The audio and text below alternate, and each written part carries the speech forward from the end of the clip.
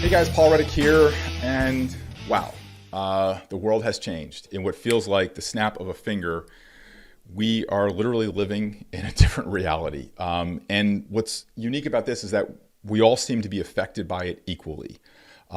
So this video, I'm going to talk about what I would do if it were my team, my pitchers, or my players, and how I would train them during this period of time that it appears we're going to be in our homes for at least the next 2 weeks.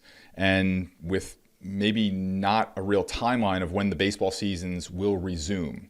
So we're going to go over all that. I'm going to tell you exactly what I would do with my players and if my team, and then also with the players that I coach and advise. Before we do that, I'll be real honest. It feels very weird to make a video like this about how do we prepare for a game. You know, it's a game at the end of the day when there's something very serious going on in the world. And so not for a second is it lost on me the weight of this situation that we face, especially where I live. I live in the New York, New Jersey area. The town I live in is a train station town. I live about a mile away from a train station. A large number of the people who live in this town commute to New York City every day. And I will tell you, in this community, there is a tremendous concern about, what they've been exposed to and the numbers of people they've been exposed to, and going back and forth on trains and buses and then just working in that metropolitan area. There's a tremendous amount of concern, especially with this virus kind of being asymptomatic for a little while. So there's a lot of concern over what the next, week to 2 weeks will bring. So that certainly is not lost on me. I'm very, very sympathetic to those that have been affected by it, because I can look around and I can see in the area that I live, there is great concern people about their health, the health of their families, the health of our community. And it's just very troubling, very troubling.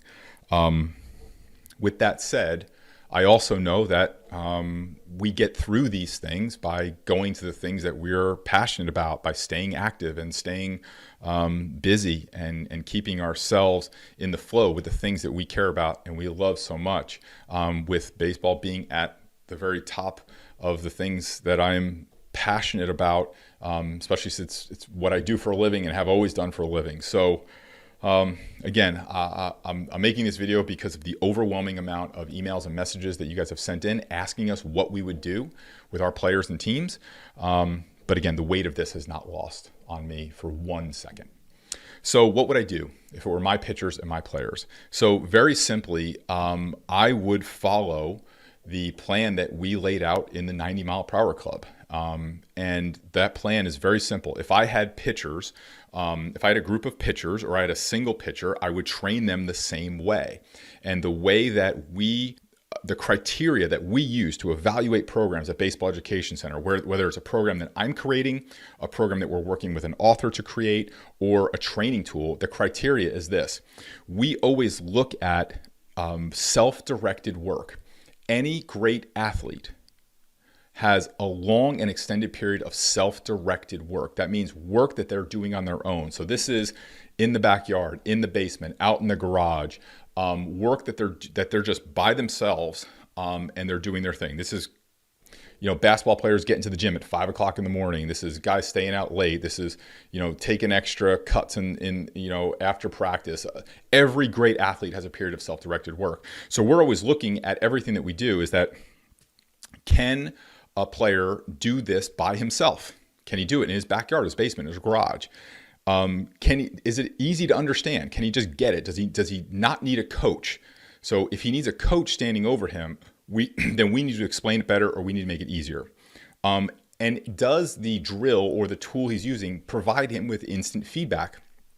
So there is no better way to learn than having a player feel if they're doing it right, because feeling it once is better than hearing it 1,000 times. So we're always looking at that. Can the player use it by himself?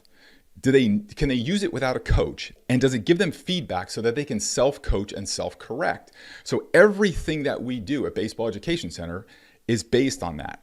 Now, with that said, that means that if we all have access to our basement, our backyards, and our garages during this time, I wouldn't change anything about the way that I train pitchers. So if I were training a pitcher today, and let's say that pitcher called me up and said, I have some kind of a contagious thing. I'm physically fine, but I can't go out for the next 2 or 3 weeks. I have to stay in my home. What should I do? So here's exactly what I would have him do. I would have him do our dynamic warm-up. I would have him do our energy workout. I would have him do our Super 7 legs workout. And then I would have him daily do the 3 velocity drills.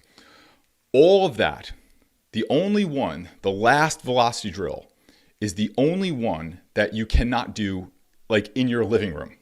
You could do it in your, the everything I just laid out for you, you could do in your living room next to mom's like precious china cabinet. There's no problem whatsoever. The third velocity drill, the nets drill, is you'll need something to throw into. And most of us have a wall that we could throw into or a net that we can throw into.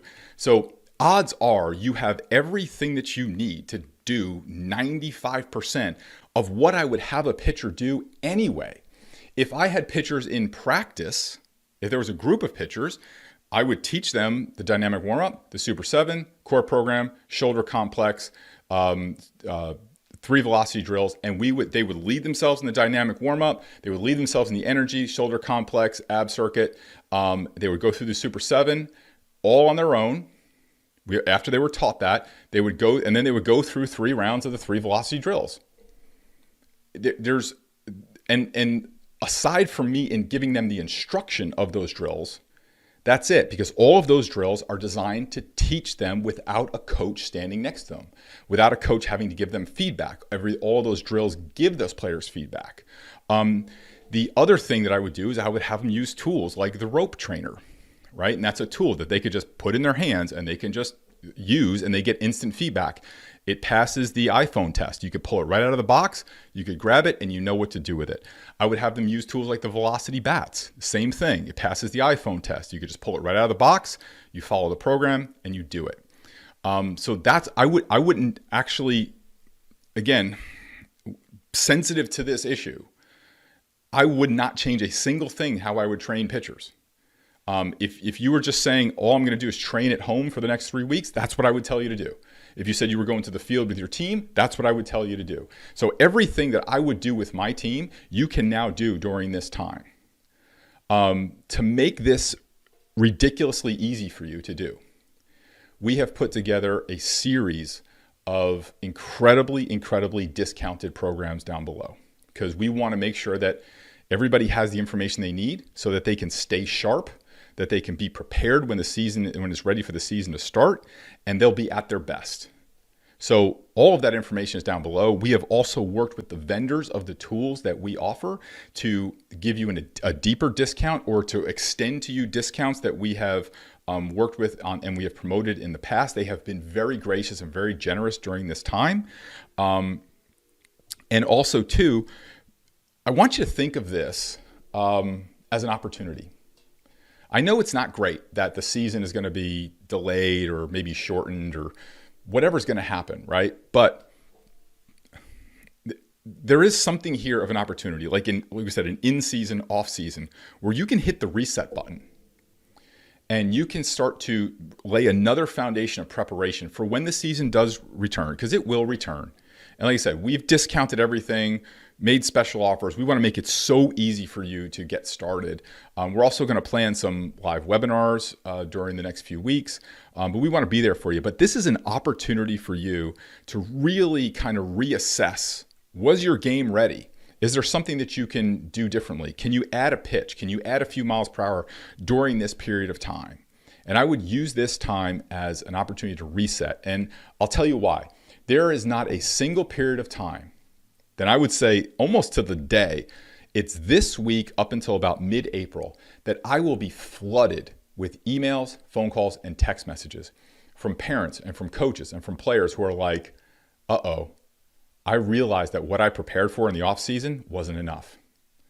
And they're kind of scrambling to either add some velocity, add another pitch, get a little stronger, etc. And they're trying to do it like in season. And for me as a coach, like it's not impossible, but it's definitely harder to do while you're playing. It's harder to make adjustments when you're trying to prepare and practice and play versus when you have this kind of downtime and you're not playing. So this is an opportunity. It's an opportunity for you to step on the gas And you can use this as a chance to reassess where you were, maybe make up for some training deficits, and or add, and really be prepared. Hopefully in 2 weeks' time, we'll be back and the season will be back and everything will be fine. I pray that that is the truth.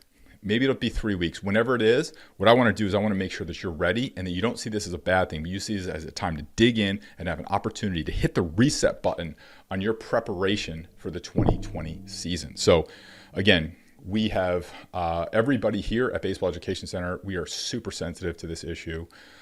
You'll see down below that we want to make sure that we're supporting you at the absolute lowest rates that we can and the deepest discounts that we can give you, so that we make sure that you have everything that you need to hit the reset button, to take this in season, off season, and use it to your advantage.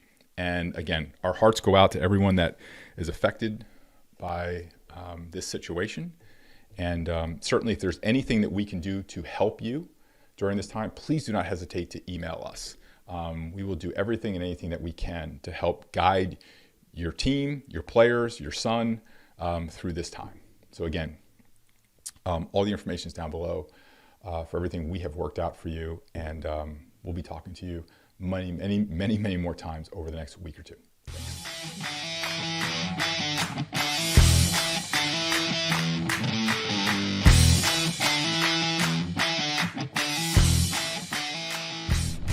Hi guys, my name is Mike Ryan. I'm the owner and director of baseball training here at Fastball USA near Chicago, Illinois. You can follow me at fastballusa.com and MikeRyanPerformance.com. What this video is about today is creating better exit velocity and launch angle. Those are the two buzzwords out there in baseball today.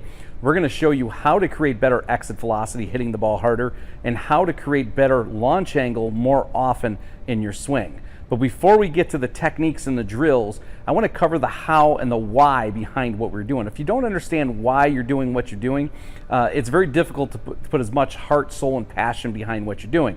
So let me start with this. Secret number one here is I want you to understand that no matter what your technique or what your drill is, you've got to have the right mindset if you're going to increase exit velocity. So let me start with this. That mindset means that you have to have the goal, the intent when you're swinging the bat to hit the ball hard. If you don't have that goal and you don't have intent, it doesn't matter what techniques you're using or what drills you're using. So the number one thing I would tell you is, first and foremost, have the mindset is that you want to hit the ball hard. Your goal is to hit the ball hard, and you're not even worried about anything else. So I always tell our players to ask themselves 2 questions after every single swing to take. Number one question you should ask is, did I hit the ball hard?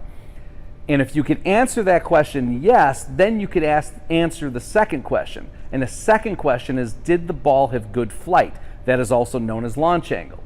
So if you don't hit the ball hard, in my opinion, there's no reason to ask yourself if the ball had good flight. Revert back to goal number one, did I hit the ball hard? And keep your mindset on hitting the ball hard.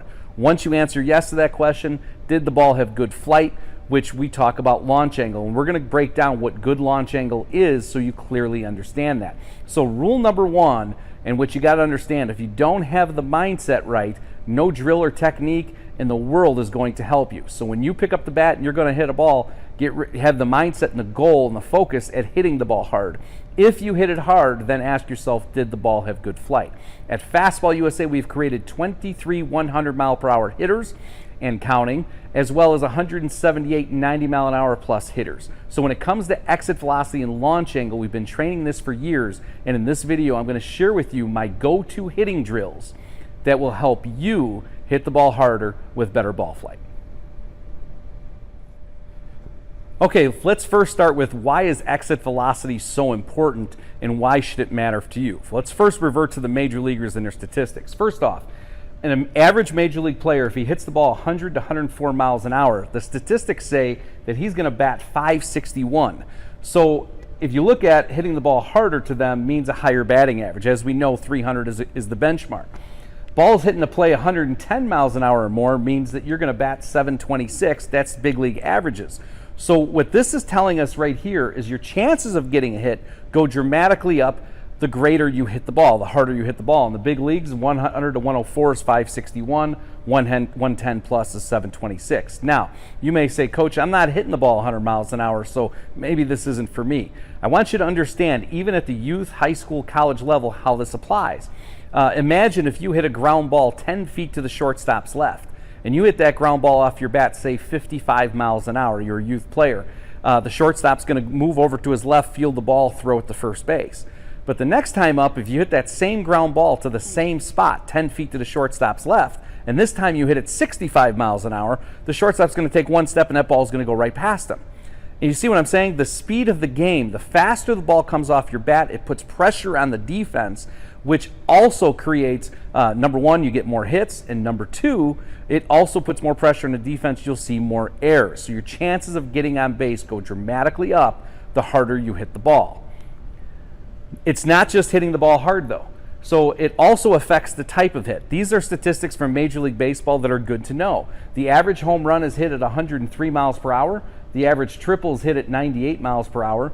The average double at 97, and the average single at 91. Once again, what does this mean to you? Well, if you look at here, how that is very neat. The harder you hit it, the chances of getting a bigger hit. 103 is the average for a homer, down to 98, 97, 91. So my question to you is, what do you think starts to happen when even big league players start to hit the ball lower than 91 miles per hour?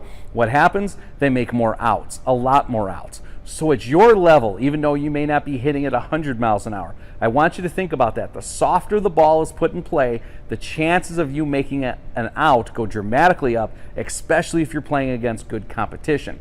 So this reinforces the type of hit. The harder you hit the ball, the more likely you are to get an extra base hit. This is just an example of how some big leaguers look at it. This is a quote from Jacob Lamb where he says, I don't look at the home run totals, I look at the exit velocity. And what I think this points to is you need to control what you can control. I'll say this to you, don't worry about getting hits. Don't worry if you go 4 for 4 or 0 for 4, and here's why. All of you out there have experienced getting a hit and not hitting a ball hard. You may have hit a blooper over the second baseman's head and you got a hit. You might have did that 4 times and you're going to Dairy Queen after the game, of course, and you think you're doing really well, but you're not. And all of you out there have hit a ball right on the screws. You've hit it hard, line drive to the center fielder, line drive to the shortstop, and you're out, and that's the nature of the game. What the statistics are telling us is the harder you hit the ball, the more often you do it, the hits will take care of themselves. So don't sweat trying to get a hit. I tell our guys, don't even worry about the goal of getting hits. Worry about hitting the ball hard, and the hits will come, and they will take care of themselves. In fact, if you hit a line shot at the center fielder and you're out, come back to the dugout and celebrate that, because that's what we're trying to repeat more often, hitting the ball hard. A few other things that you need to know, I think are really good things for you to know in terms of why we focus on hitting the ball hard, is number one, statistics show that on average 85% of the power is supplied by you, the hitter. And that's very important because there's a lot of people out there telling you that the harder he throws, the farther it goes. Well, that's not necessarily true. You're still supplying 85% of the power, so you need to train yourself to do that. In addition to that, in one Major League season, the top 8 exit velocities that were hit in one Major League season, 6 of the 8 were on pitches that were thrown slower than 88 miles an hour, not faster. So when people are saying the harder you'll hit it, the faster they throw, they really don't know what they're talking about, because if the 6 of the 8 hardest balls hit were balls that were thrown below 88 miles an hour, that shows you what I'm trying to say is you have to supply the power. And if we could train you to supply the power, that will help you on slower pitching, faster pitching, hitting breaking balls, and hitting fastballs. Understand this too. The lesson is to teach and train you to supply the power and not relying on the pitcher to supply the power. Now, with that said, if it were true, the harder he throws, the farther it goes, this guy would be giving up the most home runs in Major League Baseball, which we know he's not. So with that said, the second question is, did the ball have good flight? And what I want to show you, and I don't know how well you can see that in this is our ball flight chart. Now what I did was, we like to simplify everything. So we don't get crazy into 0 degrees, 2 degrees, 5 degrees, because not everybody out there has that type of equipment. So what we did a couple years ago is we broke down launch angle by zones. And I wanted to explain to you what these zones actually mean. I'm going to start with this line right here in between these 2 red and green lines. We call that zone 1. And what this line represents is if you hit a line drive just over the infielder's head, and that red line represents a line drive that's hit to the outfield. I would call that a low line drive over the infielder's head. That's zone 1. Zone 2 is a ball that's hit on what we call airplane flight. So it's a hard hit line drive that's taking off just like an airplane would take off from the airport. And then zone 3 represents a high lazy fly ball that the outfielder's probably coming in on in most cases, where he's camping underneath the ball. The ball's hit too high. Zone 4 is a ball that's popped up somewhere in the infield area. And now we'll go down to the bottom. The first one here, we like to refer to it as killing worms, or zone -1. And that's when you hit a ball. If you could picture a baseball field, the infield grass, when you start to hit balls right into the infield grass, you're hitting balls into zone -1. When you hit a ball that's a kind of a low line drive or a ground ball that hits the infield dirt or the back of the grass and the infield dirt, when you're hitting the infield dirt, we call that zone 0. So it's very interesting to look at this and simplify. So when people ask me or are trying to give me feedback in their hits, I want to know, did you hit it hard and what zone did you hit the ball into? And part of that is training that. So now this is an example. Now don't kill your eyes on this, and I'll explain this to you. This is every single ball Bryce Harper hit in one major league season. Every single ball he put in play, and I put our zone chart right around it along with these launch angles that came in the graph. So I wanted to just show you to prove the point. The zone 1, again, is a line drive over the infielder's head, low line drives.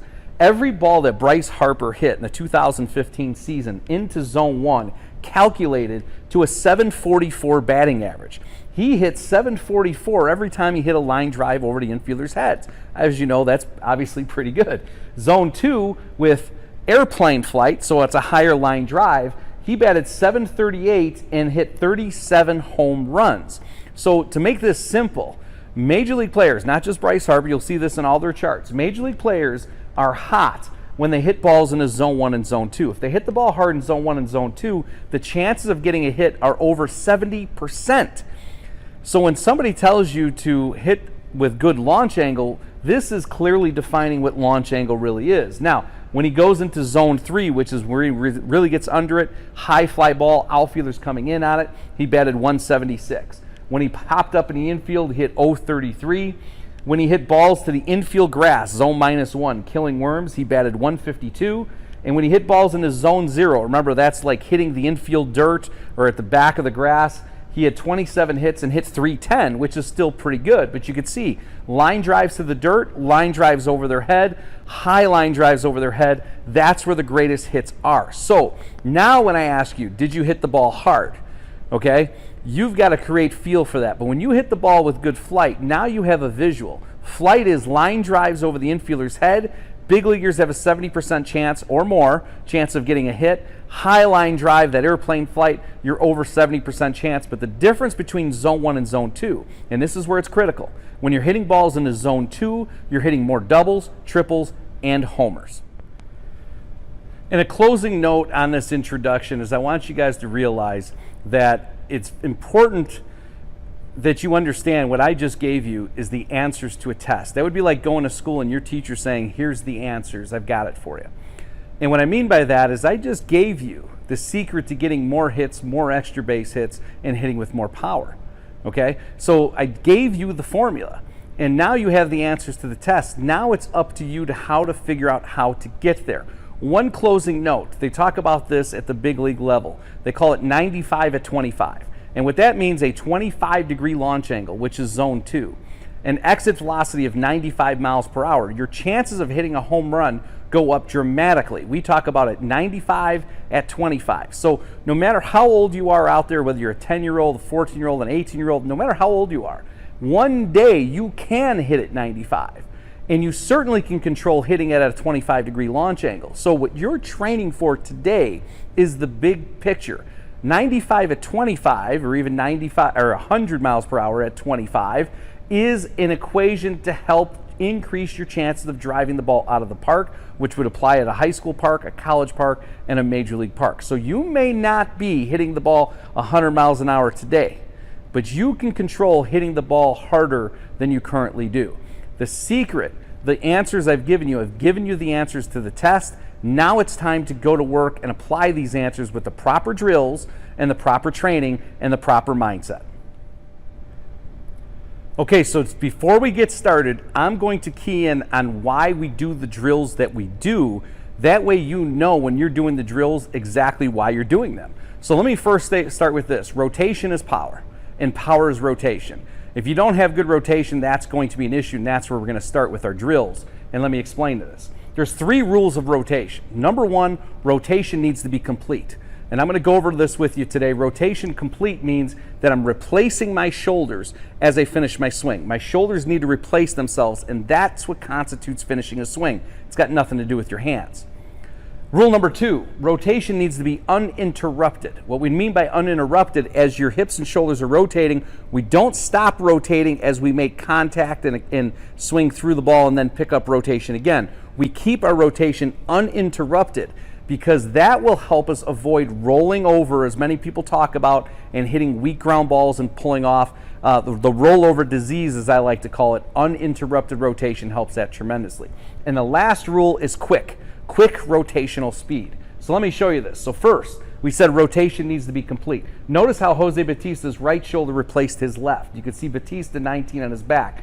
To me, that's finishing the swing, is when the shoulders completely rotate. Whether you have one hand at the end or 2 does not matter. What matters is that we've completed rotation by completely rotating, replacing the shoulders.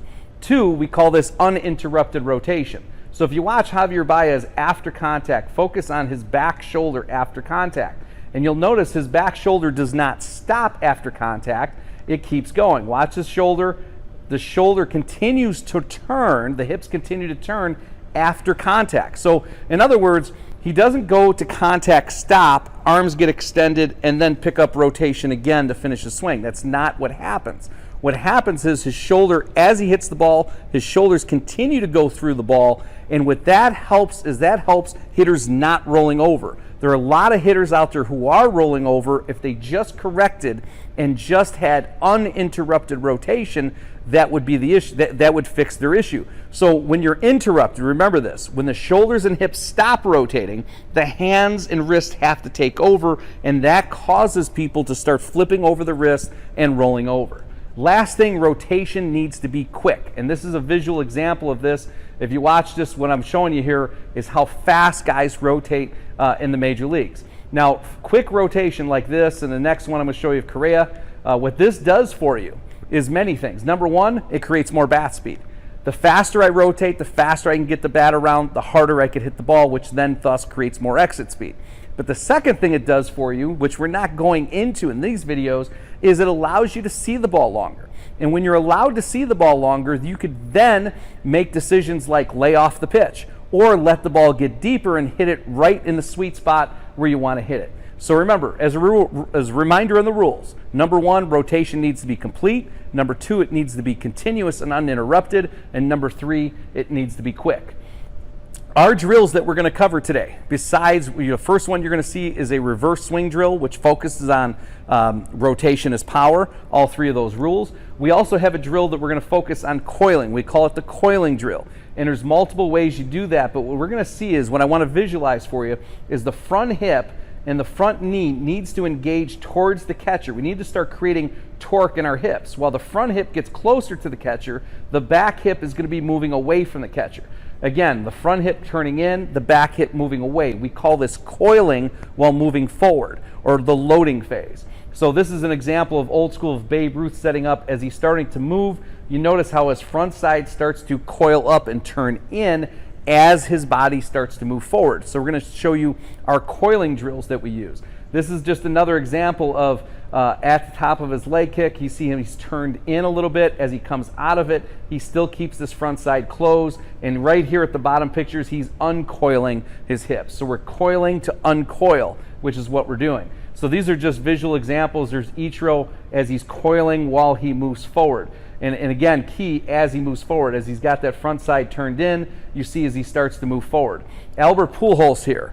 This is one of the drills, the coiling drills that we do, is the coiling drills, the Pujols style, is where we take our front side, front knee, front foot, and front shoulder and turn it in. It allows us to get the feel to create more power.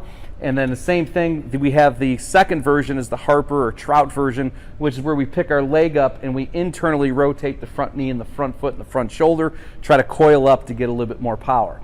This is just another example of another drill that we do in our facility, and you're going to be doing here. It's called the Samurai. And the Samurai, we get our leg up to get the feeling of all the weight towards our back leg, and then the front side starts to coil up to swing the bat. And that's an example of partially why we do the Samurai. So you can see the difference here where Batista is at. This is the loading phase, and here when he's landing, this is going to be a very important reason why we use connection ball. So if you see us using the connection ball drill, you say, why do we do this? Because going back to here, great hitters will be a little bit different in the coiling phase, the loading phase. Some have a high leg kick, some have a low leg kick, right? So, but here when the front foot lands, this is where hitters start to look exactly alike. I like to call this the connection phase. So when the front foot lands, as you take a look at these 4 hitters up here, you're going to notice when their front foot lands, their hands are back, but the angle of their bat is almost identical. And we like to refer to this as an imaginary window above their head. As you can see, notice how the barrel is locked into that window. If you looked at this like a clock, the barrel is sitting at about 1 o'clock. And this is what we try to replicate by using the connection ball training as well as the glove under the chest drills that you're going to see. It helps give hitters the feeling of launching the bat. And this is not a new thing. Babe Ruth circa 1920, when his front foot's hitting the ground, you see the bat is also in the imaginary window. So what I want you to get out of that is regardless how hitters stand in their batting stance, regardless of how they load and coil up and move, when the front foot hits the ground, they're going to look nearly exactly alike, and that's the phase that we're looking at, is the hands back, shoulder in, that bat head in the window. And I could tell you that connection ball training will dramatically help that and take some stress off of you as parents trying to correct that.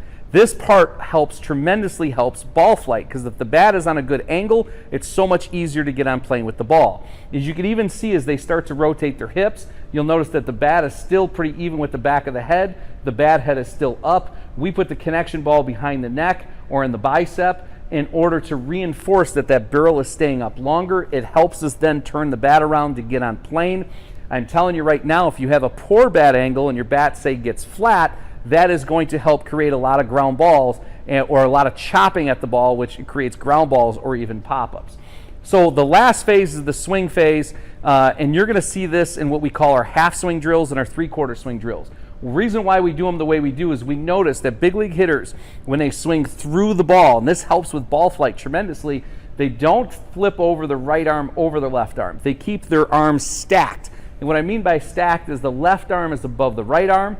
You can see the gap in between. The left arm is above the right. So they're swinging actually on playing with the ball and keeping their left arm over the right. They're not flipping the right arm over their left. So when we talk to hitters, we talked about swinging through the ball with stacked arms.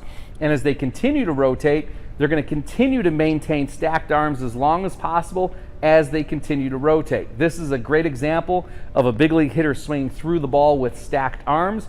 That we cover in our half swing drill. And this is an example of Nolan Arenado getting into what we call the 3/4 swing point, and we call it the 3/4 swing drill. As you notice how much more he's rotated, and he still maintains that he's got stacked arms. He does not turn the hands over and go home early, and that is dictated by turning the shoulders all the way through. So if you watch Arenado going through that, you'll notice how he gets to that point right there with the hands don't flip over. So many people out there are worried about rolling over. So my answer to you, or what I'm telling you, is what you're going to see in this drill, then don't roll over. Stop focusing on your wrists and focus on the action of your arms. It is so much easier. We have found when hitters do our half swing drill and our 3/4 swing drill, oftentimes our hitters are reporting they hit the ball further and harder with their half swing or 3/4 swing than they do on their regular swing. And if you want to create better ball flight, do 2 things. Perfect the angle of the bat as you're moving into your swing,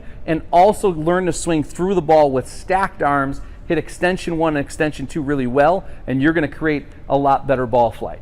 So, in review, we have the loading and coiling phase that you will show you drills on.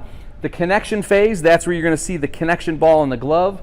The swing acceleration phase, which you're going to see the bat speed and velocity type of training.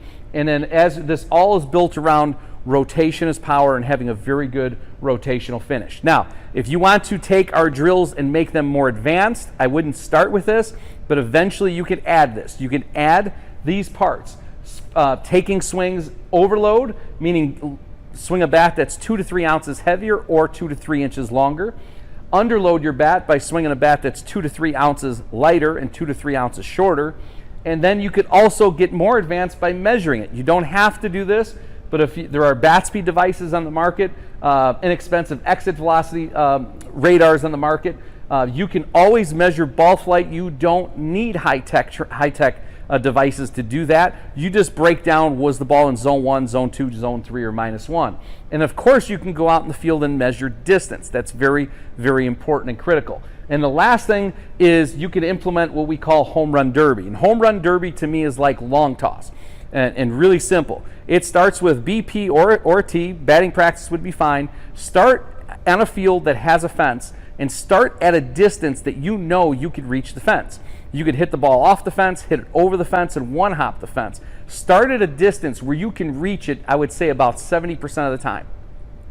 And if you're hitting that ball off the fence, over the fence, or one-hopping the fence 70% of the time, then I want you to back up 5 to 10 feet.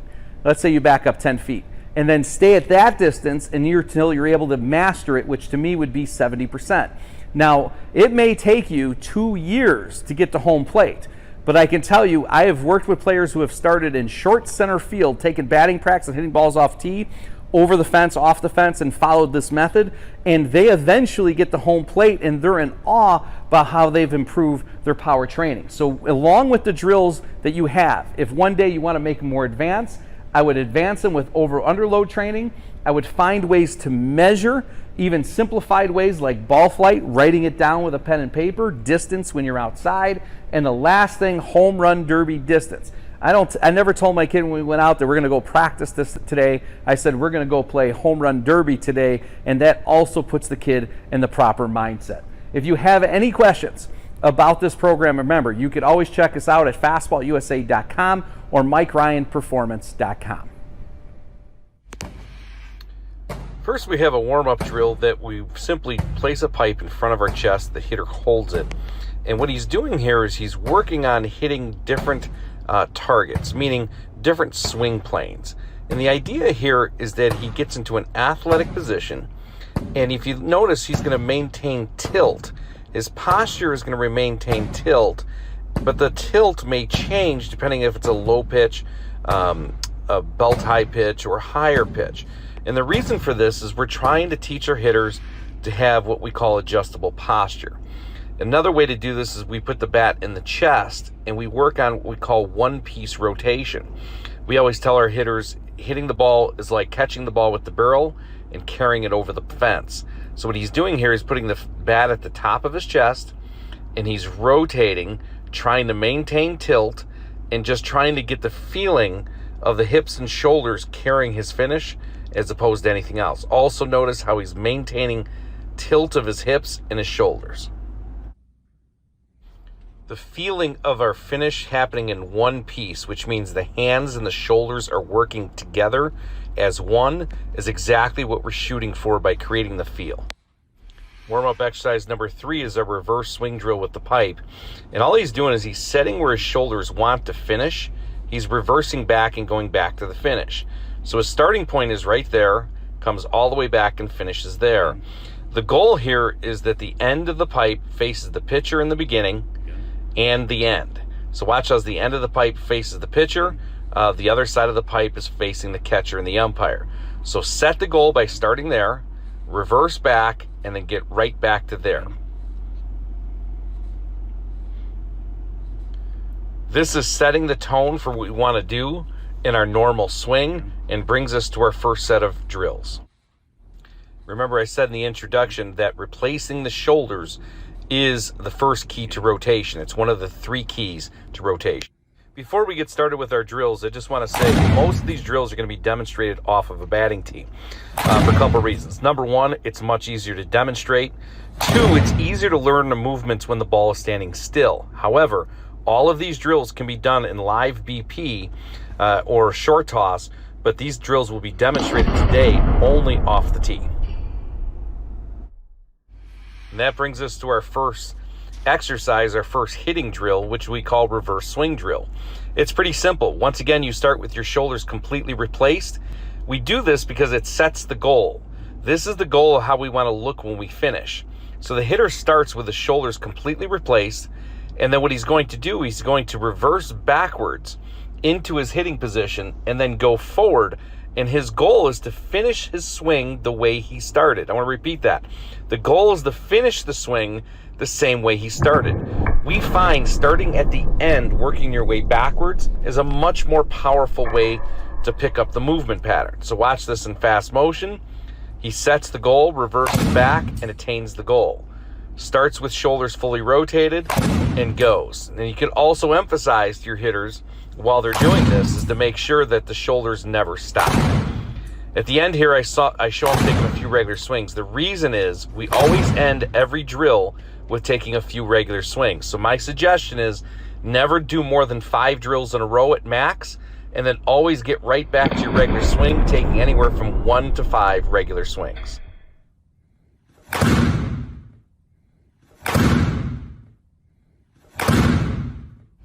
And that brings us to our second drill, which is our coil drill. We have 2 versions of coil drill. One is the pull holes version, which you're seeing Jack demonstrate right here. And in the pull holes version, all we're simply doing is letting him, first of all, spread your feet out a little wider than probably normal. And the idea is to work on coiling the front hip by turning in your front foot, by turning in your front knee, and your front hip. So if you notice as he starts to load up here, he'll start to turn his front foot in gradually. And he's not necessarily striding, he's just turning it in just to get the feeling of coiling the hips. And then he may pick up a little bit and go and uncoil the hips. And he's trying to finish his shoulders just the way he did in the first drill, the reverse swing drill. So once again, we call this the coil drill, where we're just turning into the front foot, try to get towards the big toe. So he gets loads up there, and then he finishes. So this is coil drill 1, which is where, again, it's the pull holes version of coil drill 1. Note that you do have to start wide enough. If you get too narrow, this will start to look unathletic. So if you're wide enough, get a little wider, coil up the hips, and then finish. And in some of these drills, we like to put a net or a screen right behind the hitter to also make sure that he has a little bit of momentum going forward. So we turn that front hip in, but the idea is to move slightly away from that mat to make sure that we're creating rotation and weight transfer at the same time.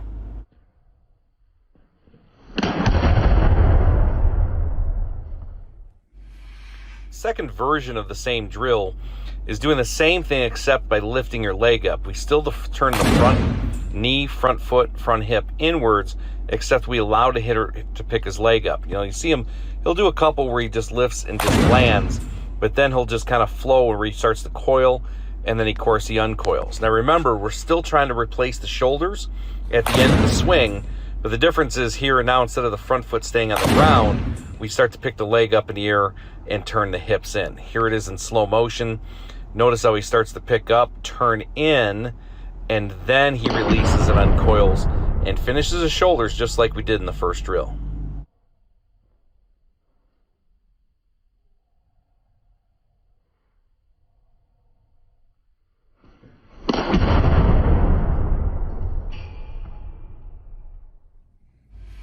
Now, exercise number 3 we refer to as double turns. And with double turns, is what you're doing is you're repeating the movement twice. You're coiling, and then you're uncoiling. So you can see how he turns his front knee in, and then he starts to uncoil his hips, but the hands have to stay back. So he coils up his front side, and then fires his back side, but he puts the brakes on. And he does that, repeats that movement twice, and then on the third movement where he coils, he actually uncoils and swings. We refer to this as a double turn. And you could do this with the foot on the ground or bringing the foot in the air, or like I have our guys do, experiment with both. So see how he coils back and then he fires the hip forward and he repeats that movement. The big thing here is, the most common mistake is when you turn the hip forward, keep the hands back and notice the angle of his bat. He keeps the middle of the bat close to the back of his head. And you could see that bat in the imaginary window as we talked about before.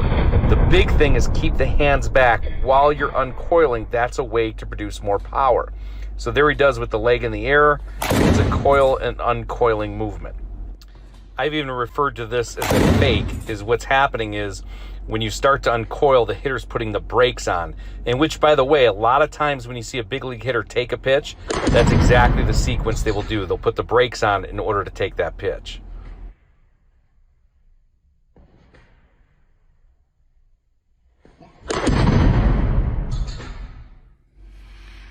The next exercise we refer to as a samurai or one-leg drill, where the hitter gets up on one leg, holds himself there for about 4 to 5 seconds, then takes his front side, his front knee, hip, and shoulder, coils it in, and then uncoils through the swing. This is a great exercise to get the feeling of loading while moving forward. Now notice we put the screen there as a reinforcement that the top half needs to start moving forward, and we need to start coiling our hip after we've moved forward. Now notice the gap that comes in between him and the screen after he swings that bat. That's the samurai drill.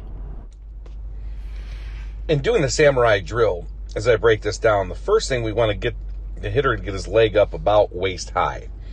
And then have him assume that position for 3, 4, 5 seconds to make sure he's got a base over his back leg. His next movement is going to be, or his first movement, I should say, is going to be to start to move forward and coil his hips at the same time. So once he's up there, he's going to start to coil and move forward. Now, the key to getting the forward movement is really what he's doing with his top half, with his head. Watch how his hips, and you'll see how his head starts to move forward, and he starts to create an angle, almost like a triangle off his back leg. That's the action we're trying to get as we start to go forward. So the emphasis here is once you're here, is as you start to move forward, let the head move away from the back foot, almost like you're leading with your top half. At the same time, you're going to notice the hip will start to kind of lead forward as the front hip starts to close. So it's very important that we start to close this front hip and let the top half start to move forward in that action. So once you're up, the hips start to coil, and now you're going to be in a pretty good position to uncoil the hips to create more power into the swing. So again, the samurai drill, get up on one leg, start to coil as you move forward, and then uncoil the hips to finish the swing. Drill number 5 is an energy drill, and you have really 2 choices. We call this one quick hips. In quick hips, we basically start with our back turned, and we try to drop our back foot back, and we just quickly turn our hips and hit the ball. This drill is really to provide the feeling of creating energy and sequencing of the back hip and firing the hips into the ball. It's kind of a violent drill. It's a way to feel like you're a little more high energy in your swing. Here it is in slow motion, the breakdown. He drops back with his back foot first, turns, and fires and hits the ball. This is also, obviously, as you can tell, a fun drill for the hitters to do. My main advice in this drill is get the body to move as fast as possible. Do 2, 3, 4 swings doing this, and then do a few regular swings. An alternative to doing quick hips, this is still an energy drill, is we simply do what we call a step behind. In a step behind, we're basically facing, as we normally would, we back up about 5 feet behind the tee, and we get a moving start by simply taking our back foot and stepping behind our front foot and getting energy moving forward into the swing. I like doing this exercise because it also gives hitters a feeling of moving quick, and you can also learn how to put on the brakes and turn into a rotational hitter. So you get both energy systems going. You get forward momentum and you get rotational forces going together. Once again, the breakdown is the feet start to move. Watch how his back foot starts to move in front of the front foot, and then he releases his hips and goes ahead and swing. One thing I will say about this is, you notice on a couple Jack would stop, is stopping is not a bad thing. So you can do a step behind and stop right before you're going to hit, just to check the angle of your bat and make sure you're in a good hitting position. My favorite drill to create better launch angle, we refer to this as the 3/4 swing drill. This helps players ball flight really well. So what the emphasis here is after contact, the shoulders are going to continue to rotate all the way around, but we're not going to roll the hands over. Notice how he locks his hands and wrists and he keeps them locked as he continues to rotate his shoulders. He is not rolling the wrists. He's catching the ball and carrying the ball into the target, emphasizing shoulders and hips. In this demonstration, he's going slow for the camera so you can see how it works. But emphasize complete rotation, just the difference is you're not turning your arms over. Remember, most people are hitting ground balls. They do it because they roll over too soon. In this exercise, we are literally not rolling over. We are emphasizing shoulders and hips will carry the ball to the outfield. We're literally catching the ball with our barrel and carrying it into the outfield for a line drive. So this is a back view of the exercise, and you'll notice that he maintains his tilt in and forward, and he rotates all the way around. A lot of people look at this and say, well, he's not finishing his swing. Well, guess what? Most people who take this drill outside are shocked to see that they can actually hit a ball further doing the three-quarter swing and consistently have better ball flight using the three-quarter swing than they do on their regular swing. So watch this and copy this, and I'll do a little bit of breakdown to show you how this works. It's important to note in this drill, the three-quarter swing drill, that after contact, when you get extension and you're rotating, I want you to notice this line of the shoulders and watch how the swing stays pretty much under that line. And that's what we refer to as your posture. You're going to notice that there's tilt in the top half. And this tilt is going to change, or should change, depending on where the pitch is. So with this pitch, Jack has tilt of the spine, and watch as he starts to rotate. See how his shoulders are tilted, and watch how the swing kind of stays under that line, or even matching that line. That's how we know a swing is what we call slightly up.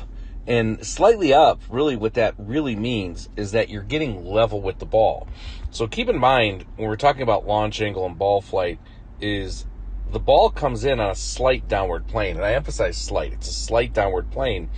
So the swing is going to go out on a slight upward plane, and to create that proper launch angle. So when we go ahead and take these swings, you're going to notice that when we do half swings and three-quarter swings, that when players stop, they're going to have a slight tilt of the shoulders, and how much tilt there are in the shoulders will greatly depend on where the ball is. Now, this is the reason for this, is it goes back to when you land as a hitter.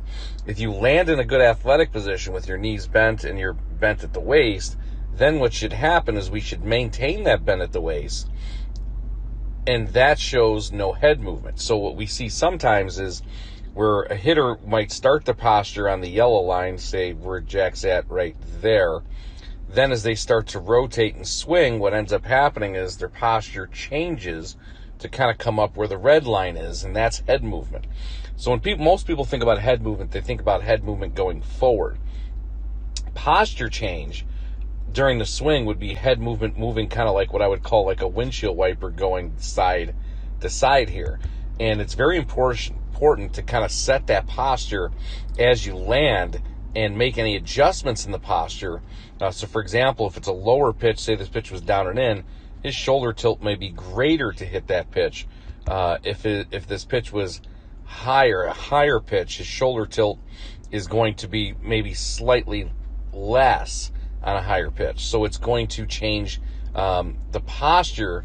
It changes the approach to the baseball. So when you're doing this drill at home, make sure that as you're finishing and following through, that we definitely still have shoulder tilt at very least, and also make sure the bat is staying below or even with the shoulder line. You see how his arms are right with that shoulder line? That's very, very important to make sure our swing is staying on plane and on level. So a common mistake here is when people swing through the ball is they may bring their hands up really high too early.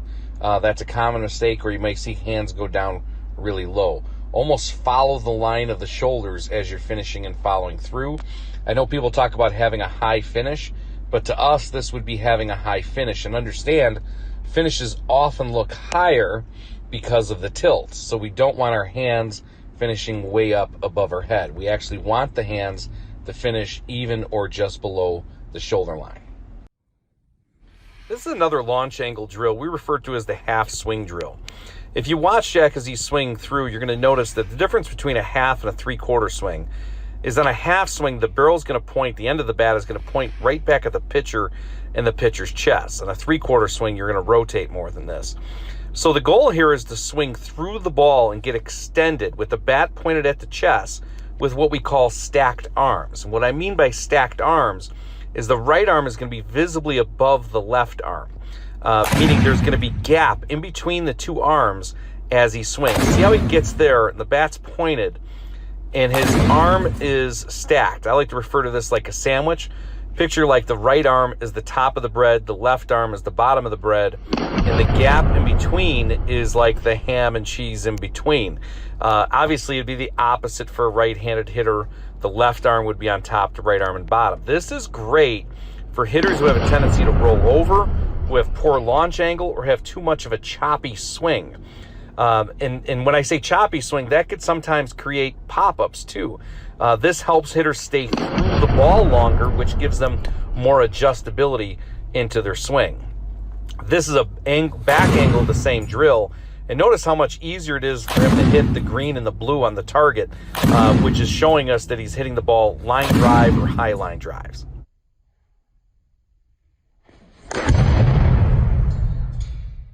One of the secrets to creating better launch angle is having a better bat angle at the moment your front foot hits the ground. The connection ball is a great tool to teach a hitter good bat position as the front foot hits the ground. As we pointed out in our intro, the bat should be in what we call the imaginary window above your head as you come down. So often hitters have a poor bat angle, too flat, too wrapped, and that actually affects the rest of the swing. So if you watch Jack here, he puts the connection ball behind his neck. He works on loading his hands up, or loading the connection ball up. I like to say you're cranking the ball up, and it puts the barrel closer to like a 1 o'clock angle. Or for a lefty, that would be an 11 o'clock angle. The second way you could use it, and what he's doing there, is he's putting it into his bicep. So he puts the connection ball into his bicep, he cranks up on it, and then swings. While it seems odd, when the barrel is up in a better position, say an 11 o'clock angle or a 1 o'clock angle for a hitter, it actually makes it easier for the hitter to get on plane with the baseball, which then in turn makes it easier to create better ball flight. An alternative to using the connection ball is you could put a glove. Jack just put a glove in right underneath his front arm. And what I've noticed through the years is when the front arm stays tucked in, or see how he kind of loads it in, he's holding onto the glove, it definitely directly impacts the angle of the bat. So by helping him load that front arm in, the barrel, if you notice, is visible above his head, in that imaginary window above his head when his front foot hits the ground. So really simple in this drill is we're trying to keep the glove under the front arm of the chest and allow the hitter to keep that front arm tucked, which then affects the angle of the bat. This is a little bit of a breakdown on the connection ball, just a few tips. Number one, putting this connection ball behind the neck, the first drill, is not going to be comfortable. So you need to tell your hitter, hey, we need to embrace being a little bit uncomfortable. Now here's why. Well, number one, make sure when you can put the connection ball on the neck, it's also on top of the shoulder, that it's not touching the ear. We want most of the connection ball being behind you, meaning if the pitcher would be able to see at least half that connection ball behind you. You're going to wrap the bat around the connection ball. That's a key. Here, thanks for watching Bec TV. We're going to take you back to more free baseball instruction programming in a moment. But first, I want to point you to one of the resources we've created for you at Bec TV. Now, this is a free sheet called Cracking the Home Run Code. And on this sheet, it's going to tell you which pitches, which location, and which counts the most home runs are hit in. Now, I got to tell you, before doing this research, if I had to guess the pitches, location, and count that the most home runs were hit in, I would have guessed wrong. And I think once you see this sheet and you see for yourself what the statistics say, you will be shocked. So all the information to download this sheet is down below this video. Now we're going to take you back to more free baseball instruction programming on Bec TV.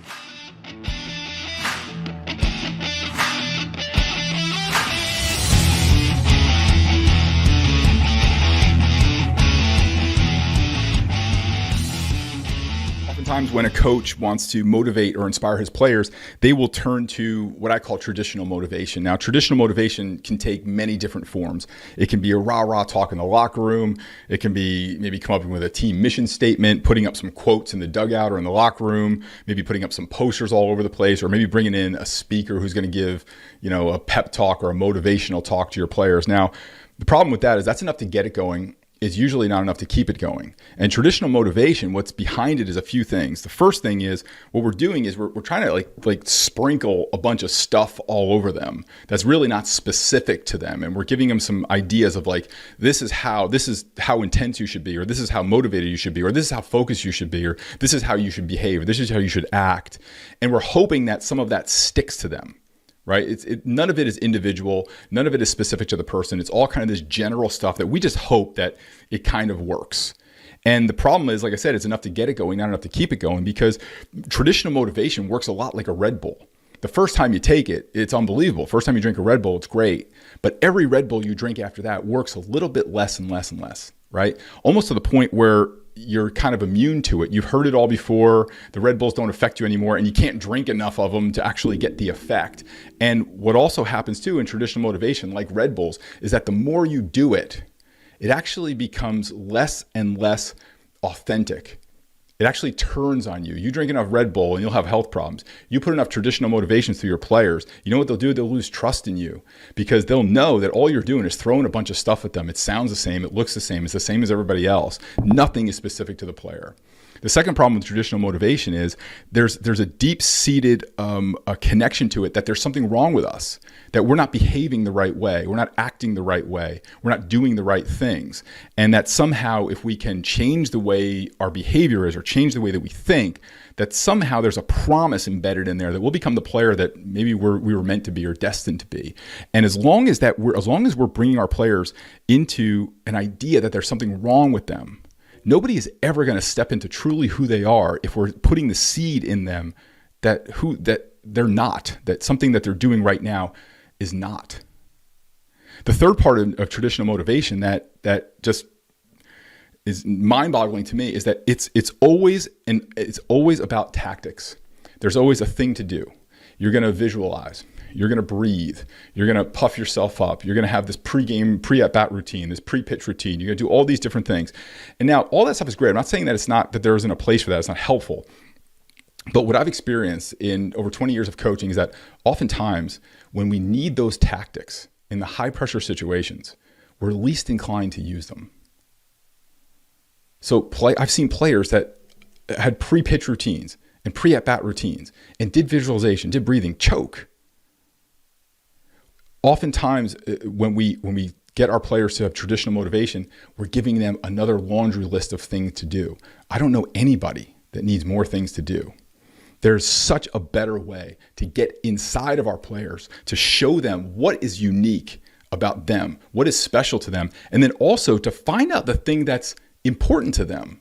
And oftentimes the things that they say are important are usually based on what the answers they think they should give, what they think they should want, what they think they should say, what sounds good. They're trying to give a right answer. If we can get inside of our players and we can help them see and identify what's truly important to them, then we can give it back to them when they need it the most. That will be true motivation. When you can do that, you'll create a motivated player and an inspired player for life. And all the traditional motivation tactics and the posters and the mission statements, all that stuff, it all falls away. Because when you can find out what is truly important to a player, you will find a level of inspiration and motivation that no coach before you has ever found. Paul Reddick here. Thank you so much for watching Bec TV. We're going to bring you more baseball instruction programming in just a moment. But first, I want to point you to one of the resources we've created for you at Bec. And this is a guide to asking your son's coach for more playing time. Now, this is a tricky situation. There's no two ways about it. If a dad handles this poorly, it could really reflect on his son's playing time. But if handled properly, this can be a super effective way to get your son that chance to get looked at and to get more time in the game. So what we've created is literally a step-by-step copy and paste email dialogue that you can use to communicate with your son's coach to ask him and get more playing time. So all the information to download this resource is down below this video. And now we're going to take you back to more baseball instruction programming. And thank you so much for watching Bec TV.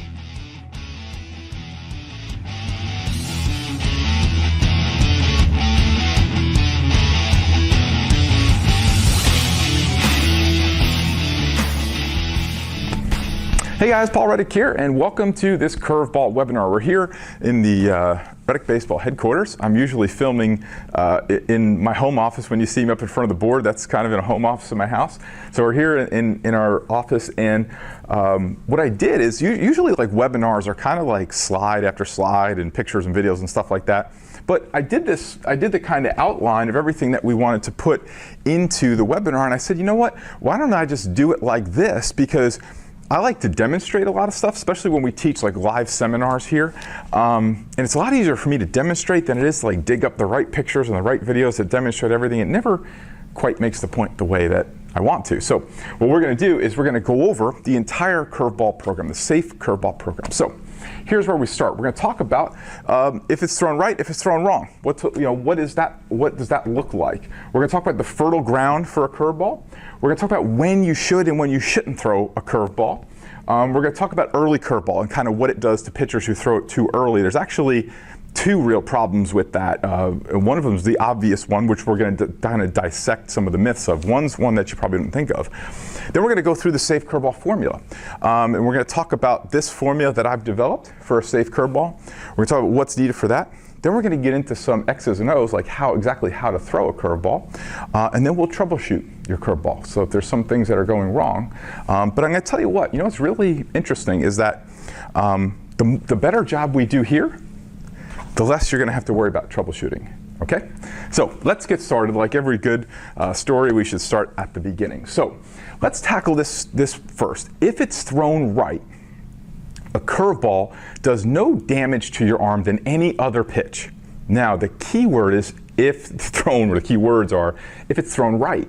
So if you have a pitcher that's not prepared with functional strength and with bad mechanics, and he's throwing a fastball, he can do a lot more damage than, say, a pitcher with good mechanics throwing a curveball. Okay, and actually the fastball is a fastball thrown with poor functional strength and bad mechanics can do a lot of damage to your arm, more so than a properly prepared and a properly thrown curveball. So just get in mind that if it's thrown right, a curveball will not do any more damage to your arm than a fastball should. Now, it doesn't mean that you could throw it over and over and over and over again and kind of wear it out, because there are factors that come into it. Because here's an interesting thing, is that a pitcher throwing at the beginning of the game, say in the first inning, might have the functional strength and the stamina to be throwing a good curveball. By the fifth inning, that could change. So you could get into the fifth inning and see a kid who now is fatigued, who doesn't have the right amount of strength, and his mechanics start to break down. Now a curveball could be a really dangerous thing. In fact, really any pitch could be a dangerous thing as a pitcher starting to fatigue. There's great statistics.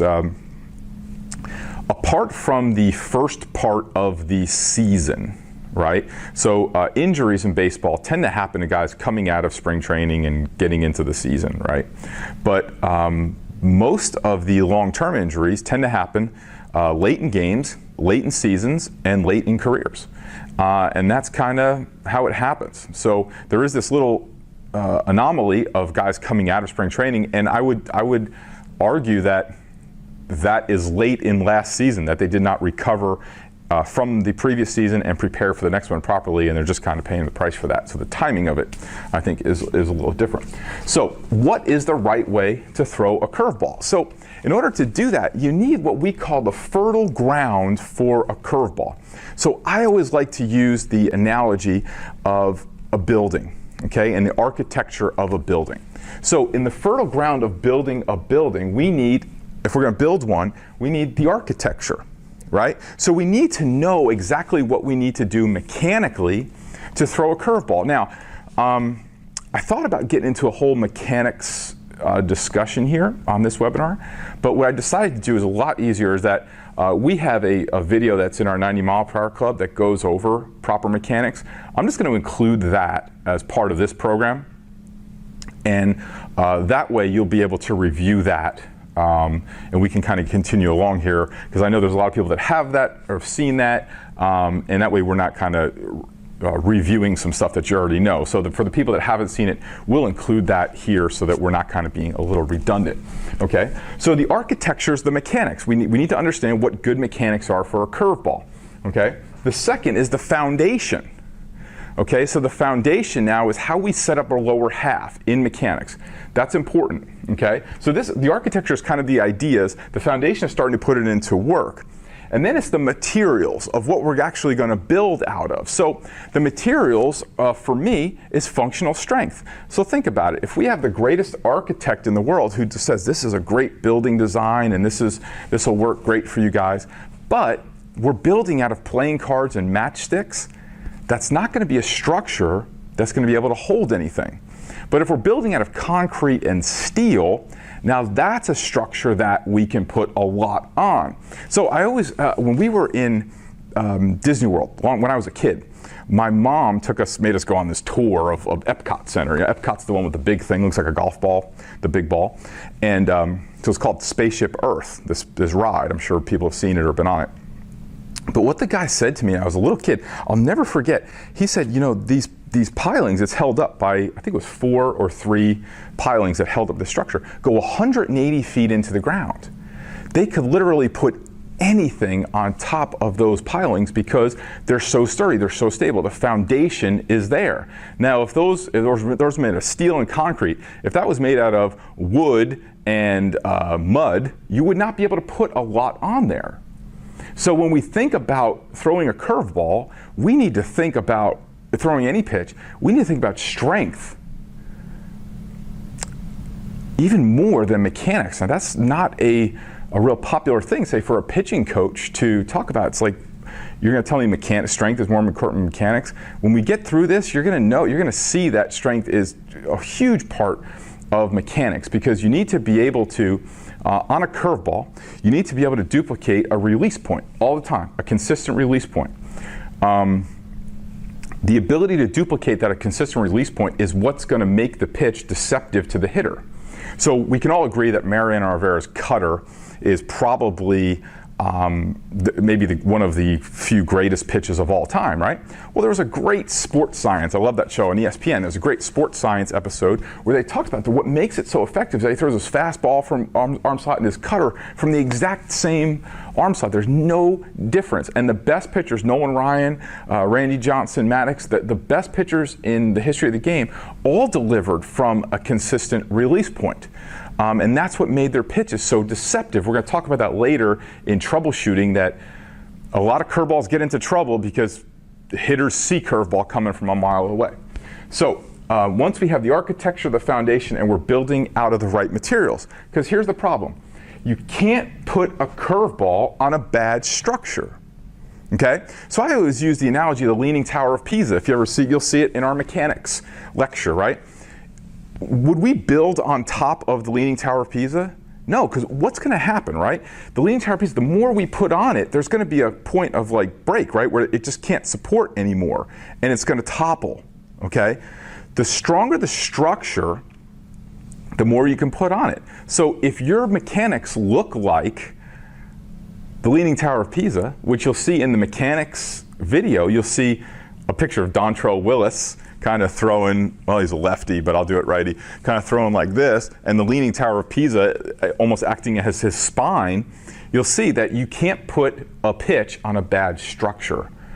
But if you're at the Epcot Center, well, you could put anything on there once you have a stable structure. That's why when I used to run my year-round pitching group, I would teach my kids every single pitch in the book, because it was real easy. Once they had proper strength and mechanics, we could do anything. And then they had the freedom to play around with different pitches and weren't kind of stuck.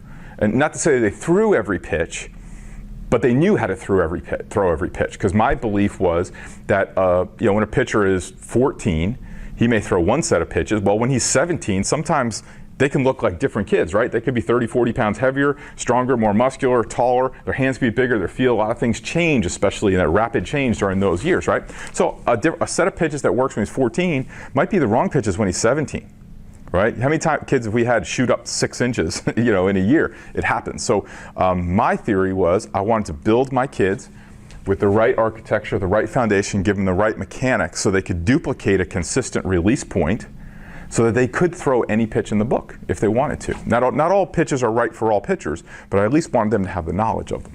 Okay. So here's the second thing. when we go back to materials, right, what we're building out of, so that's strength and conditioning, okay? So not only do you need the strength to duplicate mechanics, you need the conditioning to be able to do it over the long haul, over the period of the game. So you can't put a curveball on fatigue. That's when the injury rates for curveballs go way up. When you start to put a curveball on fatigue. Because what happens when a kid can't rear back and throw his fastball late in the game? What do they go to? They start bending over and trying to spin one in there, right? So when you put a curveball, that's what can make injuries kind of go higher, is when we put a curveball on top of a tired pitcher. So that's why I said before, you may have a pitcher in the first inning that's safe to throw a moderate amount of curveballs. Then you have a pitcher in the fifth inning, he's not the same pitcher anymore. So I always use the analogy of like if you're doing curls in the gym, right? So if I'm doing curls in the gym, let's say, let's say I got 20 pounds and I'm doing curls and I keep going, and over time, that will burn out my muscles, right? So what'll happen is first I'll bend my knees, I'll arch my back, and I'll leverage the weight up. I won't be lifting the weight anymore. I'll just kind of be leveraging it up with other muscles. I won't be using my biceps to lift the muscles anymore. To lift the weight anymore. Same thing goes on with a pitcher. As a pitcher gets tired, their arms rarely get tired. Usually what breaks down first is the body. The body breaks down and the body cannot support going into a consistent release point. So what happens is, now you get a pitcher who's right here in the first inning, now he's a little tired and he's here in the fifth inning, and now this curveball has changed position. We're gonna see later, that's a big problem, okay? So now this curveball has changed position. From this position here of throwing a curveball to this position here, you've increased your risk of injury dramatically.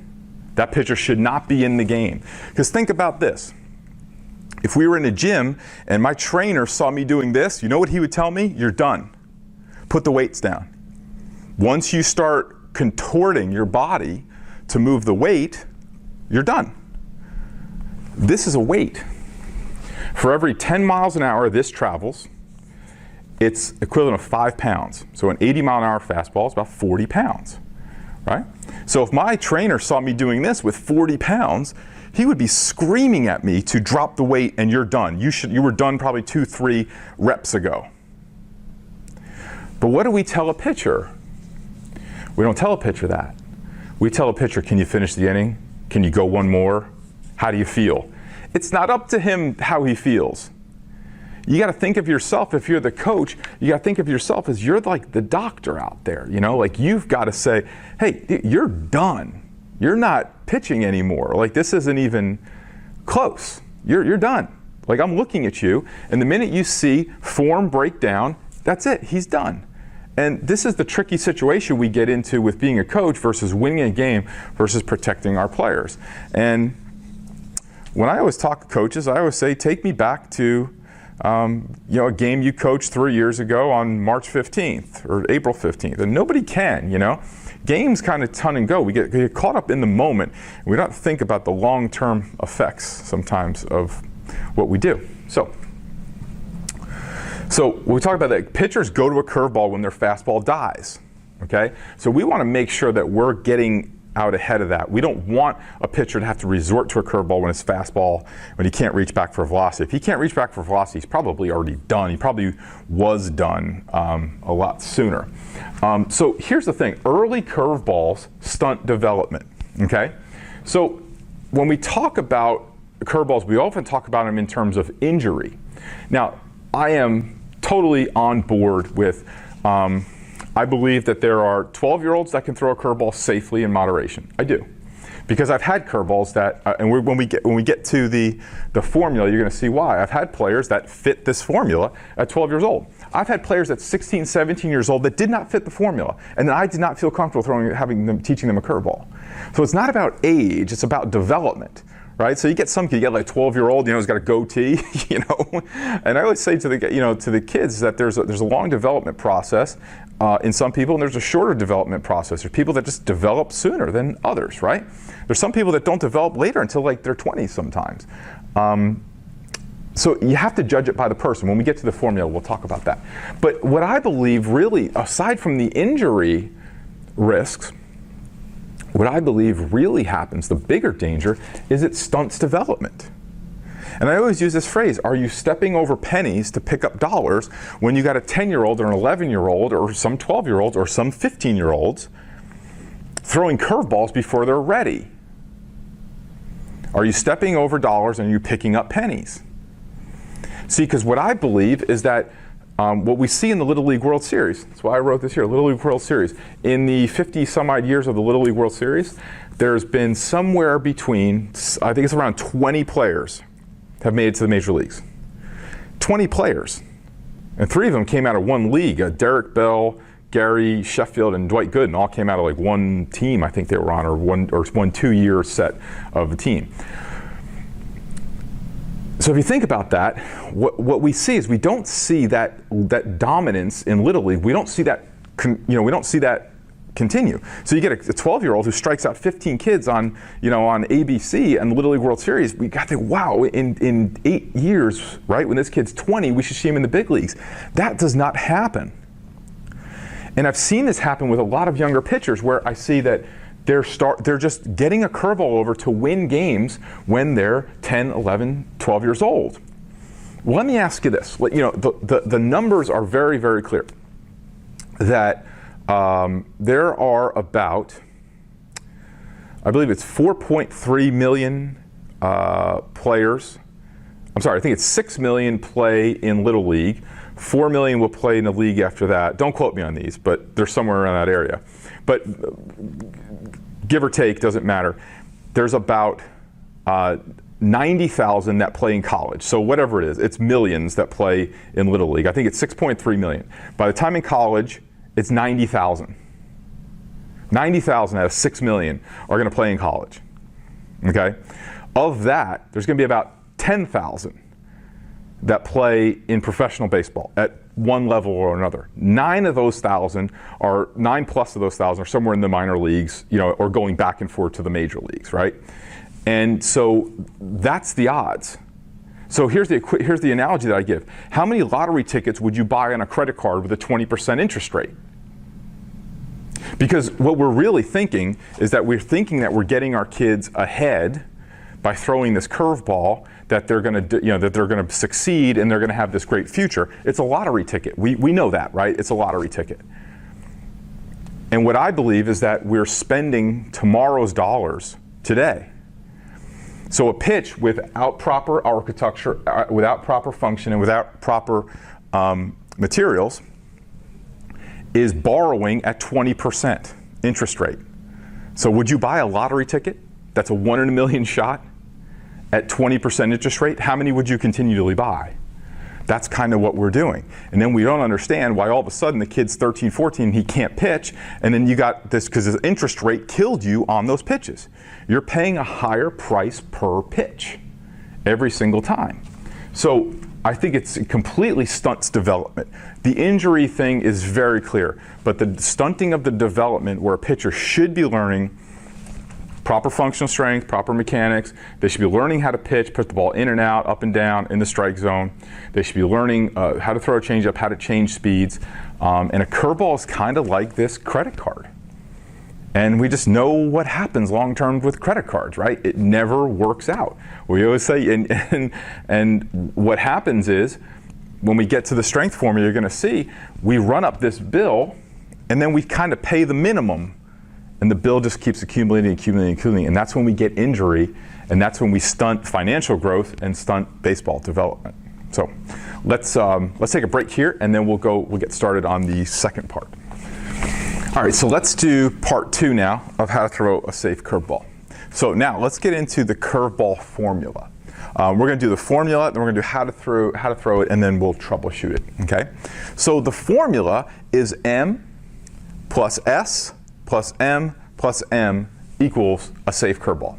So what does all this mean? Number 1, it's maturity. Okay, so we talked about before that there's some 12-year-old kids that are fine, some 16-year-old kids that are not fine.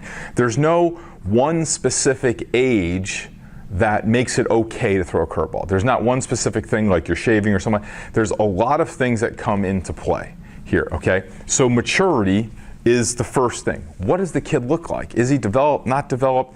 Has he been screened by his physician? Because the technology now is unbelievable to see where guys are on the maturity line, and your physicians can help you with that. Okay, so what's the maturity? Okay, so number 2 is what's the strength? What is the strength of the athlete? Okay. You say, I'm thinking about strength before anything else. I'm thinking about maturity and strength. Again, because this goes back to the structure. What am I dealing with? The structure and the materials. What am I dealing with here? How stable is this structure, and what are the materials that we're going to use? Okay? So one of the things we don't want to do is compound curveball problems. So this is where I feel like a lot of people get into injury issues because they're not mature and they don't have strength. You're already at a major risk of injury. We don't even need to go any further if you're throwing this pitch when you're not mature and you're not have strength. Because if you don't have these 2 things, you probably don't have a great chance at the third M, which is mechanics. So as a pitching coach, this is not a popular theory with pitching coaches, but there's another part of my life where I do consulting for gym owners. And help them build their businesses. And what no pitching coach in the world wants to hear is that you can't change mechanics on the field. Mechanics have to be changed with strength and conditioning because you're building in patterns. And so some people, the old terms are muscle memory and all that. I don't really care what you call it. But what you need to do is if you're looking to have a repeatable, consistent delivery that delivers a consistent release point that allows you to deceive a hitter, no matter what you know about mechanics, it has to be supported by strength. So just like if we go back here, the architecture, it doesn't know what you know about architecture. It doesn't matter whether you could design a building down to the nail. If your materials are garbage, what's going to happen to that building? It's going to fall, right? It's not going to be as stable as if we're building out of the best materials, concrete and steel, right? So what I want to do is I want to make sure that we have the fertile ground, okay? The fertile ground for a curveball. So there's maturity. We've got strength, so we have the ability to support what we're going to put on top of it. Because remember, we don't want to put a curveball on a bad structure. You don't want to put a fastball on a bad structure either. Okay? Structure is going to the ability for that structure to bear a load is going to be the materials. Okay? So you got maturity plus strength plus mechanics plus moderation. Okay, so we dealt with the maturity. It kind of skipped over strength a little bit. So when we talk about strength for a pitcher, I like to think of it from bottom to top, from feet to fingertips, and from inside to outside. So what does that mean? I like the order of our exercises to start with feet to fingertips and work their way up. And I like the strength to be from in to out. So I always use this real simple kind of technique to describe it. Put your hands together, okay? And this is kind of how, or just real basic idea of how your muscle is built. So you have, or your body's built, excuse me. So your pinky represents like bone tissue. This represents connective tissue. Now this is tendons and ligaments. We're gonna come back to that in a second. This represents small, medium muscle. Your middle finger represents small muscle. Your index finger represents medium muscle, and your thumb represents big muscle. So when we think about strength training, people confuse strength training with weight training. Strength training and weight training are 2 different things. You can build strength without weights. And in fact, every pitcher I've ever worked with, and I'm going to tell you that even some, I don't want to say exactly, the majority of the major league pitchers that I worked with in the past came in with the same problems that a 12-year-old had. They had no functional strength. I had a major league pitcher that couldn't hold a plank for 30 seconds. I got a 13-year-old kid who can't hold a plank for 30 seconds. And then they wonder why They look like this when they throw. They got no core stability. They can't hold it together. Okay? But I've had major league pitchers that looked like which way is the beach, but couldn't hold the plank for 30 seconds. Professional college pitchers too. So the problem is this. When we build big muscle with weight, we build it at the expense of building the other muscle. Now, what happens when big muscle goes to work and this is not there to support it? It becomes wobbly. So when you see a player that it can't hold a push-up position, can't hold a Superman position, they start shaking, okay? That's a sign that they don't have the small muscle and the medium muscle or the connective tissue to bridge their big muscle to the bone. Okay? So what I want to do is I want to build that bone, connective tissue, and small medium muscle before thinking about the large muscle. So when you look at Pedro Martinez, was he like a walking specimen of muscle? No. When you think about even Randy Johnson, was he? Not really. You know, he was kind of a skinny guy, especially earlier in his career. What about Greg Maddux? If you saw Greg Maddux walking down the street and you didn't know who he was, you wouldn't turn around and say, there goes the greatest pitcher that ever lived. Okay? Yeah, even like a guy like Nolan Ryan, he was a big guy to begin with, right? Clemens was kind of a big guy to begin with.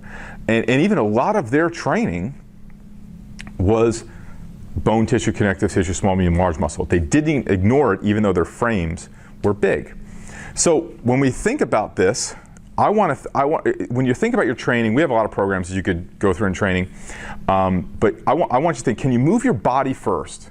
Can you move your own body before you start adding weighted balls, cords, medicine balls? Can you move your own body? So I tell the parents, think Marine Corps and not Mr. Olympia, okay? So build the strength from the inside out, because what happens is when the big muscles fire too much, what happens to baseball players? What breaks on baseball players? Tendons and ligaments, and that's connective tissue. So when you see an ACL or an MCL, the L stands for ligament. So anterior cruciate ligament, like a knee injury, you hear a lot in football, that's a ligament. So a Tommy John is a UCL, the ulnar collateral ligament, L for ligament. Now when you hear a lot of guys with a biceps injury or a flexor, you'll hear a flexor tendon or a biceps tendon. That's not a bicep, that's not the muscle, that's the tendon. That's the thing that connects the muscle to the bone. And when that stuff is not strong and that stuff can't hold stuff together, it tears. And those are the things that get pitchers hurt. And most of the injuries we see with pitchers are overuse injuries. They're wear and tear. So what happens is this muscle fires, this muscle fires, this muscle fires, it's pulling, it's tearing, and then this sucker can't hold on any longer. So when you see like a Tommy John surgery, it's not like a branch that snapped or like a cord that was cut. It doesn't look like that. It looks like a frayed rope that got down to the last little bits and then finally popped. So it's not fun. So that's the strength portion of it. So think bottom to top, because we work feet to fingertips, and think inside to outside. Don't worry about how you look, worry about how you perform. Okay, it's not about aesthetics, it's about function, okay, and performance. And then the moderation. So how do we decide what a moderate amount of curveballs are? Well, here's my situation is that I feel that a developing pitcher should have an array of pitches. So if there is ever a curveball moderation problem, to me, that's a coaching problem. Right? So to give you numbers, I could say, okay, make it between 10 and 20% of the pitches you throw. Maybe less. I don't know. There's no real like number or thing that I can put on this to say throw it this much, because honestly, if you don't have maturity, you don't have strength, and you have mechanics, don't throw it at all. You know, simple as that. To me, right? Because this is just a recipe for injury if you're worried about moderation without these three, right? But if you've got maturity, strength, and mechanics, you can throw a decent amount of curveballs. But again, if moderation is the problem, I believe that's a coaching issue. So if you're a coach, you're worried about moderation of your curveball, have you taught your pitchers which pitches to throw, other pitches to throw, how to sequence their pitches and place their pitches? Have you worked with them on control and command of different pitches? So for me, as you get older, if you get into like varsity and college and stuff like that, pitchers tend to really hone in on who they are. But when I see a 12-year-old pitcher in the Little League World Series who's dominating with his curveball, I don't want to use any foul language, but that's a problem. That's a big friggin' problem. That's the kind of stuff that pisses me off, because that's a coach that did not teach their pitcher how to change speeds, how to locate, how to throw a changeup, how to throw a sinker, how to throw hitters off balance. Didn't teach them that, right? They just got this ability to spin a curveball up there, which a lot of 12-year-olds don't have a lot of experience, which is why it works when they're 12, and then all of a sudden when they're 17 and they go to reach back for the same curveball, well, those kids have seen a curveball for 5 years instead of just maybe a year or two, and they're hitting the curveball. And they wonder why we don't get more awesome 12-year-olds to the big leagues at 20. Because we're teaching them to win and not to develop. Sorry. So getting back to the moderation. Your curveball should be part of a complete arsenal. Okay? So you should have a changeup, you should have a sinker, you should have another pitch you could throw. And here's the other thing too. When we get into how to throw it, we're going to talk about, well, let's get into how to throw it now, right? So I think we get this, right? That maturity, strength, mechanics, and moderation, okay? The structure, the materials, and then your tolerance, okay? So if you want to throw curveballs, have the ability to throw curveballs consistently late in the game, you're going to need strength and mechanics. That's what's going to increase you, that's going to allow you to increase your moderation, right? So if I'm doing curls, right? And I want to do, let's say I want to do more sets or more reps, what do I have to do? I have to increase my strength, and I have to increase my mechanics, provided I'm mature enough to lift weights, right? Which, believe me, I am. So if I'm lifting weights, now a lot of strength coaches will tell you that your ability to do curls is not just in your bicep, right? It's in your glutes, in your low back, it's in your upper back, it's in your hamstrings, it's in your ankles. So there's a lot of things that I could improve that improves my ability to do a curl. Just like the arm, we talk so much about the arm, but the arm is really, one part of the equation. Your body minus your arms is 92% of your body weight. So 92%, and we're worried so much on this 4.5%, or it's 4.5%, that we don't, it's like the last thing that happens. We worry so much about it. It's the last thing that happens in the delivery. We should be worrying about everything else that happens in the delivery more so than we're worried about arm strength. Because if we have a bad body and a strong arm is a weak arm in my book. We see it with a guy like Tim Lincecum, who gets sidelined not with an arm injury, with a hip injury. A hip injury is an arm injury in a pitcher. An ankle injury is an arm injury in a pitcher. We don't think about it like that, but it is, because it sidelined him. And what happened is mechanics were so screwed up that he blew out his hip. I'm getting off topic. Okay, let's go into how to throw. First of all, when you're talking about how to throw a curveball, don't get caught up in curveball. All right, breaking ball is the issue. So if we're going to teach breaking ball, it's real simple. Fastball, cutter, slider, curveball. Fastball, cutter, slider, curveball. Okay? So the arm, and going the other way, is fastball and pronating, turning palm out. Fastball, sinker, changeup, screwball. So instead of pronating, you're going to supinate, what they say, but we could just say turn palm in, right? It's easier. So palm in, fastball, cutter, slider, curveball. So very, very simple. How to throw a curveball. I don't care about your grip on the curveball, okay? Some guys like a traditional grip like this. Here's one thing. This is kind of a hot trend going, that you wanted to throw the curveball with 4 seams so it looked like a 4-seamer. That is a secondary issue. That's like one of those bonus things that if you can do that and you feel comfortable with it, great. That's not going to make or break your curveball.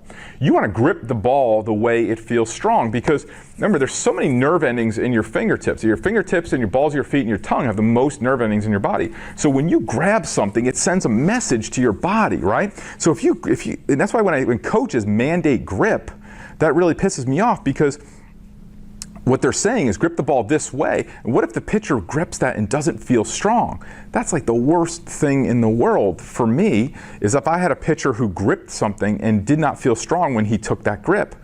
So I want to give up the grip. You want to hold it like this, hold it like this. You want to hold it like this, hold it like this. You want to hold, it doesn't matter. Grip doesn't matter. What I want you to make sure is that you have middle finger and thumb, move that a little closer, middle finger and thumb are lined up, okay? And because that's what's going to make it break. I mean, and that's what's going to hold it, not back that up. I got ahead of myself. I'm talking about the next thing.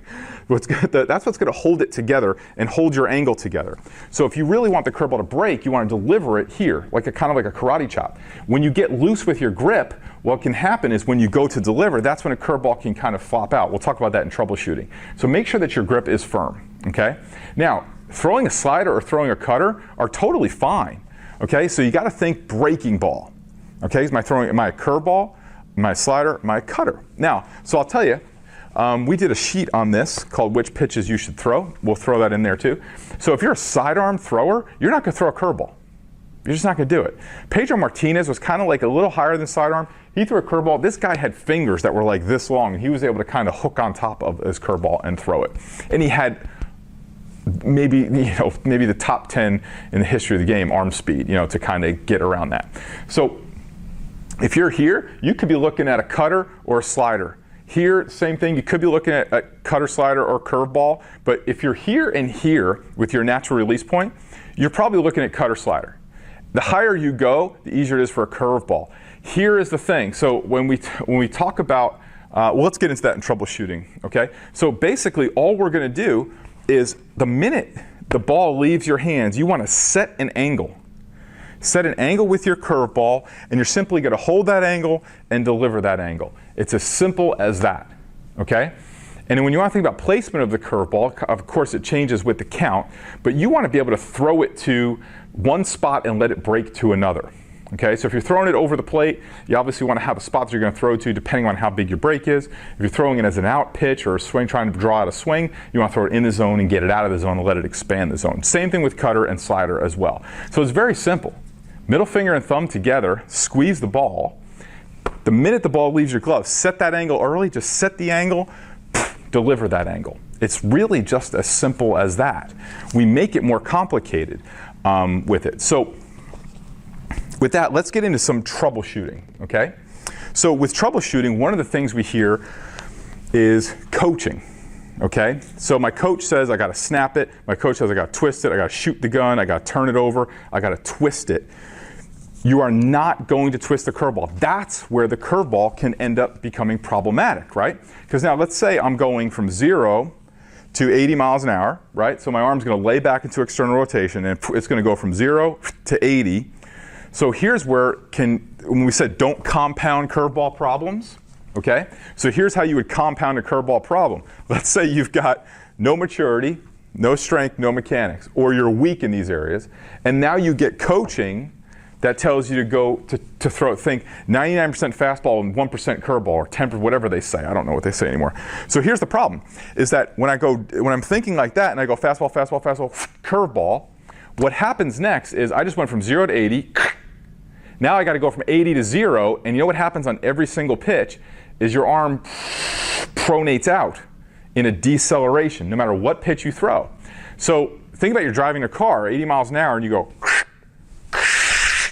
so what you're doing is you're going 90, 180, right? So you want to be able to take out this first part, this twisting part into release point. It also makes it terribly difficult to have a consistent release point. Okay? Because what's going to happen over time as you fatigue, you're never going to deliver this in the same spot for the duration of a game. Set the angle, keep the angle, and take that 0 to 80 turn out. Simple as that. Okay?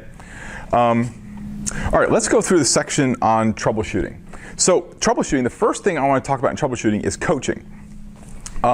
With coaching, the problems are a few issues. Number one is, of course, we talked about grip, right?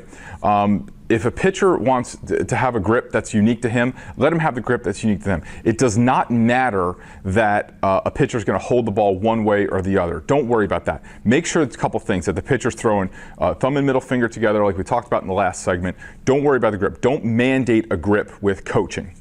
But the secondary thing on coaching, I just wanted to make sure we had that point down, was when coaches say think 99% fastball, 1% curveball. That's a big problem. That's a thing that's going to shred the elbow. Okay? So if I'm thinking about this, when the arm lays back into external rotation to internal rotation, it goes from 0 to 80, right? Let's say 80 mile per hour thrower. 0 to 80, and then it goes from 80 to 0, right? So it's got to speed up real quick and slow down real quick. This is happening in fractions of a second, less than blinks of an eye, right? So if I'm going from 0 to 80 and then turning, and then 80 to 0, turning, because the arm pronates out to slow down, to decelerate on every single pitch, no matter what you throw. So the problem becomes is that now you're going, think about driving in a car 80 miles an hour and you go, whoosh, whoosh, right? Because you're going 90, 180, turn, okay? So that's a huge turn, and that's what kind of gets the elbow in trouble. So when you get or you're not mature, you don't have proper strength, you don't have mechanics, and you put bad coaching on top of that, so now you get all these factors in there, and then you got a kid turning the ball around. We wonder why we come up with so many bad elbows. Okay? So remember, set the angle, deliver the angle. Do not teach to twist the ball or shoot the gun or whatever they're saying nowadays. Another thing is the 12-6 of kids that will change to throw a curveball, to get a 12-6 curveball throwing. Well, here's the problem. If you're here and you're here, right, you should be thinking cutter slider. But the problem is, a lot of guys that are here and here, they don't think cutter slider because they think it's not a break. They're not thinking breaking ball pitches. They're thinking curveball. And what do they do to throw a curveball? To get their release point up here, they bend their arm out. They bend their spine, and they're twisting out. Now, there's a lot of problems there. That number one, it's just more stress on your shoulder and on your elbow. Okay. The other problem is that, remember, Mariano Rivera, why was he so good? Fastball, or he was kind of up here, fastball, cutter, okay? So if you're fastball here, which is going to be your natural way, and all of a sudden your curveball here, how long do you think if you were pitching against a team that I was coaching, how long do you think it would take me to pick up on that? Probably before you get out of the bullpen. At the very least, the first inning. So we have a very famous story that we tell. Actually, if you go into our mechanics portion, we talk about that. That I had a team that I was coaching their pitchers, but it was high school, so they were playing the field too. And they were playing a championship game against a pitcher through 92. And when he threw 92, this kid was right here, 92 miles an hour, which high school is pretty good, right? When he threw his curveball, whoosh. And then what we found from looking at the video is that his curveball wasn't very good. He'd be in the dirt a lot with his curveball. So what we decided was that why don't we just lay off the curveball and think fastball, fastball, fastball, and then if it's curveball, just take. We see his head go out, just take, unless he makes a big mistake with it. And then what happened was we eliminated his curveball. The kid shut it down. The kid just started to blow heat by him. He lost control. When he was in the zone, he was getting hit. We beat him. Why? Because he gave up his curveball like this, okay? Forget 12-6 curveball. Just forget it. Forget it. Because what happens is most guys change their posture to deliver the 12-6 curveball. It increases injury. It gives up the ball to the hitter. It's just forget it. Just drop it. Okay? Throw a natural curveball for your arm slot. Okay? Now, what happens if your curveball is flat? Okay? So a lot of times too, just like when we get a 12-6, is that a curveball's flatten out when pitchers get fatigued. So if I'm right here and I'm throwing a good curveball, let's say I get fatigued as time goes by, look what just happened to my hand and arm. My arm when my head goes out, when my body gets fatigued, my head goes out, that strength in my arm. See where my fingers cut? See where my fingers cut? It's almost like pulling a rope that's slack and you're pulling it tight. My fingers cut right on the side of the ball, and that's kind of making the ball spin. So if your curveball's flat, number one, squeeze your grip. Because sometimes just squeezing the grip can keep that locked in. So even if you're here, I've had pitchers that go they just get floppy with their grip. Squeeze your grip, throw it here, and check your head. And if you're checking your head, you'll see from the mechanics video we gave you, check your feet too, okay? So if your curveball's flat, squeeze your grip, check your head. If you're checking your head, check your feet. Your curveball's getting hit. Okay, so this is an easy one. If your curveball's getting hit, it's probably that you're giving it up, you're telegraphing it. So go back to the first one where we talked about if you're tilting your head out. So people are just seeing that it's coming. But another thing that gets in the way of that is, are you predictable with it? So are you throwing it 0-2 every time? I can't tell you the number of times I sat at games as a scout, and I was a pretty low-level scout, so I used to sit at a lot of high school games and stuff like that. And I would just sit there 0-2 and say, curveball, and kid throw a curveball. And he would just get into a pattern so predictable that hitters know once he gets 0-2, it's going to curveball, and this guy can't figure out why he's given up 0-2 doubles in the gap. because it became predictable. So you have to look at ways to mix up your curveball. One of the other things that we talk about is curveballs that go in the dirt.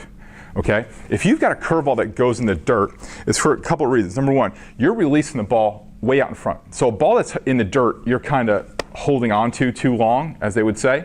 I don't agree with that analogy so much, is that I want to look at your feet.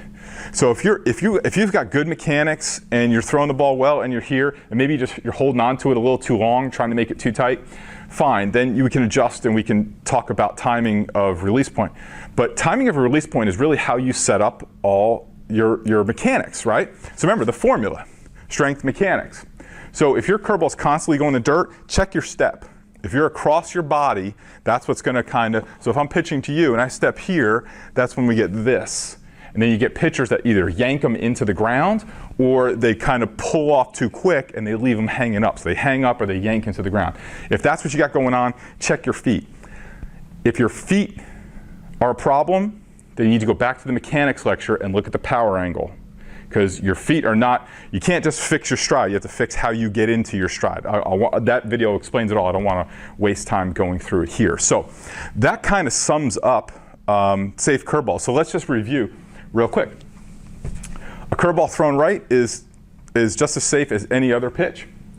What is right? We talked about that. The fertile ground, architecture, foundation, and materials. Can't put a curveball on a bad structure or fatigue.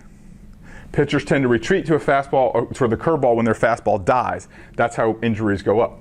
Early curve stunts development. Don't step over dollars to pick up pennies. Don't buy lottery tickets on a credit card, okay? The strength, the safe curveball's formula, maturity plus strength plus mechanics plus moderation. How does moderation go up? When you have maturity, strength, and mechanics. How does mechanics get better? When you have strength. How do you build strength? When you continue or you're getting mature. The structure, the materials, and the tolerance is what's going to build that foundation. How to throw it, set the angle, deliver the angle, squeeze the ball, don't worry about the grip. Set the angle, deliver the angle. Right out of your glove, set the angle. Troubleshooting. If you got to, don't worry about snapping the ball off, set the angle, deliver the angle. Don't worry about grip. Grip is yours. Don't do 12-6 curveball. You're tipping your pitches. If you're doing everything right and you're still getting hit, it's probably your sequencing. It's probably your patterns. If you're in the dirt or you're up and in, check your feet. If your feet are the problem, check your power angle. See the mechanics video. So this has been awesome. I've had such a good time going over this stuff with you. I love kind of digging deeper into this. I hope you've given you a really great foundation for developing a safe curveball. Here, thank you so much for watching Bec TV. We're going to bring you back to more baseball instruction programming in a second, but first we want to point you to one of the free resources we have for you at Bec. Now this is a cheat sheet that's going to tell you which pitches that you should be throwing based on your mechanics and arm slot. Truth be told, most pitches should not be throwing pitches like curveballs or changeups. They should be throwing different pitches. But sometimes as pitching coaches, we can fall into a one-size-fits-all way of teaching pitches. Well, this sheet's going to tell you exactly which pitch, based on your mechanics and your arm slot, are going to be the best for you to throw. So all the information to download this sheet is down below this video. Thank you again for watching Bec TV, and now let's take you back to more free baseball instruction programming. Thanks.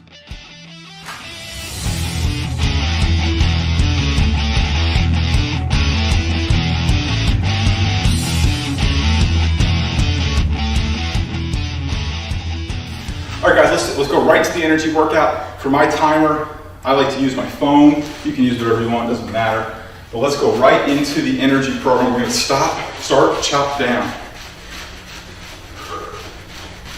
Really keep your elbows in, and you're chopping your hands straight down. Your jump doesn't have to be like this. That's gonna wear you out. The jump can be right off the ground. If that is too much, you can just go right in here and do that. Okay? We do a little different. We stop, breath, a couple seconds, go. Chop in front. So what I'm going to do is I'm going to do about 25 seconds and then catch a breath. Now you may find yourself, especially if you're kind of amped up to work out, you may find yourself going higher. Just keep right in here to warm up. Energy, stimulating everything. Getting every system of your body going. And get rid of the crap. Stop. Breathe. Right in here. The worst thing you want to do is get yourself wiped out in the energy, because you can do it. You can easily turn this thing into an aerobic workout really quick. So just be mindful of that. Keep your elbows in tight in this one. This is chest level chop. We've got a couple seconds. We're gonna go up. Don't let your elbows get out here, right in here. It's real easy. There I call myself again, kind of getting up too high. It's real easy to let your form go, keep everything tight.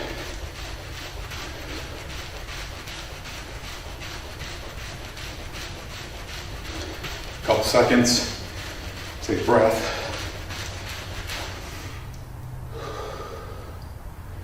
And we're gonna go out. Breathing is so important. It's everything in exercise, in playing, in life. Gotta breathe. Sometimes we rush through things, we don't breathe. In fact, there's a lot of studies talk about powerlifters increasing their lifts just by changing their breathing patterns. When they breathe out. Breathe. Couple more. Right in the stomach. It's gonna stimulate everything.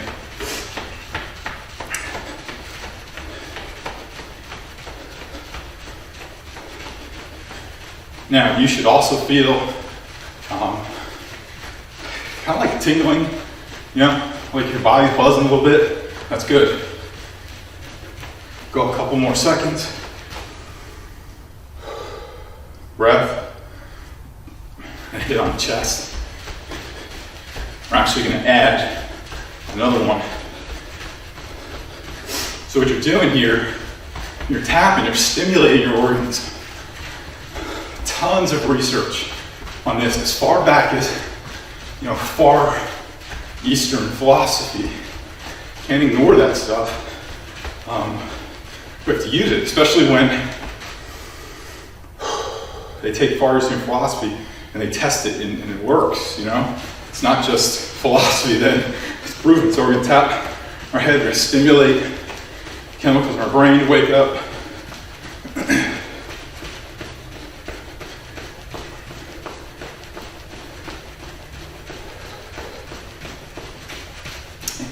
And you should feel, when you do this, when you're done, you should feel, again, like a nice little buzz. Kind of like you're awake, kind of like you had a Red Bull or something without all the bad stuff that goes in it.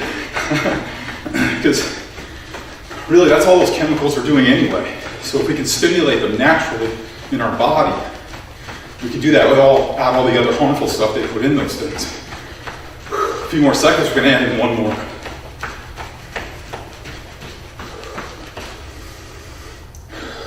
We're going to tap back and kidneys. We're going to hit right back, right in here. We're going to really pound on those. A lot of research that we store up fear, anxiety, worry right in there. My good buddy Matt Fury has taught me a lot about this stuff. So, world Kung Fu champion, wrestler, all around awesome guy.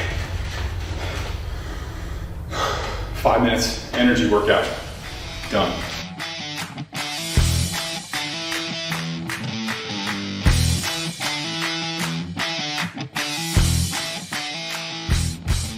Hey guys, Paul Riddick here. Welcome to the Take or Rake Masterclass. In this masterclass, we're going to show you how to identify your hitters' take or rake zones and how to integrate them into their practice, their batting practice, or maybe your team practices, and then have this show up in a game where it's going to produce results for your hitter. So when I do a masterclass, if this is your first time with me, I like to keep things very informal.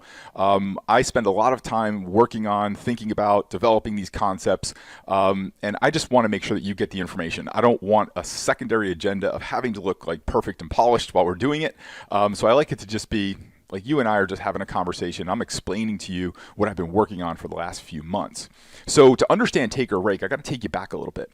A few years ago, I created a program called The Truth About Hitting, which is widely recognized as the best-selling hitting training program of all time, which we're actually going to give you as a bonus to this program. So if you're in your download area of our members area, it will be linked somewhere around this video. So in that program, I took a philosophy that I was working on for probably the better part of a year. And we really changed the paradigm around hitting instruction and hitting training. And here's why. We went with one basic philosophy. This is, if I could go into the next room where I work, my office, you would see a sign up on the wall from Ted Williams that says, "Get a good pitch to hit." Now, I worked for 15 years for Yogi Berra, so words matter to me, and the way that words are said, I think a lot about that.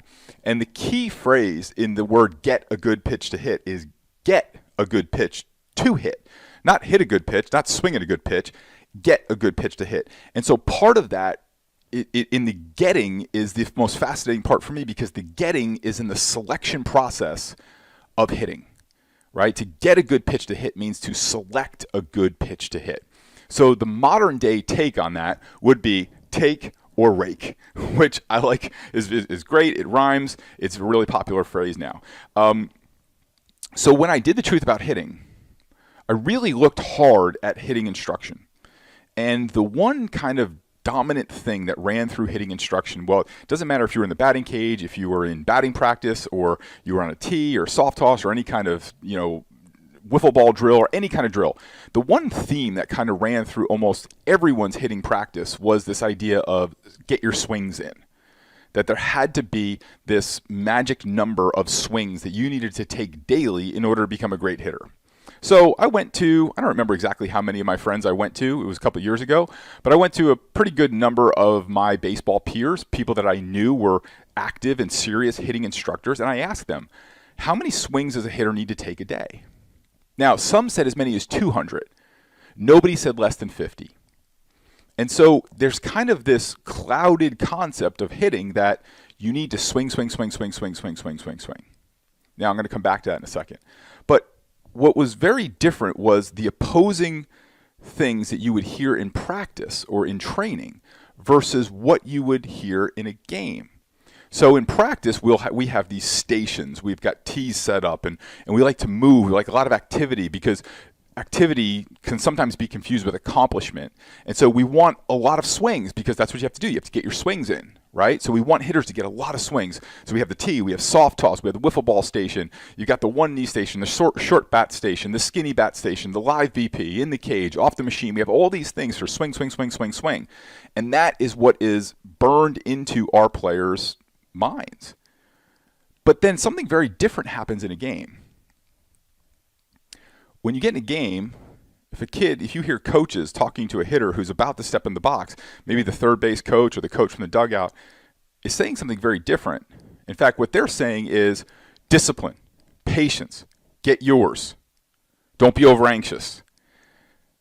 So what I saw in researching and working on The Truth About Hitting was we're saying one thing to them in training, but we're saying another thing to them in a game. And what really shook me was that there was a massive disconnect between how we were training them and then how we expected them to perform in a game. Which, when you say it out loud like that, doesn't it sounds pretty silly, right? Now, let's go back to the number of swings. When I asked all those hitting coaches, who are people I greatly respect, and many of them, their minds and their training philosophies were changed by The Truth About Hitting, they never talked about the type of swings to take. They never talked about the type of pitches that you'd be swinging at, or how to take those swings. And so what I was able to deduce from all of this is that we made it all about quantity and not quality. But yet in a game, we know that we want discipline, plate discipline, get yours, don't be over anxious, be patient. We want them to wait out their pitch and hit their pitch hard. But I don't see how repetition enhances someone's ability to do that. So that was the basis of the truth about hitting, was we wanted to look at how really what was the getting of a good pitch. And the getting of a good pitch was the selection process, and then helping hitters understand and identify the selection process of how to pick out a good pitch that they could pick out a good pitch to hit, right? If they didn't get a good pitch, they couldn't hit, because to hit, you have to hit a good pitch, right? Now, we're going to key on this one is good pitch, because that's an interesting thing. You've got 15 hitters on your team, however many players, or if this is just your son or just your player, every single one of them has a different idea of what a good pitch is. Some of them have a very small idea of what a good pitch is. Some of them have a very large idea of what a good pitch is. We're going to break this down and show you exactly how to identify their take or rake zones. So a good pitch is going to be their rake zones, right? Getting a good pitch is going to be the difference, identifying is going to be the difference. Are they going to take or are they going to rake? So as I explain this, I really thought this through as this would be an overlay to the truth about hitting. So as we go through this video and we go through this masterclass, I want you to, after we're done, to go into the truth about hitting and really dig down deep into it, and then you'll see how this both applies. So this is meant to be a program that will complement that program. So when we talk about take or rake zones, right, we know that there are, we understand that, you know, let's take a hitter like Barry Bonds. I know, right? But let's take a hitter like Barry Bonds. Barry Bonds would be a left-handed hitter, so we'll draw him this way, baseball bat, hat, okay? So we all know that Barry Bonds was this portion of the plate, right? These portions of the zones. If you threw the ball in there to Barry Bonds, that was bad news, right? That was super bad news, right? Now, if you could hit here, I forget the exact numbers, but I remember I'm on Ted Williams. Ted Williams was a 240 hitter in that zone, low and away. Now, you might say, now this was Ted Williams, who played more than 50 years ago, right? 50, 60 years ago. They were able to identify his batting average in that zone, all that, you know, way back when. Now imagine what they can do today, right? Every major league manager, every college coach now flips open their iPad, even some high school and tournament teams, flips open their iPad, and they could, with a few swipes, they know exactly where a hitter can hit and where he can't hit, right? Now, you might say, I'd imagine that Barry Bonds' batting average is pretty similar to Ted Williams' low and away, right? So if he's 240 low and away, why don't pitchers just throw 3 balls? Why don't they just hit the low and outside corner 3 times in a row and strike him out? Or at least he'll hit 240. Because it's hard to do that. So the discipline that Barry Bonds had, regardless of what we think about, you know, all the peripheral issues of Barry Bonds, Barry Bonds had incredible plate discipline.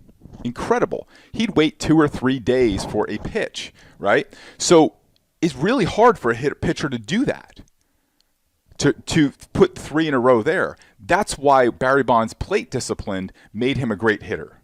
Now, I'm going to come back to this.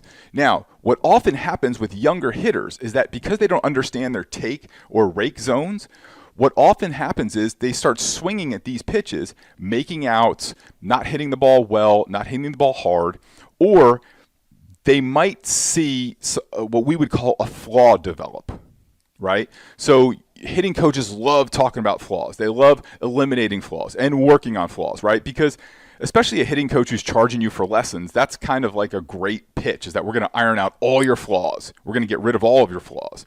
I'm going to argue against that for a reason, because most of the flaws that we're working on are flaws that came about by swinging and trying to hit pitches that we should not have swung at.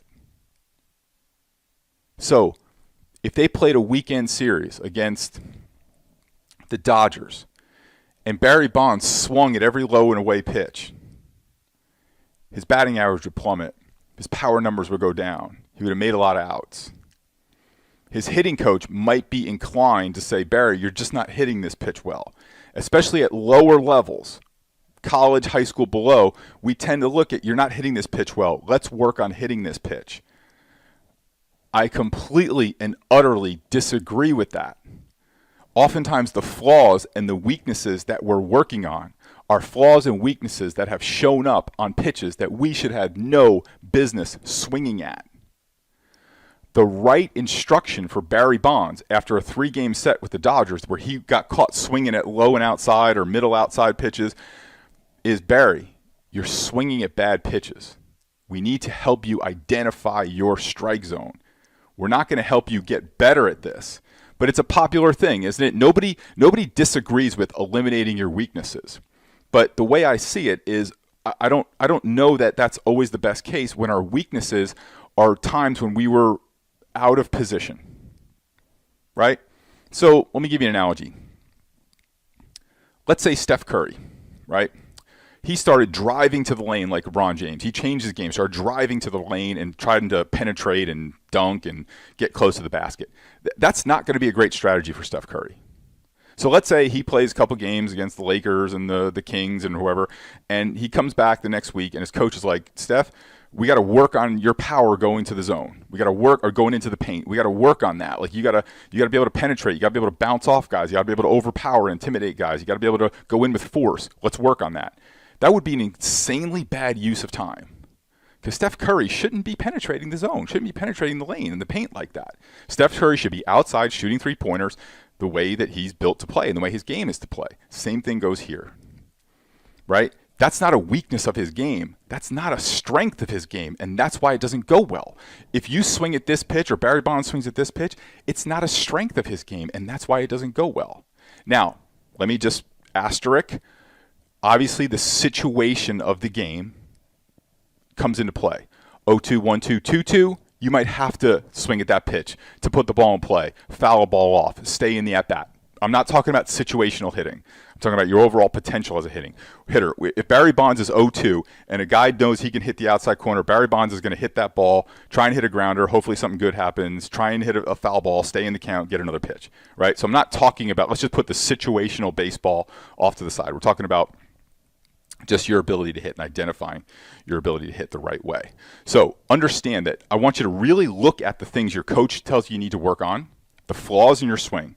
How many of those flaws came about by swinging at bad pitches? How many of those weaknesses are based on pitches that you probably shouldn't be swinging at and you have never demonstrated a way to hit well? If you want to see swing flaws in action on pitches that hitters shouldn't swing at or get fooled on, you're going to get fooled too. Google Ken Griffey Jr. strikeouts. Ken Griffey Jr. is arguably the best PED-free hitter of the last 40 years. And what you will see is a lot of really terrible swings by Ken Griffey Jr. But what you won't see is a lot of terrible swings on balls that were like down in here. Ken Griffey Jr.'s zone was down in here more. You're not going to see a lot of bad swings on balls that are middle in, low in. You're not going to see a lot of bad swings on that. You're going to see him swing at balls that are up here, out here, down here. You're going to see him chase some pitches he shouldn't have been swinging at, that he either just made a bad decision or he got fooled, right? We're going to get fooled. That's part of the game. If pitcher's doing their job, we're going to get fooled, right? But I always ask hitters to go Google that, Ken Griffey Jr. strikeouts or Barry Bonds strikeouts, because it illustrates that flaws are there's no swing flaws. There's pitch selection flaws. And when you select a bad pitch, your flaw will show up. And then we identify it as a flaw, and then a hitting coach goes to work on that flaw. So I completely disagree with that theory. So let's take a look at how we're going to identify.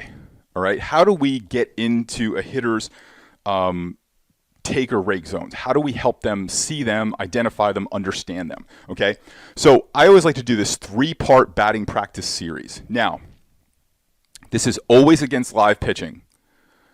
It's not against a machine. It's not against an underhand toss. It's not against a short toss. Okay, you always have to do it.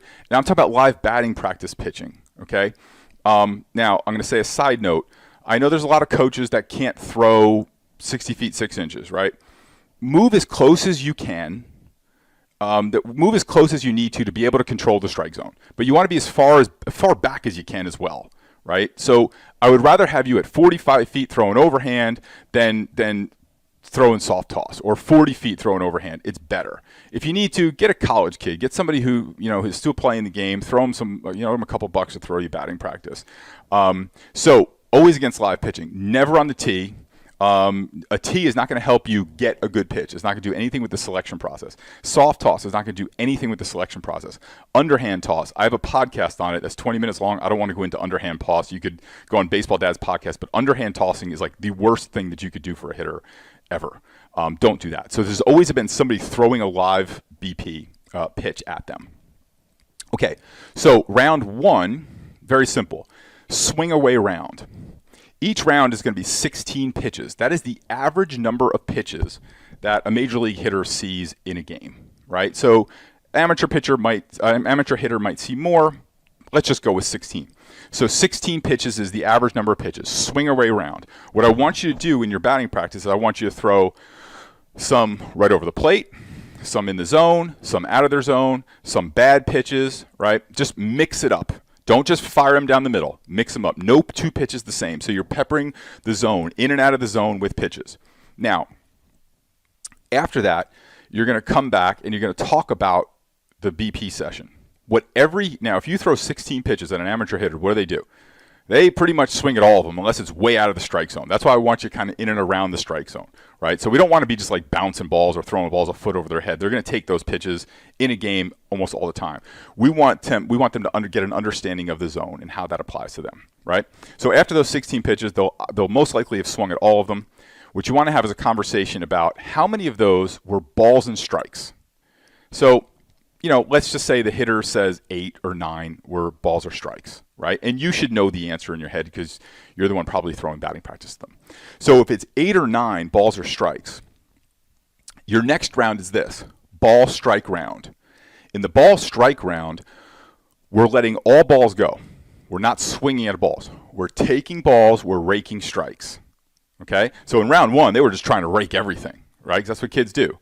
Right? Now we're just raking strikes, right? So you should have reduced the swings down to about 8. You should have cut the swings in half in that round. So after that round, you come back and you ask them, so did you hit the ball hard when it was a strike? How many of those strikes did you really hit hard? Not that you just made contact with, or not that you really made that you were able to, maybe you would have thought might have been a hit, but how many did you really hit hard? How did you hit the ball hard? Now, then they'll probably say 4 to 5 of those balls they hit hard, right? And you should be working them in and out of their zones. Now, here's what the next round is a take or rake round, where you're going to say to them, I only want you swinging at pitches that you can absolutely positively hit as hard as you can. Because now we're talking, one of the major statistics in hitting is exit velocity, right? So you might have a hitter hitting 240, but his exit velocity numbers are good. That hitter's going to move up because part of that 240 is maybe they're just getting unlucky. Maybe they're just hitting a lot of line drives at fielders, but they're looking at consistent exit velocity. How hard did that ball come off the bat? And as a hitter, if you look at Barry Bonds, I guarantee you Barry Bonds' exit velocity, or any hitter, Aaron Judge, or any hitter that's doing really well today, Mike Trout, their exit velocity in their rake zones are super, super high. And then as it gets out of their zones, their exit velocity goes down because they're not making the most solid contact with the ball, right? So now in this next round, you're only hitting pitches that you can absolutely rake and hit hard. What we're developing here is we're trying to get down to the average major leaguer takes 4 swings. They swing at about a quarter of the pitches. We're trying to get down to what is plate discipline. This is the concept between take or rake. That unless we can rake the pitch, unless we can hit the ball hard with good exit velo and good lift too, if you've seen any of Mike Ryan's information on this, you'll talk about we want a pitch that they can rake. So a rake is not hitting a ground ball. A rake is not hitting kind of a lazy looper. A rake is like laying into it. It's stinging the ball. It's making good, solid, hard contact.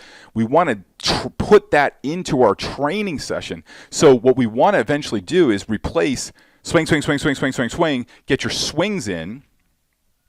Instead of having 50 to 200 swings a day that are kind of just mindless, I would much rather have a hitter that's taking 4 swings in each round, but those swings are purposefully swung at because those balls are in their zone. They know they can hit that ball hard, and they hit the ball hard every time. Every time a hitter swings at a pitch out of his rake zone and he makes weak contact, that lowers the psychological belief, the self-esteem, the confidence of a hitter. I want that hitter every time they're swinging to be swinging at a pitch. Number one, get a good pitch, get it, step one, and then hit as hard as you can. That is going to build the confidence of your hitters. Very, very simple. You can do a version of these 3 rounds every time you're taking batting practice, right? Now, you'll hear me talk about this in the truth about hitting that goes with this, but you can't do this off a batting tee because a batting tee takes out the getting a good pitch to hit because the ball's sitting there. You're putting the ball in that position. You're not identifying the pitch. Can't do it off soft toss with somebody flipping it in front of you and you're looking like this and the ball just sits and hangs up in the zone. Can't do it because you're taking out the getting part. Can't do it off a pitching machine because the pitching machine's automated. I don't care about those ones that change up location, stuff like that. It's still a ball coming out of a hole and not coming out of a live arm. Can't do this with an underhand toss because an underhand toss has a hitter looking down at the ball and then it's kind of flowing up like this. They never look this way in a game. They look out like this in a game. And again, I've got a podcast on it. I could go off on a tangent, so I don't want to. But what we're trying to do is get them to understand how to get a good pitch, identify a good pitch, to hit, to rake. If they don't get the good pitch, they take. If they get the good pitch, they rake. We have to help them identify what is getting a good pitch. What are the pitches that they can absolutely rake, and what are the pitches that they should take? Again, as long as the situation of game doesn't dictate that they should hit differently. So I'm going to stop here, and then I want you to go into the truth about hitting, where we lay this out and even more ideas about how to take better batting practice around these concepts. But take a rake. Understand, we're trying to get our hitters to get the best possible pitches, identify, select, all those things we say in the game, discipline, patience, get yours, don't be over anxious. To take those things that we want them to do in a game and to bring it into actually how we train hitters to hit.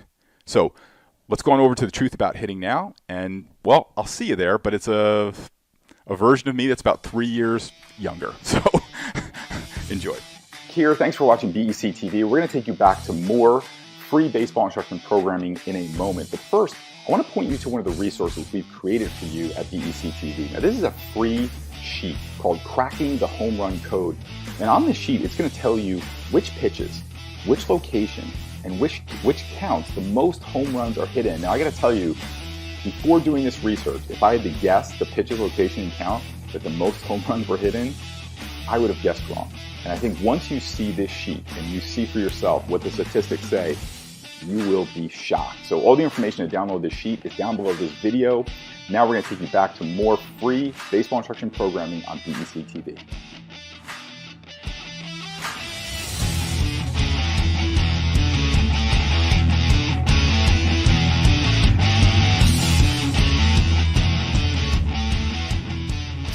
Really quick on the mental side of things. It's important that you don't move away from a fastball mentality when you're throwing this pitch.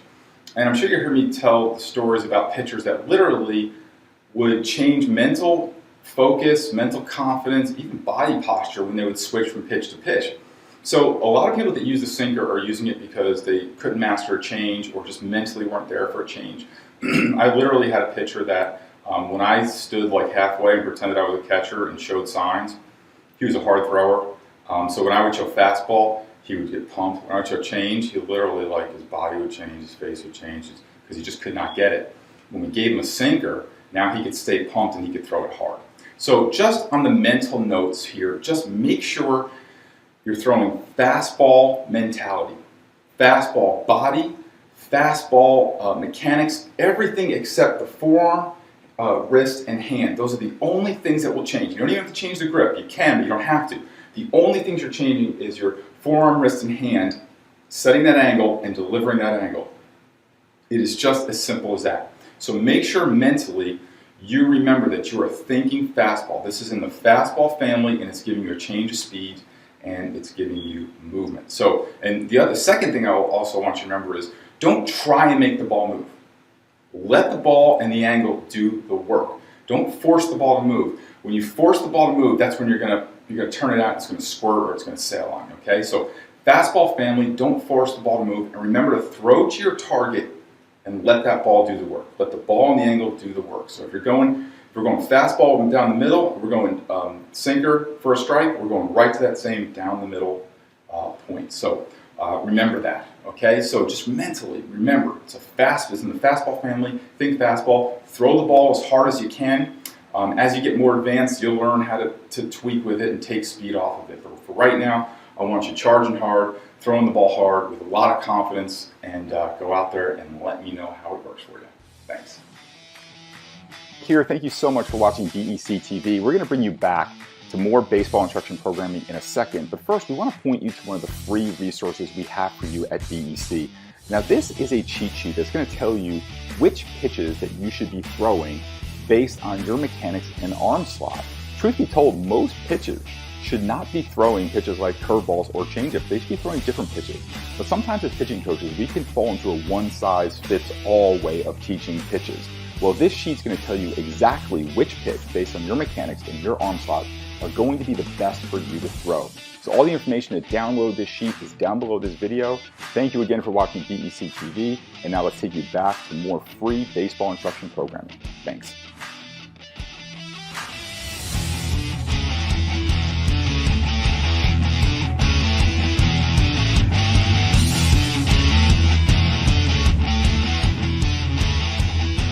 Hey guys, Paul Reddick here, and in this video we're going to talk about what I believe with all of my heart is the single greatest advantage that your son can have over any opponent he might face, any player he might be in competition with to make a team or to be a starter or for playing time, whatever it is. Now in baseball, there's a lot of ways to gain advantages, right? There's a lot of ways that we kind of know to gain advantages. You can obviously work harder, right? And there's always that adage that, you know, there's somebody outworking you right now, so you should work hard. So working hard is one way to get an advantage, but everybody can kind of do that, right?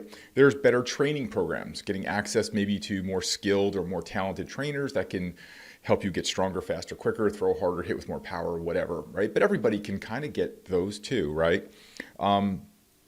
Then there's being a better student of the game, right? Picking up the little things and doing all of those, you know, kind of non-statistical things that we see that can make a difference in players. So all of those things are great, and you should do all of those things, right? You should seek out all of those things. In no way are those things like you shouldn't do. You should maximize your potential in every single way possible. But what I'm going to talk about is something that I believe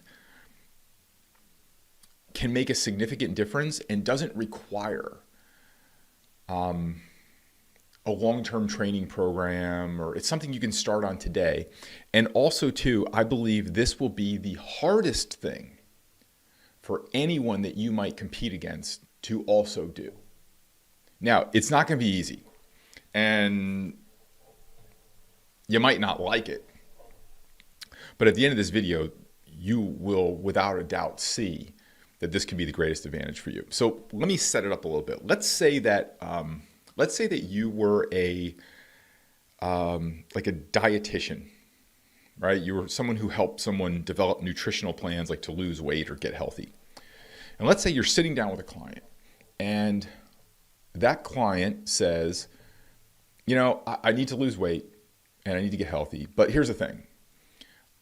I love M&Ms and I love cheeseburgers. So I'm just not giving those two things up. So any good nutritionist or dietitian would know that, you know, there's a little bit of healthy cheating involved, right? That you can enjoy some of the foods you want.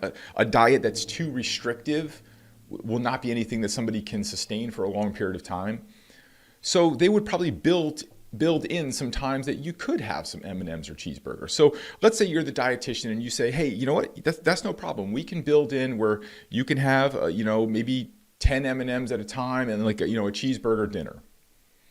Now imagine if your client said, great, how many times a day can I have 10 M&Ms? And like the dietitian would probably say, maybe once, or maybe every other day. It would be a treat. It would be a snack. Because having M&Ms multiple times a day is a small thing, right? 10 M&Ms even once a day, probably not going to have a dramatic effect on your health, probably very minimal effect, especially if the rest of your eating is good.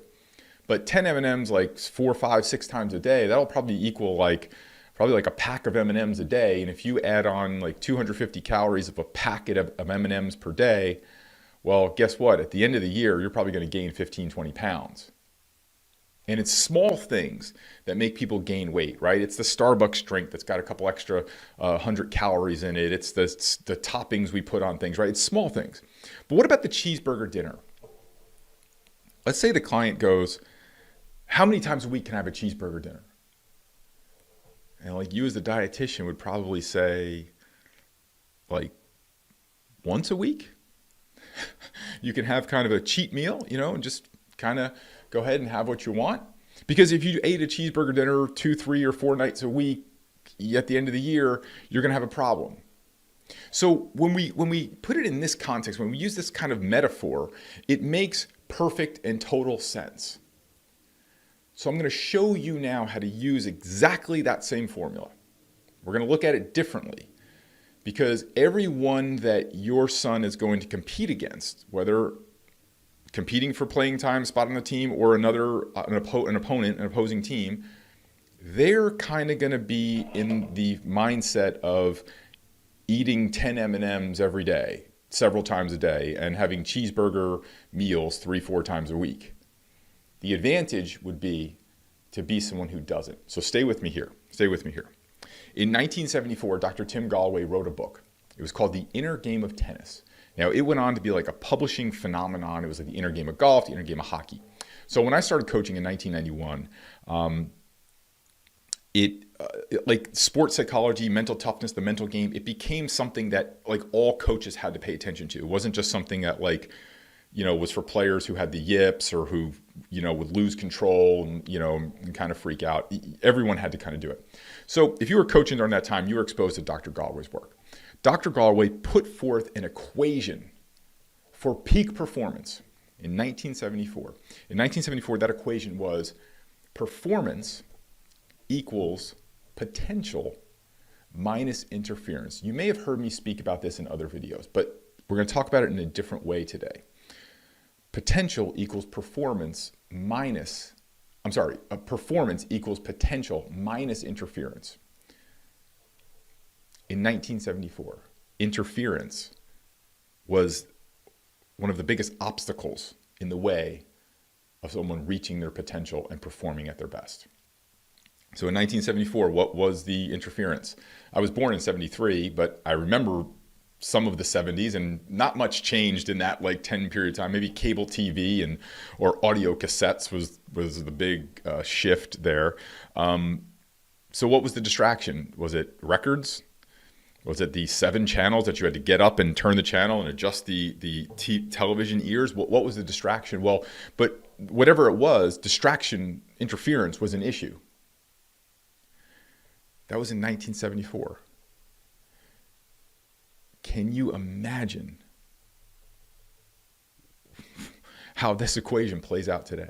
There has never been a period of time where there is more interference in our players' lives than now. In fact, just to take you to the level of insanity that this has reached, the Arizona Cardinals, and we'll put this up, we'll put up the article. The Arizona Cardinals, professional football team, players making millions of dollars, now have instituted social media breaks during team events. So we're talking about team meetings, where they're going over the offense, practices where they're drilling and practicing what they're going to do on Sundays. They now have to build in social media breaks. And the quote from the coach is, he sees the fingers start going and he sees the legs start twitching and he knows they need to get their social media fix.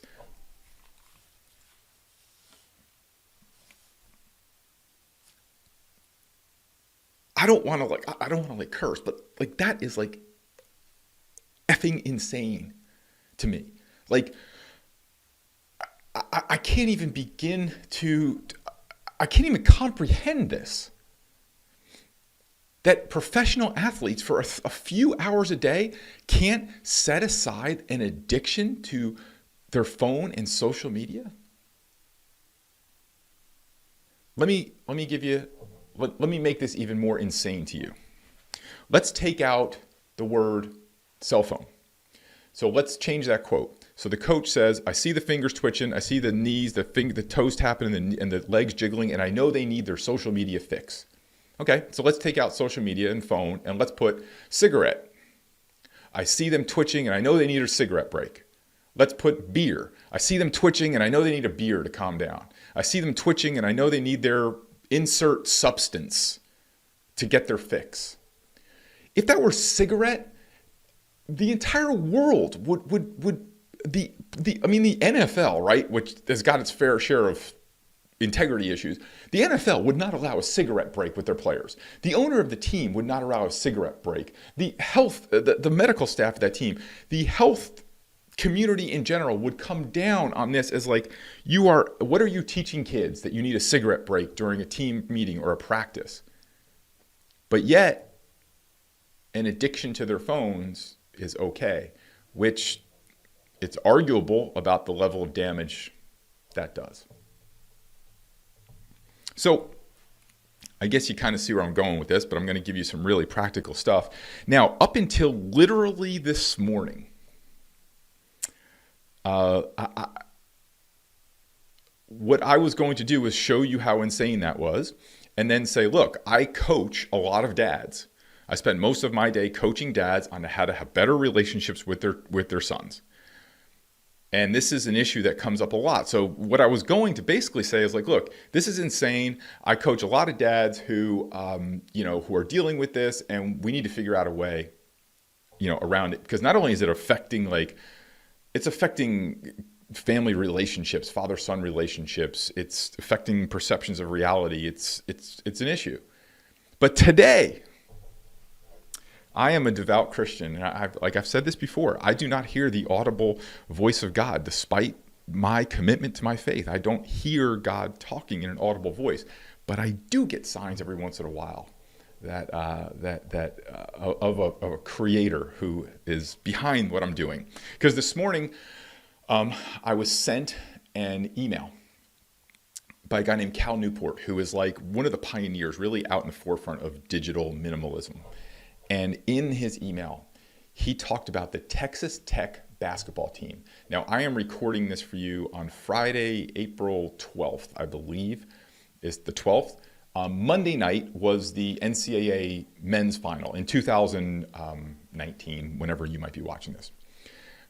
And Texas Tech lost to Virginia. And I didn't stay up to watch the games. I go to bed early, but it was like they were really close to winning, and it went to overtime. So apparently it was a good game. I saw the highlights. So, but what the backstory of this was, earlier in the season, Texas Tech lost 3 games in a row. Now, in a college basketball season, that is a major thing, right? Losing 3 games in a row is huge. And so the captain of the team instituted 2 rules.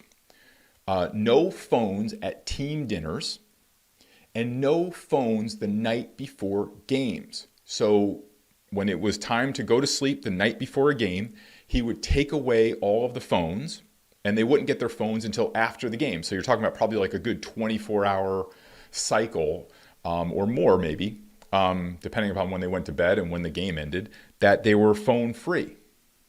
So what he was doing was he was eliminating interference. Because we know the phones keep us up at night, the phones drive our emotions, the phones can suck us in. That team won 14 games in a row. They lost their last game, which was the national championship game. But what an incredible turnaround from losing 3 games in a row to 14 games later, winning every game and being in the national championship. Incredible turnaround. Eliminating interference. The single biggest opportunity you have to help your son reach his potential is to eliminate interference.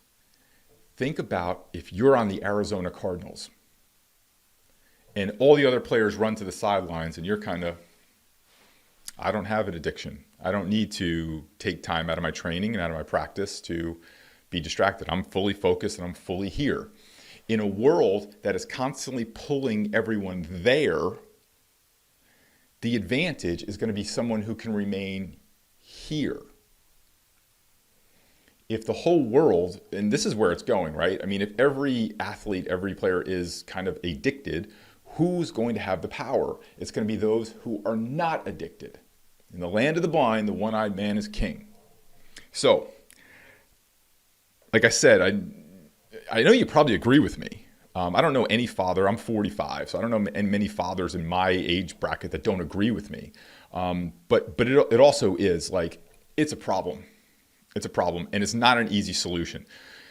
The answer, I don't think you're going to like anymore. But again, we have to make a decision here. Is this about our son's future? And as fathers, what our job is to raise great men. And also in this game of baseball, to give our kids a chance to reach whatever their potential is, minus any interference or distraction. So let me give you a few things to start to work on. Number one, everybody asks me, how do I get my kids off video games? How do I get my kids off their phone? How do I get my kids off Fortnite? Well, there's two things. The first one is to set some very, very strict limits to it, which probably most people do, very strict limits. There's all kinds of apps that you can install now that will set limits to iPads and iPhones, will limit access to certain apps. And I know kids can get around those, and you got to figure out ways to get around them. I mean, it's just what it is. Like, we can't just say, none of the apps work, so forget it. No, you got to do it again and reinstall it and check their phone. So I would set those time limits there. I would also put, base level behavior around the house and in school. So like my children, if they exhibit poor behavior, they lose 5 minutes of their time. We give them about a half hour screen time per day. And it's up to them. They start at 0 and then they have to earn it all. So part of that is like how they come down in the morning, how they get off to school, so on and so forth. So they earn that time. So that is the easy one, right? Here's the tougher one. Dad, it starts at the top. It starts with you. You have to break an addiction. A distracted man will never raise focused sons. A distracted man will never raise focused sons. I sit at my kids' karate and I watch, and I don't have my phone with me during those times. Or if I do, it's in my pocket away. And I watched this guy, there was this kid there that was breaking his first board. And he broke the board and he got like a belt, and it's kind of like it's not a huge thing, but it's a cool thing. I mean, this kid was like pumped. And I literally have the video because I had my phone with me that day, but I had the video of the guy was watching him. He missed his son breaking the boards. He was staring at his phone the entire time. This kid broke the board and got a new belt. He missed the entire thing. And I'm just so curious of what was on that phone. So Dad, it starts at the top.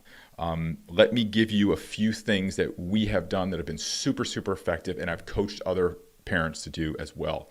Obviously, the younger, the better. So number one, check your phone at the door. Let me show you a picture. This is where we store all of our devices, and this is where we put our devices.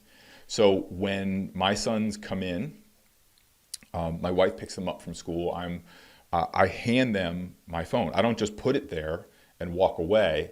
I say, hey boys, put Daddy's phone over by the devices. And so it's much more powerful when they see that Daddy hands over his phone, right? So I hand it to him, go put it back over there and just hook it to the charger. And then they go do it. And that's where it stays. If I want to use the phone during the evening time that we're together or the weekends, I say, can you guys go get me Daddy's phone? I want to check like the movie times. They go get the phone, I check the movie times, and I hand it back, go put it back. And so I'm never like, the phone is never attached to me at any time. right? Now, you might say, well, what if I miss notifications, or what if I miss this, or what if I miss that? Well, I mean, how did we're old enough to remember surviving without them. I mean, even if you want to go over and check it every hour to see if there's any notification there that you get, you can get it, right? So I would do that. Number one, or number two, turn off all notifications, except from the people, you can set this up, except from the people that you want to be notified by, right? So like the only person that can really get to me all the time is my wife, and I'm going to show you how I kind of set this maze. But I only get notifications from my wife and the CEOs of my two companies. I run two companies and I don't operate those companies. I have partners in both of them that they operate the companies that are my CEOs, and they can contact me. But nobody else, they're the only people that I get notifications from. Turn off all notifications that aren't from people.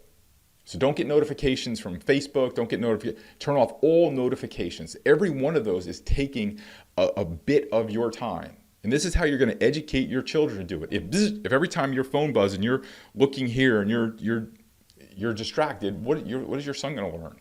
Think about that kid back in karate, right? He's looking over and his dad's staring at his phone. What did he just learn? Let's take, for example, take off all of the like, this kid just did something great and his dad missed it. Like, let's take all the psychological issues that might cause. But what did that kid just learn? What do you think he's going to do with his kids? He's a distracted father who didn't pay attention to his son. His son is going to grow up to be a distracted man who's going to raise distracted kids. Simple as that. Check your phone at games and practices. Now, there are sometimes I do have my phone with me, but I just put it away. And there are times if they're doing something like when they go to tennis, like they go off to a court, like I can't get close to them. Like they can see me there, but there are certainly times I will pop in one of the earbuds and I will listen to a podcast or to music or something like that. But in no way, shape, or form am I staring at the phone. You should never be staring at the phone. First of all, let's just pause this for a second. There's all kinds of issues with your eyes and with your neck and your posture, right? They call it, what is it called? I'll think about it in a second, but there's a neck problem. One of my best friends is a chiropractor, and he does all kinds of muscle treatments. He's really high level. He said to me, 90% of the patients that come in, I could put on a blindfold and I could treat them, and I'll probably be right 90% of the time because everyone's coming in with the same thing. Shoulders are internally rotated, necks are leaning forward, and they have got all kinds of pains everywhere. And it's like everybody's the same. Everybody's coming in with these cell phone, text neck is what they call it, text neck is when you're doing this. So don't look at your phones ever, right? Now, here's one argument I get. Paul, what about if something happens and I want to take a picture? Well, here's the best part about it. Every single person around you has a phone. Ask them, hey, dude, can I borrow your phone? I don't have my phone. I just want to get a picture of this. Great. Can you text that to me? Great. You can have your own personal photographers, or you say, dude, take out your phone. Can you get a picture of that for me?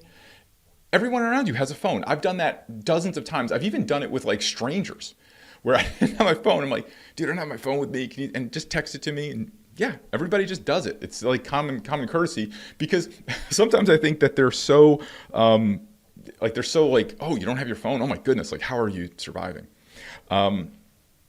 Here's one good thing. If you want to see how addicted you are, when you're driving, put your phone in the middle console. Watch how many times you go for it. When you go into a store, you pull up the Starbucks or the grocery store, leave the phone in the car and watch how weird you feel. And these are all things that are going to kind of alert you to the level of addiction that we're going to have and that our sons are going to have, right? So let me show you my new friend. I have a flip phone. I have a prepaid flip phone this phone cost me $50 on Amazon, track phone, and I bought $100 a year, I get 800 minutes of talk time, which I probably will not use. My wife is the only person that has this number. And so I do a lot of coaching, I do a lot of consulting where I'm in meetings with people, working with a team of people, or working one-on-one with a person, or leading a group or a retreat or a seminar. I do a lot of work like that. This thing here can only take me away from that work. This is never going to bother me. Now, when I'm in, I also lead the first impression team at my church. So that's both services in the morning from like 8:30 to like 12:45. I do that as well. There's nothing that I need in this phone during that time because I want my sole focus to be with the clients I'm working with the groups I'm leading or the seminar that I'm conducting, or when I'm at church, I want it to be with the new visitors that are coming in to church. And I want to be focused on that service. The only interruption that I would need would be my wife, and that would be, God forbid, knock on wood, in the event of any kind of emergency. At no other point, no one else needs to get in contact with me. In addition to that, the people who work for me, they know I am going into that situation and I'm not to be disturbed. Now, you may not have that much control, I get it, but you can start to exhibit a little bit of control. And for the $150 this will cost you to get, and then $100 a year is well worth it for you to eliminate distractions. Now, I have 2 phones, okay? So this is my regular smartphone, right? That I do all my calls on. This is my old one. It's got like a cracked screen. It's all beaten up. This one is the one I kind of carry around. I'm going to show you how I set that up, but let me just talk to you about this one because we'll get this out of the way. This is my night phone, okay? So you see that it's not charged, right? So here's what I do. We all are going to watch some kind of TV or look at our phones before we go to bed. It's not looking at a phone in bed or a screen in bed that's really bad. It's all the other things that are on that phone, like your email, your social media, your notifications, and all of those things that are there too. So the problem is you could be watching like a Netflix thing and all of a sudden, boop, you get a thing for, somebody did something at work, or there's some, I don't know, maybe political thing, whatever, like, and all of a sudden, like all these things kind of come in and get into your bedroom.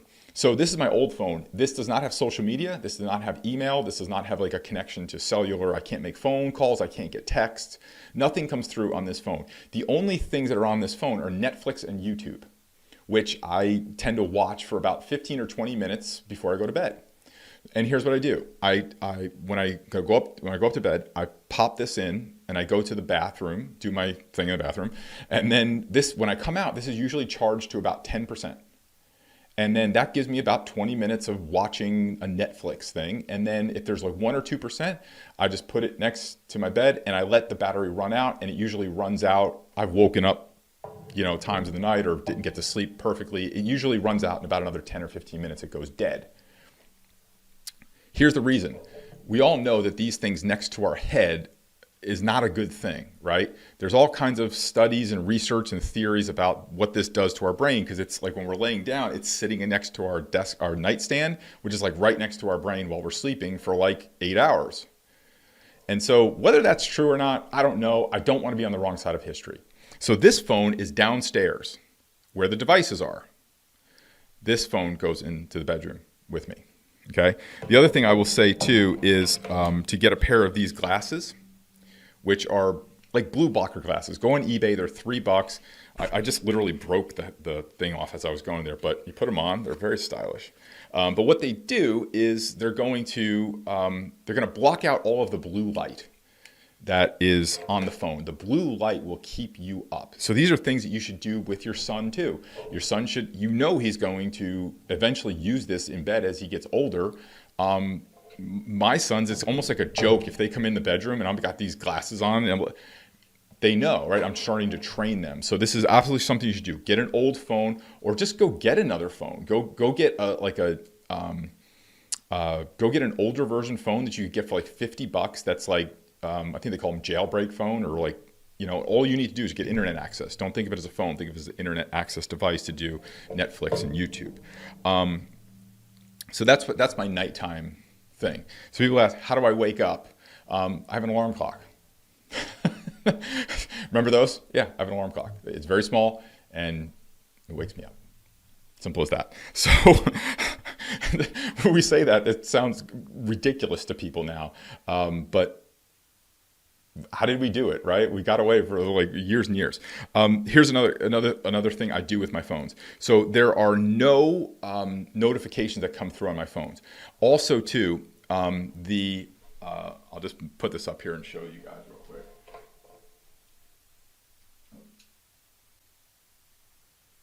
So my background is this black background. So no emotional pictures on your phone. That's part of why they part of the addiction to the phone is that the first thing you see is usually some kind of picture that connects to your wife or to your kids or to your family or to, I don't know, something else that's important to you. And that's part of what these companies want, is they want you to, when you open that, you have that first positive view of a picture. So mine says, a distracted man will never raise focused sons. And it's a black and white screen. So there's no picture there, no nothing. Okay. The other thing I will tell you to do is if you look at my apps, let me just put that up here. If you look at my apps, they're all gray, right? So if I turn them back, if I click this 3 times, they go to color. If I click them back, they go to gray. So part of what all of these apps people want you to do is to get so super connected to your phone that so they color apps in a certain way and they change them slightly over time so that your eyes are always going to them. So I want you to do this. Go to grayscale on your phone. Try it for 7 days. 2 things will happen. The first thing is you will see how uninteresting your phone becomes. And if you switch to the background, to a pure just text background, you will see how uninteresting your phone gets. The second thing is when you do go back to it and you turn on the color, you will see the effect, you will feel the effect rather. It feels like you just went to like Sgt. Pepper's. Like it is wild how all of these colors and all these things come back. You will literally feel your brain kind of like light up. It feels like you walked into like a casino or something. Like it's just wild. So you can learn to turn to grayscale by going to a website called timewellspent.com, and go to the resources section. Now, the last one I'm going to say to you ties back to Time Well Spent site. So there's a resources section there that will give you a ton of things that you can do to minimize distraction and interference. This guy worked for Google. And he left Google when he started to kind of have some issues with his conscience about the integrity of what they were doing to the world. And he started this site that helped educate people about the danger. So go there. And what you'll see there is also one on wearables. Get rid of all wearables. Don't wear the watch. Don't wear any of this stuff, guys. I'm telling you, this to me is almost like worse because it has literally a physical sensation to it. We could go on and on about this, but like you took Psychology 101, it's like Pavlov's dog. And it is a real issue. So I gave you a lot of things for you to do. Like I said, it's going to start at the top. You are never going to institute a policy of eliminating interference in your home if you don't do it first. Once you do it, and slowly you can start to install. Now, I would install as many of these things as you can with your son as fast as you can, but you have to start to break that cycle. And I'll tell you this, leaders don't push, leaders pull. So you guys have to go first. If you create an environment where distraction and interference is minimized, you will then create an environment for your son that will minimize interference and distractions. Remember what it did to Texas Tech. 14 straight wins, eliminating interference, getting better night's sleep, not being distracted, focusing on the task at hand. Now, I want to connect back to the first story that I told you. But first, the golfer Rory McIlroy, who's one of the top golfers in the game, was just quoted about how he now does not take his phone to practice sessions or any kind of training sessions, and he has reported back on the difference that it has made. So let's go back to our first story. Remember the diet story? So 10 M&Ms every hour will probably put on about 30 pounds. Distraction, 5 minutes every hour, 2 seconds, pick up, check email, check Facebook, check Instagram, check this, blah, blah, blah, blah, blah. It's the same thing. And then when we have cheeseburger meals, when there's kids staring at phones for hours at a time. I don't know if you saw the YouTube video of the mother feeding her son at playing Fortnite. The kid would not get up from the computer. He's so addicted to it. And the only way he was feeding him at the table. And there are now like literally going to be detox centers. It's going to be as kind of normal as drug addiction. and maybe more, because so many more people are going to be addicted. So I'm going to tell you this. I know this is not what you want to hear, but and probably not what your sons want to hear too, but if you want to give your son the single greatest advantage, this is going to be it. If the rest of the world is going to be distracted, if the rest of the world is going to be dealing with interference, the advantage is going to be eliminate distraction and minimize interference. So I hope this helps. And again, guys, it starts at the top and then it works its way down. So I hope these tips, please let me know how these work for you. This to me, has been something, obviously you see that I've worked on to create an environment around our home that eliminates distraction. And hopefully this will help you guys do the same, because I believe without a doubt, this is going to be the single biggest advantage that you will give your son on the baseball field and in anything, in life, in school, anywhere, is to eliminate distraction and minimize interference.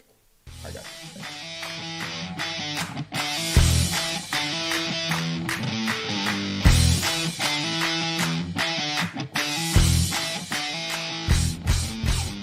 Hey guys, Paul Reddick here. Welcome to the Baseball Dads Podcast. And if you struggle to motivate your son, get him to work harder, get him to work at all, or at least hard enough to make the most of his potential, this is going to be an important podcast for you, because today we're going to talk about the 3 motivational mistakes that we make as dads and coaches, especially in today's brand new and rapidly changing world of baseball that we're living in. I want to welcome our video viewers. If you're watching this on Facebook or YouTube or any other video platform, welcome.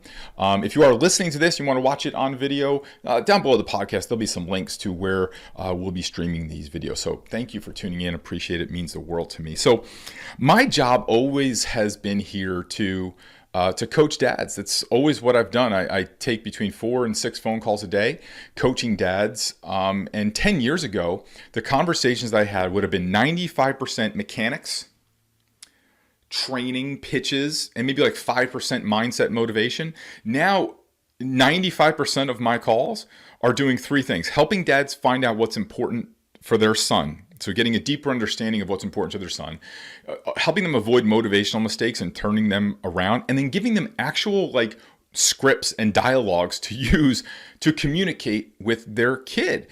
And here's why we're struggling with this. We have no experience with what our kids are going through today in the game that they're playing in several areas. But the game that they're playing today is radically different. We have no experience with that. The Little League that my dad played is very similar to the Little League that I played. But what's going on today, we just have no experience with. I was on the phone with a dad the other day. I was coaching him on how to talk to his son. And he said to me, he goes, Paul, he said, I never played a championship game in my life. Never. And he says, my town, we had 8 teams made the playoffs, a couple rounds of playoffs. The championship was on July 4th, and everybody enjoyed the summer, went to the beach, and did all these things for the rest of the summer. There was 1 championship game. He's I played in a few nail biters, but it seems like my son is playing in these championship level games every single weekend, and I can't understand it. I've never played in one, let alone one seemingly every weekend. And like my friend Darryl Coulter says, that we're putting professional level pressure on children and expecting them to respond like pros. So it's very difficult for dad. A dad can struggle with identifying with our kids today because they're just not playing. We never played the game they're playing. And not to mention that, we've got the technological issues, right? We know that when they're not in school and they're not playing baseball, or they're not working on baseball, they've got their heads buried in the iPads, the iPhones, social media, Xbox, and stuff like that. The biggest technological advantage between my dad and my generation was cable TV, right? And that we had some time to adapt to that, but we just are having a hard time. A dad can really have a difficult time understanding his kid today. And how could we? How can you understand something that we have no experience with? The third thing that is troubling dads today is trying to figure out where it's going. Wayne Gretzky has that great quote, skate where the puck is going, not where it's been. But we can't see where the puck is going to skate there. I've heard this. I hear it several times a week. The dads are saying to me, my son is 8, 9, 10, 11, whatever it is. And he's like, every year it kind of gets, the pressure gets to be a little bit, more. The intensity gets dialed up. The travel is farther away and more expensive. The intensity of the season and the commitment is just getting longer. It used to be 6 months, and then it was 9 months, and then it looks like as he moves up, eventually it's going to be a year-round commitment. He won't be able to have time to play other sports or do other things. And now they're getting faced with this. You either got to do this or you don't, or your whole life's going to come to an end. Your kid may never make the most of his potential. So now here's a dad in a very tough spot saying, my goodness, do I want to not give my kid the opportunities that he could possibly have, make the most of all his opportunities? And it's tough because I talk to parents who are canceling family vacations in order to play travel baseball. And it's difficult. It is a tough situation that we face as dads. And we tend to use the motivational techniques that worked a generation ago. And they're just not going to work on today's players. So let's talk about the 3 motivational mistakes that we make and how we can make sure that we avoid them. So the first motivational mistake that we make is we think that what motivates us will motivate them. I say this to dads literally 4 or 5 times a day, every single day. Your son could look like you, he could talk like you, he could walk like you, he could have everything the same, have the same eye color, hair, everything. You could call him Junior. He is not you. He is a unique individual. Forget about the things that motivated you. Every player is unique, and you never want to have a situation where you are trying to have your son do the same things that you did. I know that's like our instinct, right? But remember, our job as a father is to get our sons to surpass us, not just to mimic what we did, but to complete what we did. That'll be another podcast. And our job is to get our kids to surpass us. So dads will say, well, all I wanted to do was go play catch or hit off the tee or throw the ball against the wall or pick up rocks and hit them and practice baseball. I get it. But also understand, let's just face facts. A lot of that stuff that we did, we kind of call it working hard now. It was entertainment then. And now we kind of like to go back and say we were working so hard. No, we were, that was the things that you did as a kid now. It was entertainment. There was even with cable, I think there was like 30 channels when it first came out. And if you didn't catch your shows when they weren't on anymore, right? Or if you're active, there weren't these scheduled activities that we have today with all of the opportunities that kids have. We were doing a lot of that stuff for entertainment. But now the kids are different. They've got their shows on 24/7, Netflix and iTunes and on demand, and they got all these gadgets and stuff to entertain them, and it's becoming harder and harder to get that attention. So understand that what motivates you will not motivate them. But embrace that difference. The key now, especially in today's new world, is to try and find out how your son is unique. And we're going to talk about that in the second motivational mistake. Trying to bring about that uniqueness in your son, especially because now there's just so many more options of the things that they can experience and participate in. So what motivates you will not motivate them. The second motivation mistake that we make is we think what motivates others will motivate them. Please listen closely to what I'm about to say to you. I have a lot of dads that will say to me, there's this kid Johnny on a team and he gets up at 4:00 in the morning and he runs sprints. And then he does, an hour of transcendental meditation to center and focus. And then he does virtual reality hitting drills. And then he goes to school. And then after school, he goes and he sees his strength trainer. And then he goes to his hitting coach. And then he goes to his nutritionist. And then he goes to his pitching coach. And then he goes into home, does homework, and he goes to sleep. And while he's sleeping, he's listening to subliminal sounds of balls being hit by bats, and then he gets up at 4:00 in the morning, does it all over again, never takes a break and never gets tired. Everybody's got that robo baseball kid in your town, right? Or in your league or your academy. Everybody's got that kid. Do not try to motivate your son based on what another kid is doing. First of all, never compare your son to another kid. Never do that. That is a recipe for disaster. That is a way to break trust with your son. When you compare your son to another kid, you are basically saying that kid is better than you. Why don't you become better? And what you're subliminally saying to your son, or subconsciously saying to your son, is you're not enough and you're less. I'm going to tell you guys, never compare your son to another kid. On the other side of that, everybody likes to think, wow, look, this kid's won the MVP of the tournament, hit a couple home runs, and he's got 12 scouts looking at him and stuff like that when he's 12 years old. He's got 3 D1 offers.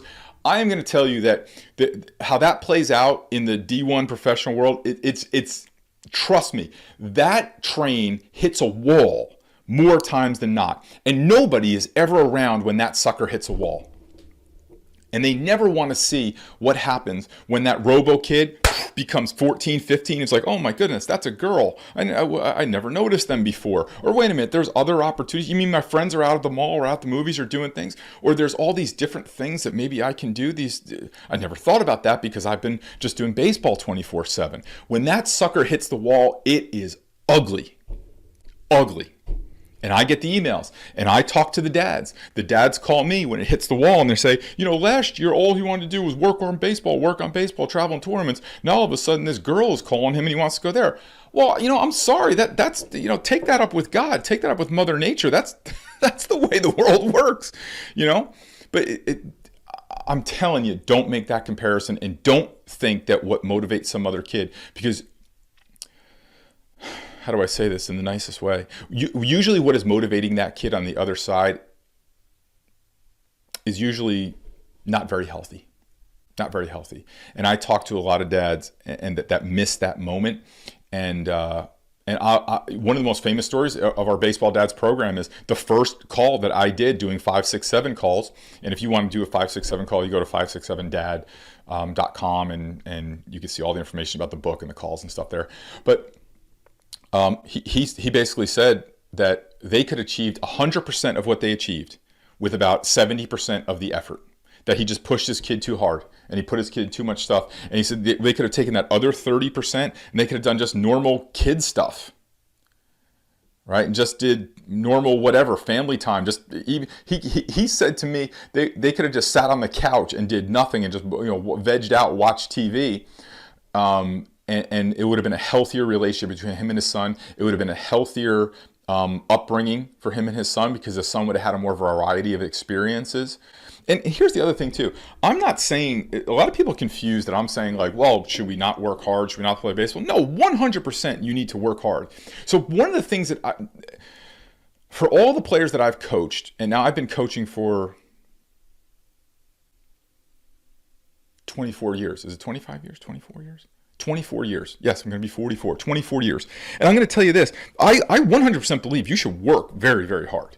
Once you take that spot on the team, you have a responsibility to prepare yourself fully. That means you show up in the season prepared, you maintain your preparation through practice and workouts and training during the season, doing some maintenance work, and you recover after the season. You work as hard as you can in practice. No way, shape, or form am I saying that you should not work hard. You should work hard at whatever you do. If you join a club at school, if you're playing another sport or you're in some other activity, you should take the responsibility that you took a spot on that team, you took a uniform, you took a spot on that club, and you should work as hard as you possibly can.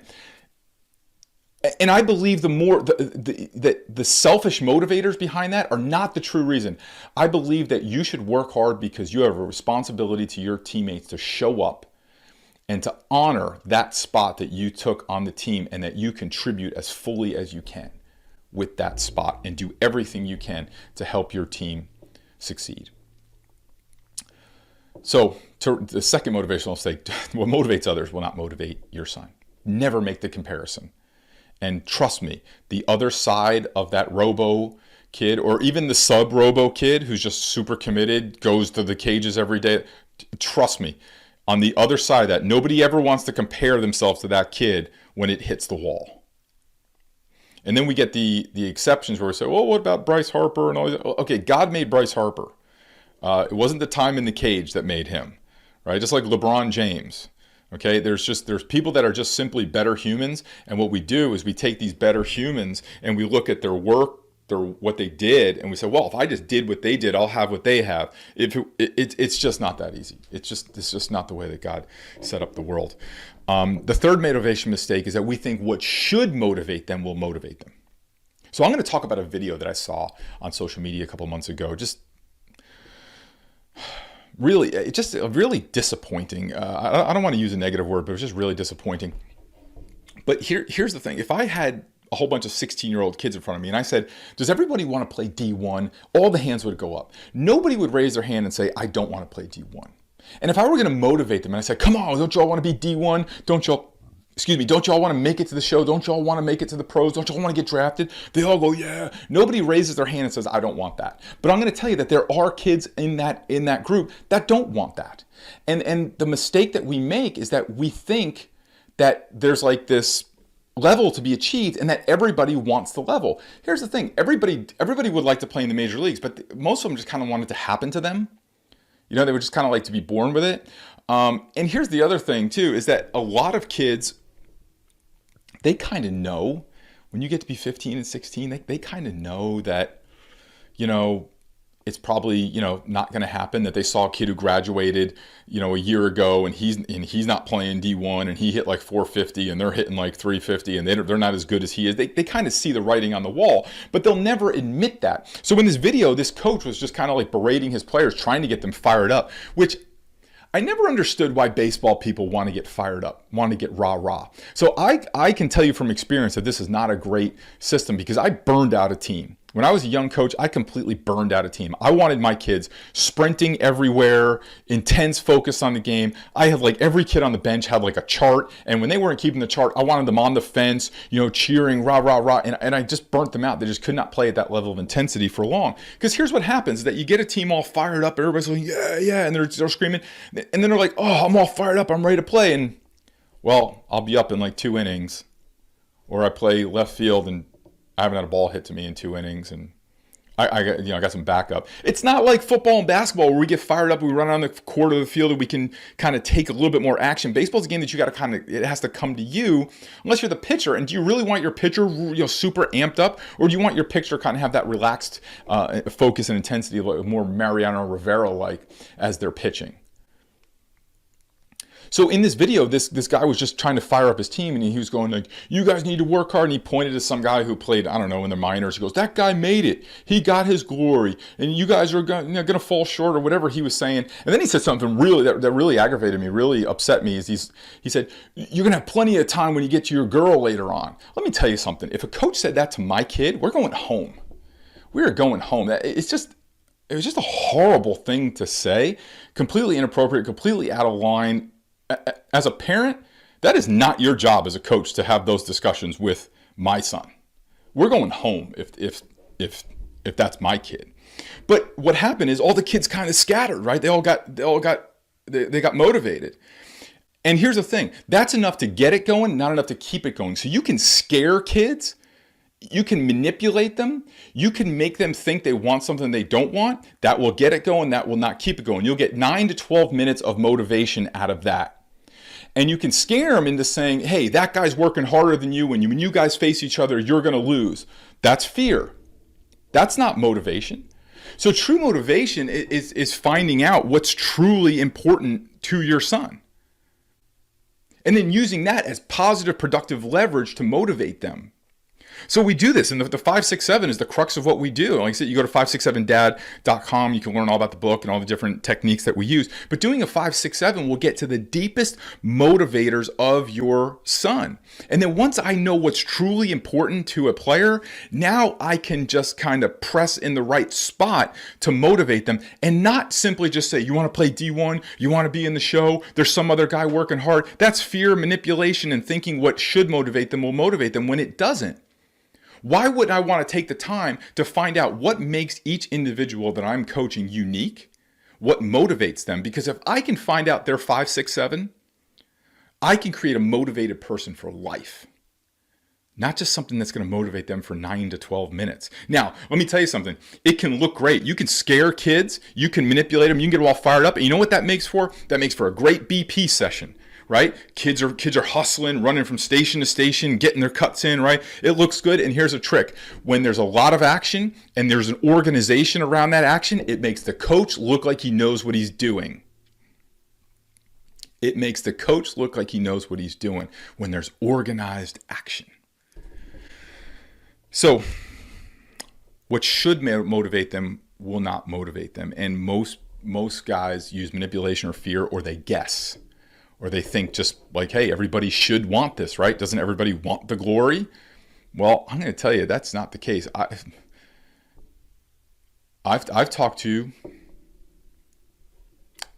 more than a few major leaguers that have told me They do not want to play baseball, but they're playing baseball because of the money, and they're playing baseball because they don't know how to do anything else. They don't know how to do anything else. In fact, I had a conversation with just kind of a random, it was just kind of a coincidental thing. I was talking with this guy, and we were kind of like, what do you do? What do you do? And I told him what I did. And he's like, oh, like my nephew's here. He was a college baseball player. Kid came over. He was a D2 college player. He was just graduating.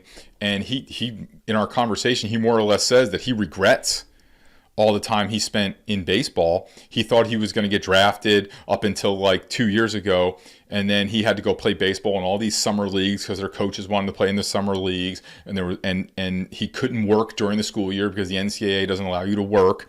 And all of a sudden now he's a senior, and he's realizing that a lot of his other classmates had jobs and got experience and did internships, and they now have gotten some jobs with those entry-level jobs with those companies that they were an intern for. Now all of a sudden he's like, this is great. I just spent the last 4 years majoring in baseball, and now I can't use that. Now I got to go out into the real world, and I'm starting from scratch when the people that I'm classmates with that weren't in baseball are kind of off and running, and he felt a little bit lost. And again, I'm talking about balance.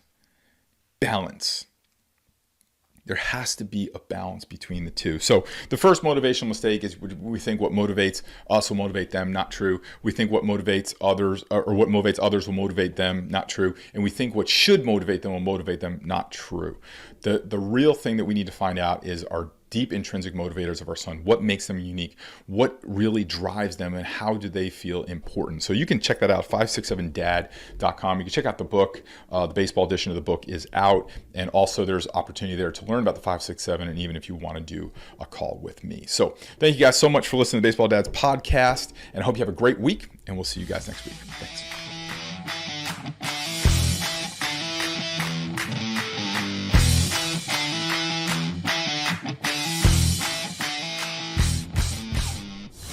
Hi, my name is Mike Ryan. I'm the owner and director of baseball training here at the Fastball USA Training Center near Chicago, Illinois.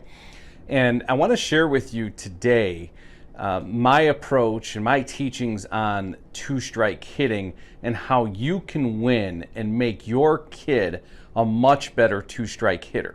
So the first thing that you want to be aware of is what your player needs to do, and you can do this as well as a parent or as a coach, is turn around and ask your catchers where they set up when they get the two strikes, because I think this is absolutely critical in half the battle. So the first thing is ask the catcher. And what you're going to get, the answer you're going to get if you ask the catcher, where do you set up when you get two strikes on a hitter? The average answer is going to be like this at the youth and high school level especially, is that at least 70%, and I may be kind of lowballing this, at least 70% of the time, the catcher is going to tell you he sets up down and away. He's going to set up down and away at least 70%, and in most cases, that percentage is actually higher. So, step one, if you think about this, if you knew for sure you had two strikes on you, you knew for sure where they were going to throw the ball. The last time I checked, that makes hitting easier. If they change the rule of the game tomorrow, and they changed the rule that said, okay, the pitcher has to tell you where the ball is going to be, hitting would get a lot easier. But the problem is with most hitters is they don't commit to a location. So step one, ask your catchers. And the answer you're going to get is at least 70% of the time the catcher is setting up down and away. Part two to that, of that 70% or more, and for many cases it could be 90%, of that, 50% of the time, it's probably going to be a breaking ball. So not only is it at least 70% of the time they're setting up away, but 50% of the time when they do set up away, it's going to be something soft and off speed. So, and you could ask any catcher that, and you're going to get similar answers. You're going to get at least 70% and probably about 50%. And now I'm going to go back to it. If you as a hitter knew before the pitch was even thrown that the ball is likely to be down and away from you, and at least half likely to be something soft versus something fast, that gives you a distinct advantage. It gives you an advantage if and only if you've absolutely committed to that. Now, the next thing I want to point out is the big problem most people have with two strikes is they focus on defending the entire strike zone. That's my little drawing of the entire strike zone, meaning they will go, if this is a right-handed batter, they'll focus on trying to defend down and in, down and away, and up and in. And I'm telling you, that is a huge mistake. If you approach two strikes as if you're defending the entire strike zone, you're going to often get burned on the pitches where they are most commonly thrown, which is down and away. So, for example, if this is a right-handed hitter, this is inside. If you're trying to defend against an inside pitch, you're very often going to get burned on the outside pitch. And when I say burned, that could even mean if the pitch is an inch or two off the plate, and maybe it is a ball and the umpire rings you up, and it is an inch or two off, don't be that guy. You don't want to be that guy that heads back to the dugout going, well, that was the umpire's fault because that pitch was not a strike. You've got to be able to figure out a way, at very least, to foul that pitch off. And if you're trying to defend the entire strike zone, that's going to be very difficult. The next part is what you need to do is commit to this location. So if it's a right-handed batter, the down and away quadrant, that down and away pitch. If you commit to this area, and that's where you're often going to get pitches thrown, you're going to be much more prepared to hit a pitch when it's thrown there. Now, here are the benefits if you're able to commit, which is the big word, commit. First of all, let's start with this. Pitchers will miss. And I think that's very important to understand. I've read several times even big league pitchers will miss their spot by an average of 10 inches. Now think about that. The plate is 17 inches wide. If big league pitchers are missing their spots on an average of 10 inches, your pitchers out there are also going to miss. So here's what I'm saying. So if a pitcher is coming and trying to locate the ball down and away, he's going, so for example, if this is a right-handed pitcher, he's going to miss to his hand side a little bit, and he's going to miss out over the plate sometimes. And when he misses out over the plate, the good news is now they're running into your barrel. But if I'm committed to this pitch and the ball runs in, the pitch out over the plate gets easier anyway if I'm committed to this pitch 100%. If I'm focusing on an inner half pitch and he misses out over the plate a little bit, I may not be as prepared to drive that pitch anyway. So number one, they're going to miss. And they're going to miss, number one, to the hand side, which may end up running into your barrel. Number two, they may miss away. Now, I want you to think about this. If you're 100% convinced that you're going to get a pitch down and away, and that pitch is now 5 inches off the plate, if you're already committed and you're focused on this area, when a pitch does miss, you're less likely to chase, not more likely. So if you're 100% committed on this area and this pitch is out, you see it better. You're preparing for it better. It is far easier now to take that pitch when it's off the plate and not chase when he misses out over the plate. So again, number one benefit on the miss, if he misses over the plate, he's running into your barrel. If he misses off the plate, you see it better because you're prepared for it and you're more likely to lay off a bad pitch. Next, if they throw it soft, you are in a much better position to hit the pitch softer. Why? Because to hit a pitch down and away, you really need a good job of, for example, waiting on the ball, keeping your front shoulder tucked in, letting the ball travel. All of that is in preparation for down and away. When something comes softer, you're more likely at very least to foul it off, hang in on the off-speed pitch, maybe bloop a single over to second baseman's head. You are much more prepared when you're focused on down and away, also for something soft. You're in a better preparation mode when they go something soft. If you're trying to defend, say, the inner half, and all of a sudden something comes soft, then you're going to be way out in front. Because if you're defending the inner half, then you're worried about being quick and not being late, and they throw something soft, you're completely fooled. So the next benefit is you're much more prepared if they throw something soft. Last one, if they throw something in the dirt. If I'm looking at a pitch down and away and I'm really 100% committed to that pitch, and let's say it is something soft and it's a breaking ball that goes into the dirt, if I'm prepared there and all of a sudden it starts to break down, I'm already in that zone of waiting for something that's down. I'm now more prepared to put the brakes on. Once again, if I'm trying to defend a pitch, a fastball in the inner half at, say, belt high or a little bit higher, and all of a sudden I get something soft that breaks in the dirt, I can't possibly react to both. And that's the biggest mistake most people make with two-strike hitting, is they're trying to defend this thing right here. They're trying to defend the entire strike zone. We've got to really get committed on that area right there, because if you're committed on the entire strike zone, you're going to get burned by a lot. You're going to get burned on pitches away. You're going to get burned on breaking balls. You're going to get burned on breaking balls in the dirt. And then you may not be ready when a ball does come out over the plate just a little bit, which is a big issue. Now, here's some key things to two-strike hitting that I want all of our guys to do if you're going to get better. Number one, you have to be willing to be late. Now, I say this because a lot of people out there will say, yeah, but coach, what if they do throw a fastball on the inner half and I'm committed to down and away? Man, I'm going to get jammed. Yes, you do have to be willing to be late. It doesn't mean you're going to be late, but you have to be willing. So if you get a fastball that's on the inner half and you're late and you foul it off, so be it, right? You still got a piece. You're going to live to see another pitch, but you can't have both. And based on the percentages, if the pitch is away, you have to wait longer.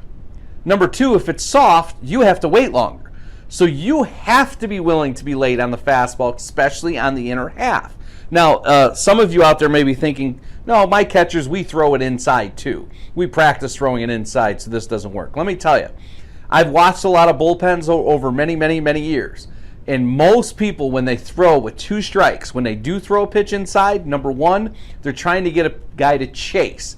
And it's usually inside and up. They're trying to get a guy to chase a pitch that's up and in. And if the guy doesn't chase, where do you think the next pitch is going to be? The very next pitch is going back to down and away. So it goes right back to this commitment. And the other thing is, if I'm committed to down and away and this guy misses up and in, I am less likely to chase that pitch because I am committed.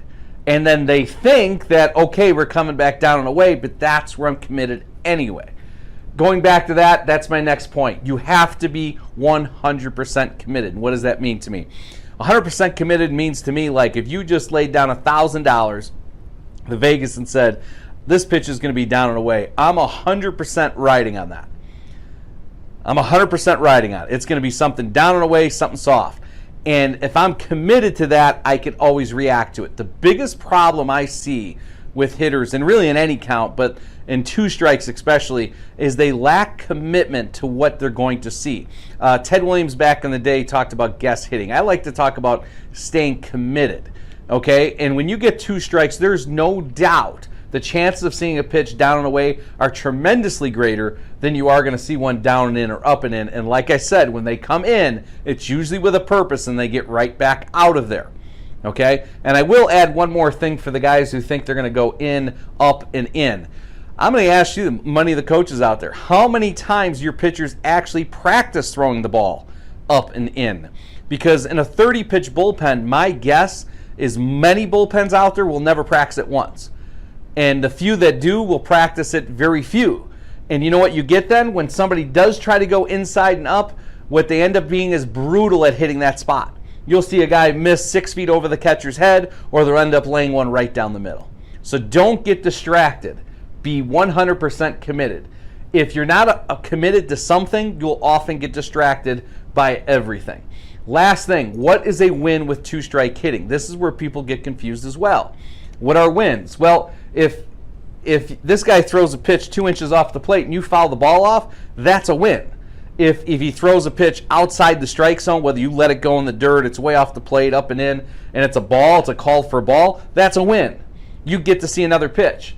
Until when we talk about, well, let's take it back. Okay, when you put a ball in play hard, that's going to happen too with two strikes. That's a win. And then the last one is one more pitch. And that's what I'm saying, is you get one more pitch, whether it's taking the ball, fouling a pitch off, getting one more pitch gets you one pitch closer to a ball you can drive. Let me say it again. If you see one more pitch, so it's a ball off the plate, a foul ball, another ball, gets you one more pitches closer to a pitcher you can drive. Because what do we know? Even the best in the world are not great at hitting their spots. So they will miss, and you're eventually going to get a pitch to hit. So every one more pitch we see with two strikes is a win. It's a battle. So this is our general approach with two-strike hitting. And what I want you to understand is your hitters will be far harder to strike out if they're in the right mindset. if they commit to the right location. And then, of course, you're going to need to practice it. In this next segment, I'm going to show you ways you can definitely train yourself to become a better two-strike hitter. And trust me, pitchers don't like when they make their best pitches and hitters don't chase, or they foul it off, or they take it for a ball. That upsets pitchers a lot. This whole point is for your guys to be a better game-ready, battle-tested hitters with two strikes. In part one, I took you through our philosophy with two-strike hitting. Now, part two, I'm going to explain to you how we train it and our complete philosophy backed by training with two-strike hitting. Let me start with this before I go into actually having two strikes. A big problem that you're going to find with youth and high school hitters who are not quite as good, what you're going to find is the biggest problem that they fail with two strikes is they constantly have two strikes on them. And what this means is they have a lack of aggression early in the count. So I want you to think about this. When most people strike out, the pitch that they remember the most is strike three. They'll walk back to the dugout complaining about the umpire hosed them because the pitch was low, it was high, it was off the plate, that umpire stinks, right? They remember strike three. Or, man, that pitcher didn't want to throw me a fastball, he threw me a curveball. Why did he do that, right? They remember the last pitch. All right, man, I shouldn't have swung at that pitch. But I want to take you back. If you're really going to become a better hitter, let's face it, you need to be aggressive with less than two strikes. That means when you get a fastball that's over the plate with less than two strikes, your hitters need to be aggressive and hacking. And if they don't get that concept, if they take even one fastball over the plate every at bat, that's going to be an issue. So the first thing, rule of thumb, is we tell our hitters is they got to be aggressive early in the count. They got to be aggressive when they have less than two strikes. You can implement this rule. We have done this at Fastball, where we have implemented what we call a no take for a strike rule. And what that means is, especially with our youth teams, is they're not allowed to take a pitch where the umpire says strike one.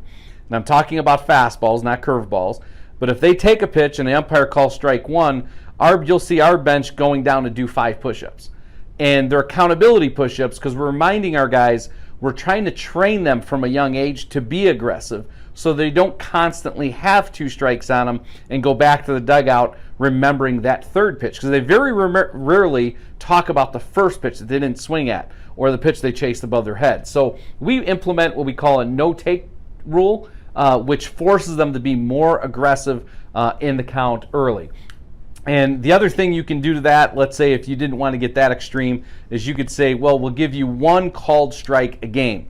And one called strike a game basically means is the umpire says strike one on a fastball, they get one a game. But again, what I'm trying to make you guys understand is becoming a good two-strike hitter, step one of that is there's certain guys that get two strikes on them all the time, in part because they miss hit pitches that are over the plate early in the count, or they take those pitches, and often it's the taking of those pitches that leads to strike three. So number one, let's just get more aggressive. Number two, training this. So I showed you that way you can take to the game and practice that. But two is, in batting practice, you actually have to practice hitting with two strikes. So the approach in the part one of this video, I talked about the hitter needs to commit to down and away. Now you can't just tell a hitter that without practicing that.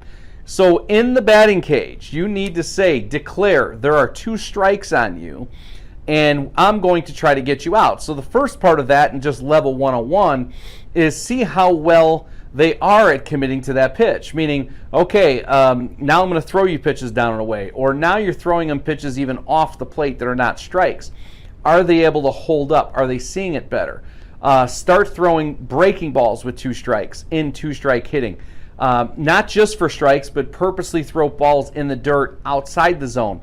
And I want you, as you're doing this, to take notice and ask your hitters, is it getting a little bit easier to hit that pitch?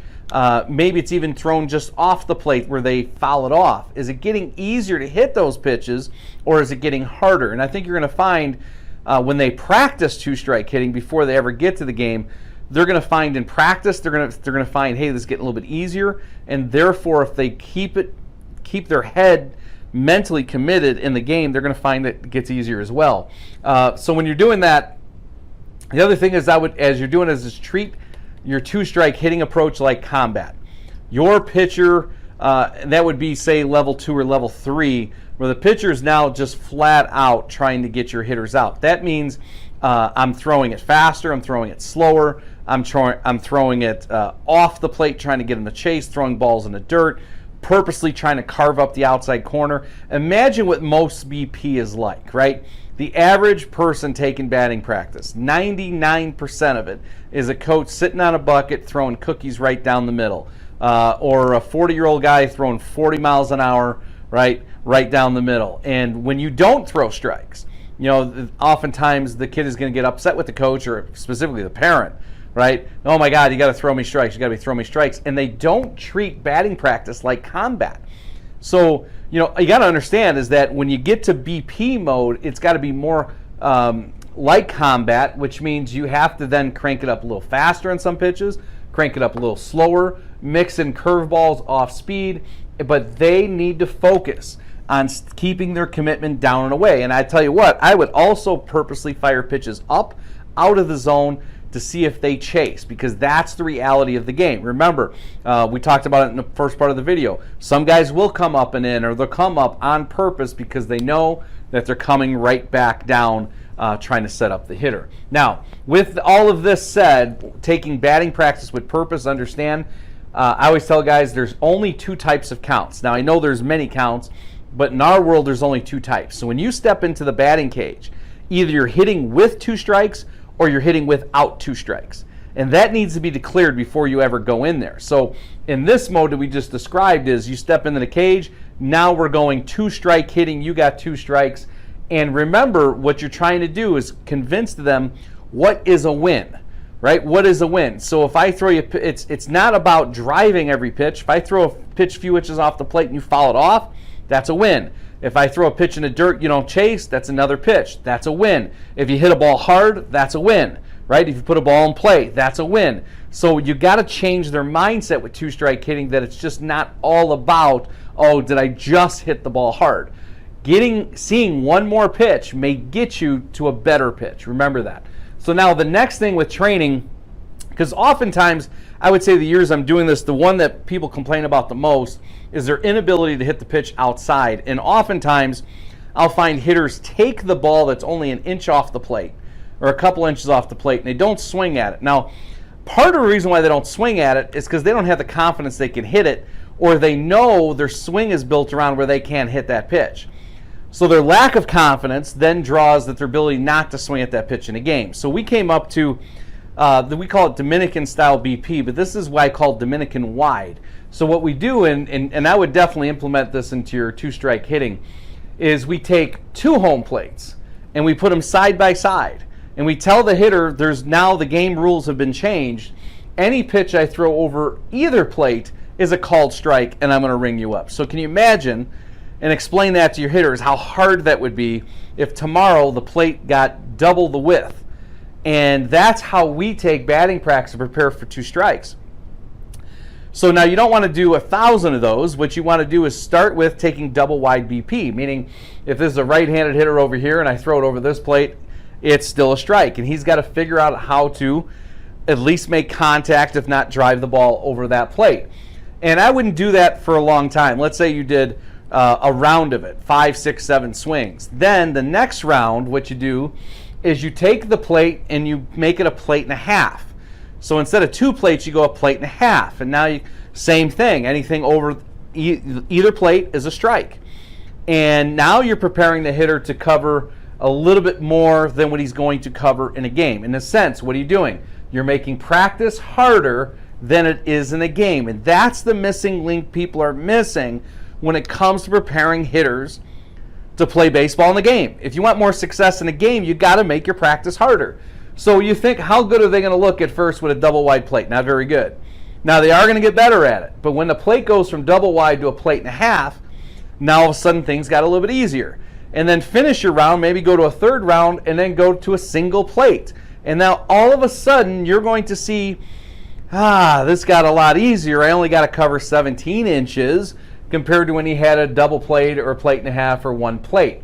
This is a tremendous way to gain confidence at hitters hitting balls away also learning the strike zone a little bit more. And remember, as I tell our guys, all umpires, no offense to the umpires out there, but I always tell our players, all umpires stink. And I say that not an offense, but I don't want our players hanging their success and failures on umpires' decisions. I want them to get over it mentally, that they are going to get rung up. The umpire's not out to get them. And if they do expand their strike zone, they shouldn't be complaining about it. So if the pitch is a couple inches off the plate, now they have the confidence and the ability that they could still even drive that pitch, let alone just foul it off, which is at very least what we're looking for, at least foul that pitch off. In my world at the youth and high school level, if the ball's only a couple inches off the plate, that's not a pitch we probably should be taking, because we're not dealing with professional umpires. They may expand the strike zone and call strike 3. We've got to put the bat on the ball in those. So now, with that said, you also need to prepare a little bit for the chaos that you're going to see. And everybody's going to have their strengths and weaknesses. So a basic way to create some chaos in a cage is start to move the batting practice thrower around. And what I mean by around is, instead of having a batting practice thrower throwing straight at the hitter, so let's just say this is a right-handed hitter, have the pitcher move way to the shortstop side and throw some BP. And then have him move to the second base side and throw BP. Have pitches coming from different angles, okay? And then if you're in a batting cage especially, you can move back, you can move up, you could sit down, you could stand up with higher angles, and try to create different angles that they're going to see, because what you're talking about there is, let's just face it, throwing cookies in over the plate, even if you were practicing the two-strike hitting, that's not preparing them. But when they start to see balls coming in at different angles, and I want you to think about that. Chris Sale, when he pitches, steps across his body and his arm angle is really low. So he steps way across, his arm angle is really low. The ball's coming from way over here. Jared Weaver was a big guy to step way across his body and come way up over the top. The hitters are seeing constant chaos, constant things, mayhem going on in the game that they just don't prepare for. And if you're prepared for all of this, you're going to get better at being battle tested with two strikes. Now, the other thing is, I always tell guys, is everything we do, we should measure it, okay? So in a game, I think you got to find ways to measure it, and you could take it from here, but this is just an example. So obviously, if a kid strikes out and he sees 3 pitches and he gets blown away, you're going to say that's not as good of a bat if maybe he saw 5 pitches. So what I would say is, after 2 strikes, every pitch he sees after 2 strikes is a point. So it's 1 point per pitch after 2 strikes. So it's 1 and 2, he gets a point. Now it's 2 and 2, he gets 2 points. If he puts a ball in play, that's 2 points after 2 strikes. And if he puts a ball in play hard, that's 3 points. And I would find a way, now that's just an example, find a way to measure your team or your kid's success after 2 strikes. We always have a saying in here, anything you measure, you can improve. And anything worth practicing is worth measuring. And then try to take that concept and even do it in your practice. But if you're doing it in the game, you have a measurable that you can go back on, and then you can give your kid or your kids exact feedback. One extra thing in terms of making practice harder, I know some of you guys probably go to the batting cage, you hit off machines. Some of you may rent out a cage, get a machine. What our guys do, just to kind of change it up, and kind of like the chaos we were talking about, when they are hitting off a machine, one thing they do is, if they make solid contact off the ball, they may then take a step up off that machine and swing again. And if they make solid contact, they can step up again, and they can keep stepping up. And then when we do the opposite, is where they make solid contact, take a step back. Solid contact, take a step back. And that's a way to make the reaction time constantly changing, whether it's on plus fastballs or something coming slower. Okay, and that's a way to do that. If you're a big pitching machine guy, you could even do that in your batting practice with a live arm. And keep in mind, for those who do go to the batting cages, everybody's quick to go into the fast machine. Go into the slow machine. Go into the fast machine. Go in the medium machine. Mix it up. Don't make things, because let's face it, everybody knows, if you ever hit off a pitching machine before, your first round you're like, the second round you're better, third round you're the king of the world. Right? So you've got to be mixing in the chaos. The big thing that people make the mistake is they think that in practice we're supposed to build ego, supposed to build confidence. And I get confidence is really important to a point, but if If we get to a point where the whole thing is that the kid walks out the door from a practice, a private lesson, a team practice, whatever it is, just to feel better, what's going to happen is when he gets to the game, he's going to be overwhelmed. He's going to feel like garbage. So remember, the idea is to challenge our hitters 1% beyond their current capability. So, and this is the reason why I said if you started with just BP situation and just saying, okay, here's the deal.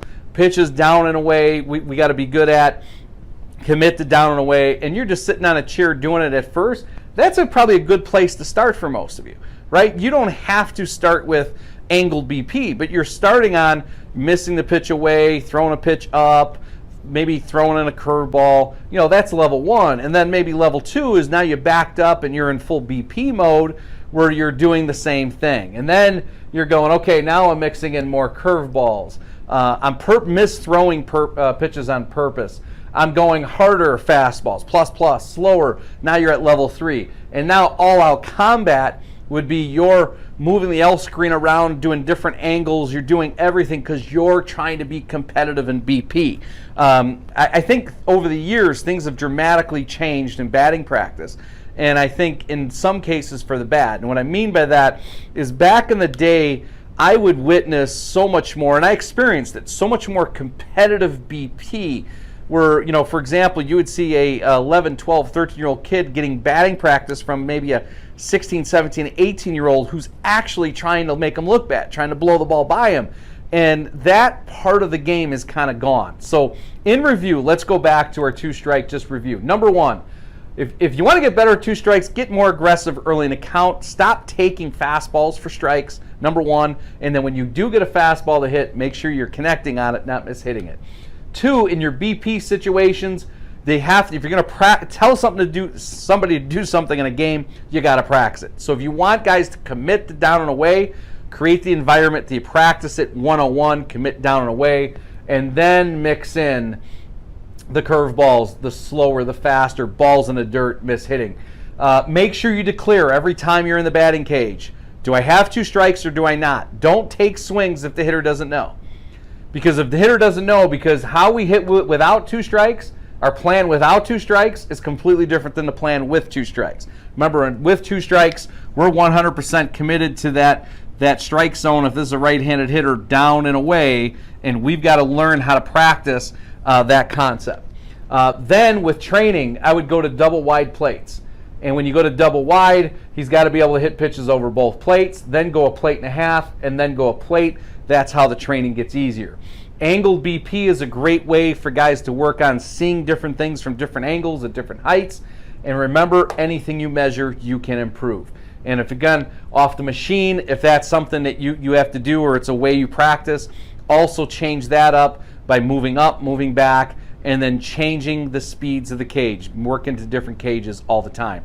If you have any questions about this or any of my programs, again, my name is Mike Ryan. I'm the owner and director of baseball training here at Fastball USA near Chicago. Check out my website at www.fastballusa.com or MikeRyanPerformance.com. Here, thanks for watching BEC TV. We're going to take you back to more free baseball instruction programming in a moment. But first, I want to point you to one of the resources we've created for you at BEC TV. Now, this is a free sheet called Cracking the Home Run Code. And on this sheet, it's going to tell you which pitches, which location, and which counts the most home runs are hit in. Now, I got to tell you, before doing this research, if I had to guess the pitches, location, and count that the most home runs were hit in, I would have guessed wrong. And I think once you see this sheet and you see for yourself what the statistics say, you will be shocked. So all the information to download this sheet is down below this video. Now we're going to take you back to more free baseball instruction programming on BEC TV.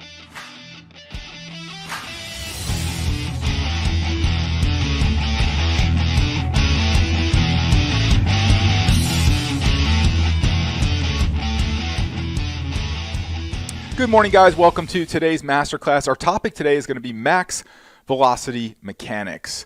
I have been teaching pitchers to increase velocity for the last 19 years.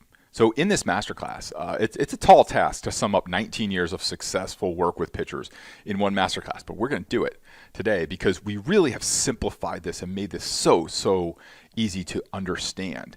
So when it comes to velocity, I have radical views on building velocity. Now, they're not radical to me. They're really radical to most of the other people that are out there talking about velocity, because I think about velocity in a much different way than anyone else. And mostly, I think of it through the experience that I've had.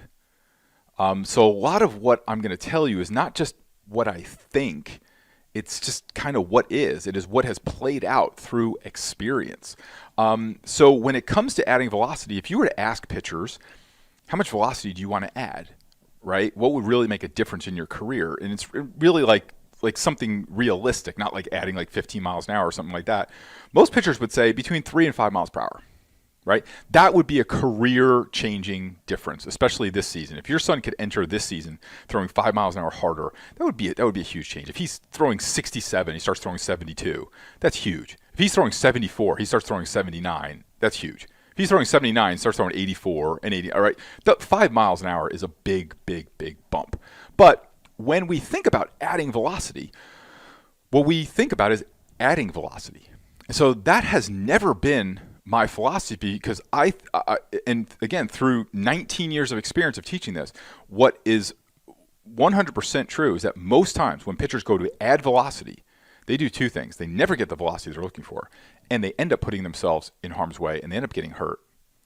When most of what a pitcher has is already inside of him. So my work over the last 19 years has not been to add velocity through like strength training or weighted balls or cords or medicine balls or bands or whatever other programs out there. There's a time, place for that. I'll talk about it in a second. But my work has been taking what's already inside a pitcher, helping them work it differently, organize it differently, structure it differently. And then they end up getting the 3 to 5 miles an hour that they're looking for. And here's the deal. You're going to have to do that work anyway. It's just when you're going to do it. Let me explain. Let me use one of the examples. By the way, before we go further, if this is your first time in a masterclass with me, I like to keep it real informal. It's just you and I talking. It's like I have my Starbucks here. It's the morning, coffee first. I may take a sip of my coffee as we go. And I like to keep it as we're sitting at Starbucks. You ask me, how do I get the max velocity out of my kids' mechanics? I pull out my computer, and this is exactly what I would say to you, as if we were sitting one-on-one. So I just love having these like this, because I feel like it's just like you and I talking, and everybody seems to love these. So let's move on. So here's why, and this is an example you probably have seen from me before, but it's definitely worth repeating. It's worth getting again. And for those of you who have never seen it, if you were to take the Leaning Tower of Pisa, right? The Leaning Tower of Pisa is obviously leaning, right? So I always ask pitchers and coaches and dads when they're talking about velocity addition, I always ask them, would you add floors to this building? Would you construct more floors onto this building? And every dad says no, because the minute we start adding floors, guess what? It's going to topple, right? It's going to crack early. And that's so clear. Like even little kids understand that, right? But why would it do that? It's because foundationally it's messed up. So what happens is when we're looking for 3 miles per hour and it's weighted balls and it's strength training and stuff like that, we're adding on top of a structure that can't support more. And what happens is every year, this time of the year, heading into the spring, I will start getting emails every day. My kid's hurt. We haven't even pitched a game yet. My kid's hurt. The season hasn't even started. My kid's arm's sore. You know why? Because they didn't work on the foundational stuff. They started adding miles per hour, and all of a sudden now they added miles per hour onto a foundation that wasn't set up to support it. And then you know what they have to go do? They have to go back and figure out everything we're going to talk about today. They got to work on their structure. Where if we work on the structure, if we straighten this building out, now we can turn it into a skyscraper. And guess what? Now you'll maximize the velocity that's inside of you. Then, once you maximize the velocity that's inside of you by creating a better structure, now go ahead and do your weighted balls, do all that other stuff. Because now you're actually adding, you're really adding velocity, not trying to shortcut it. And every pitcher that ends up getting hurt on velocity programs, they have to go back and do this stuff anyway. This is where they have to go. So we might as well start there. We'll start there for a few reasons. Number one, you'll get the velocity you're looking for. you'll get the 3 to 5 miles an hour that you're looking for. And then you can go on and tack on all that other stuff with velocity development programs. Now, why isn't this taught everywhere? Mainly because it's really hard to fill a winter's full of lessons or to sell you into some long-term 12-week, 16-week training program by doing it. It's just the way it is. I don't begrudge anyone for making money. I get it. I get the system. I get what's out there. But that's why this is not a very popular approach, because going back and fixing and getting structure back, it's not super exciting. But usually the things that make the most difference aren't that super exciting. So let's get into this. Let's talk about velocity, and then we're going to go through step by step, frame by frame, exactly what you have to do mechanically. So I think of velocity in 3 ways. How hard you throw, right? Now, how hard you throw is 2 things. That is just what shows up on the radar gun. That's how fast your ball is moving, okay? So how hard you throw, whether it's where you top out or where you sit, right? It's how hard you throw. Now, how hard you throw is a couple things, okay? So there's a long discussion that is based on strength, endurance, training, and all that kind of stuff that needs to be in place. But also how hard you throw is what you can command, right? So we've all seen pitchers that could throw really hard but can't throw strikes. So I believe how hard you throw is how hard you can throw and control in the strike zone, okay? And if we're talking about what you can control and command, we're talking about mechanics. That's what we're talking about. No 2 ways about it. I don't care what anybody says. If we're talking about command and maximizing velocity, we're talking about mechanics. By the way, we're going to accomplish both of those. We're going to show you how it's not one or the other or either or. It's yes and. It's as you work on your mechanics, you'll also be working on your ability to throw harder and increase command at the same time. I'm going to show you. We're going to take you step by step. The second way is how hard hitters think you throw. So you ever hear sneaky fast, heavy fastball, those things said by hitters? There's a reason for that. We're going to talk about that later on. Then it comes down to how long can you throw hard? So if you sit at 80 miles an hour, how long can you do that for? Can you do it for 3 innings, 4 innings, 5 innings? Because that's a big difference in how effective you are as a pitcher. How long in a game can you do that for? How long in a season can you do that for? Do you have what it takes to go the distance? Can you go all the way deep into the season and be that playoff, tournament, championship game pitcher that a team can ride, right? And how long can you do that into a career, right? We see pitchers, right? We'll use big league pitchers as examples, right? We see pitchers that can throw hard for like 1 time, maybe 2 times through the order. They don't have the stuff to do it, right? We see guys who can throw hard for like 1 inning, right? They can throw 99 and they could do it for 18 pitches. Then we see guys that throw really hard, and I hate to pick on people, but like Chris Sale is one of those pitchers. Like Chris Sale, like April, May, June, July, he's off the charts phenomenal. He's nowhere to be found August, September, because he doesn't have to do what it takes into a season. How many guys have we seen? Tim Lincecum come out of the gate great. He could throw hard in a game. He was a 6, 7, 8 inning pitcher, right? He went the distance. They won 2 World Series with him. But career, he didn't have to sustain it over the long term of his career. So we want to have all those things. We don't want to sacrifice those things, okay? So as we go through the mechanical model here, we're going to break down frame by frame these 2 pitchers. Now, I'm going to tell you why I chose these 2 pitchers, okay? Roger Clemens and Randy Johnson. Let's have the Roger Clemens discussion. I get it. Let's just cut off wherever we think he was doing whatever, and let's just throw all that out. He was a Hall of Fame pitcher before all that. Okay, so we're not having that. We don't have to have that discussion. I get it. I understand, but let's not cloud what is a good, solid Hall of Fame pitcher who maybe didn't make the best choices late in his career. Right? So let's not worry about that. Why did I choose these 2 models? Because I have a few reasons. Is that number one, their careers are done. So the work is finished. We can judge the entire body of work. Okay? So one of the things that drives me crazy that I've seen throughout the years is pitchers will use, if a new pitcher pops onto the scene, right? I can go back as far as like Hideo Nomo, Dice K, Dontrell Willis, Tim Lincecum was another one. Even Andy Pettit had kind of a different type of delivery. And now we see it now, even with this like stiffening of the front leg, a lot of elite pitchers are doing, and it's just bad for pitchers. And what's happening is that we're modeling pitchers who are having success in front of us. So Tim Lincecum was the biggest one. Tim Lincecum came on the scene, and because Tim Lincecum was like a 5'10", 160-pound guy, and he had this crazy funky delivery, every 5'10" guy thought, well, here it is. Here's the magic. He found the magic delivery that can make guys who aren't 6'2", 220 throw 96. And now we see, I can't tell you the number of pitchers that were copying Tim Lincecum. And then all of a sudden, Tim Lincecum is hurt and is out of the game and is 30 years old and is not pitching in baseball.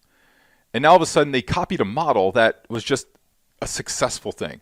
So it's almost like investing money. If I were to hand you like $100,000 to invest, and I said you have to invest it, you can't spend it, you take it out 30 years from now, would you invest it in some like startup that's had a few good years, or would you invest that like in a solid company like American Express or something that's been around a long time? You would invest it in a model that proven track record of success. Well, that's what we have here. We have a proven track record of success. The careers are finished, and let's take them through this. How hard did they throw? High 90s. High 90s. How hard did hitters think they threw? Really hard, because I think he's second on strikeouts and he's somewhere in there. I'm not exactly sure. How long did you do that for? 20 years each. So here is my research test. There's all this noise these days around research and studies about pitching mechanics and stuff like that. Now, I've been around long enough. I've worked in this industry. I can look at any kind of research thing, and I could pick it apart in like 5 minutes. One of the research papers that is really responsible for what we would call modern day pitching mechanics was a study done on 14 pitchers who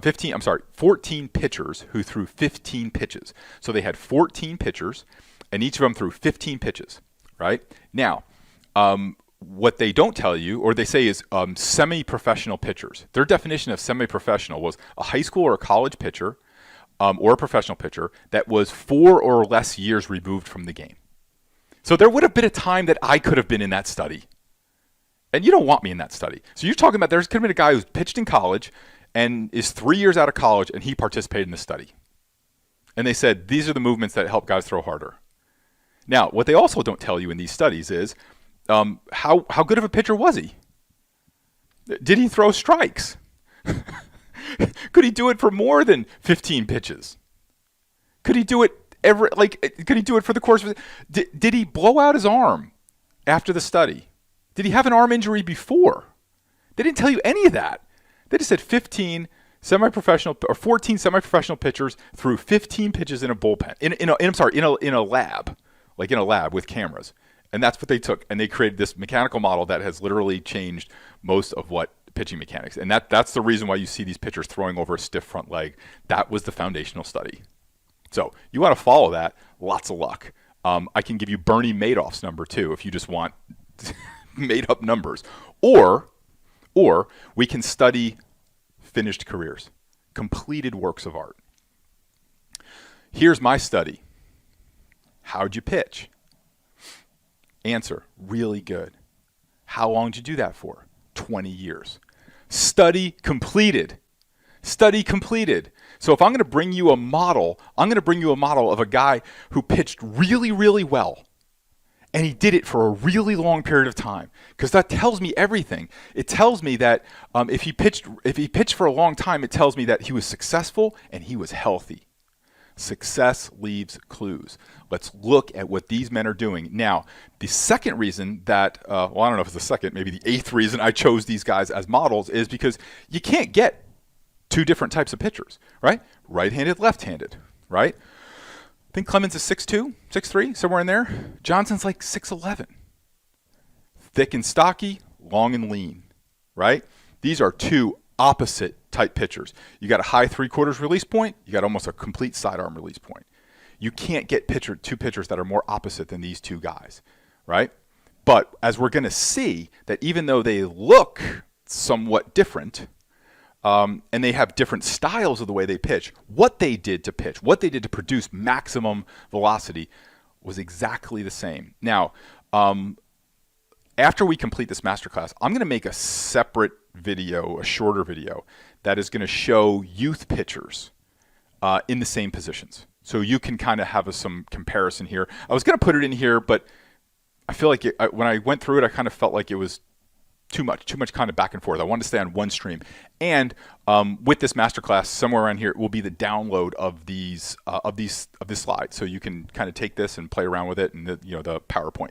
Okay, so let's take a look at what starts high max velocity mechanics. So if I'm looking here, what a lot of people would see is what they would call the balance point. This is how people would define it. I don't see that at all. I don't see the balance point. In fact, I see something very different from the balance point. So the balance point, how most people teach it, would be to lift and stop at the top, to get collected over the rubber, stay back over the rubber, keep your head over the rubber. Some people say turn your show the number, show your pocket.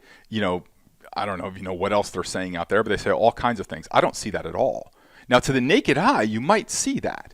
But what I see is if you look at their leg, their back leg, you'll see their leg is moving forward. You'll see that their chin, they're not back over the rubber. The rubber is here.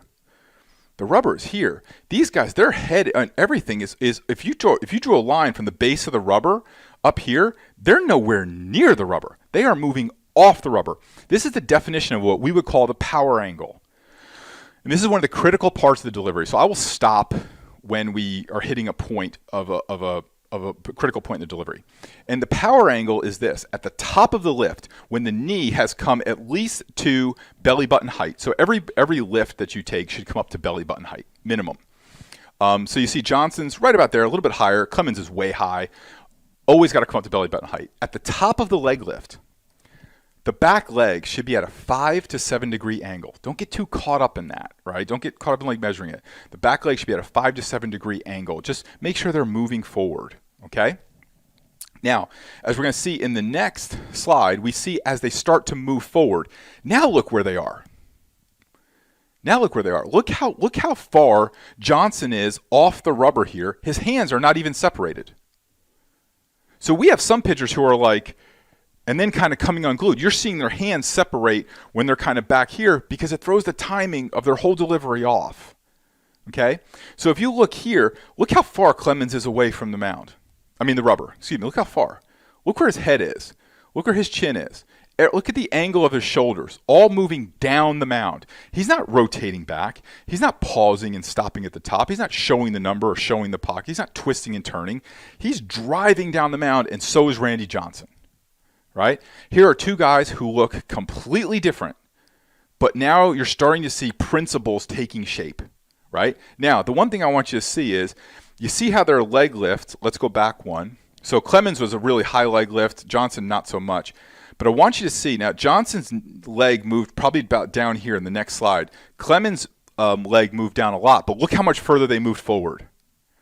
Look how much further they moved forward. Now, here's another critique I have gotten about the way that I analyze pitchers.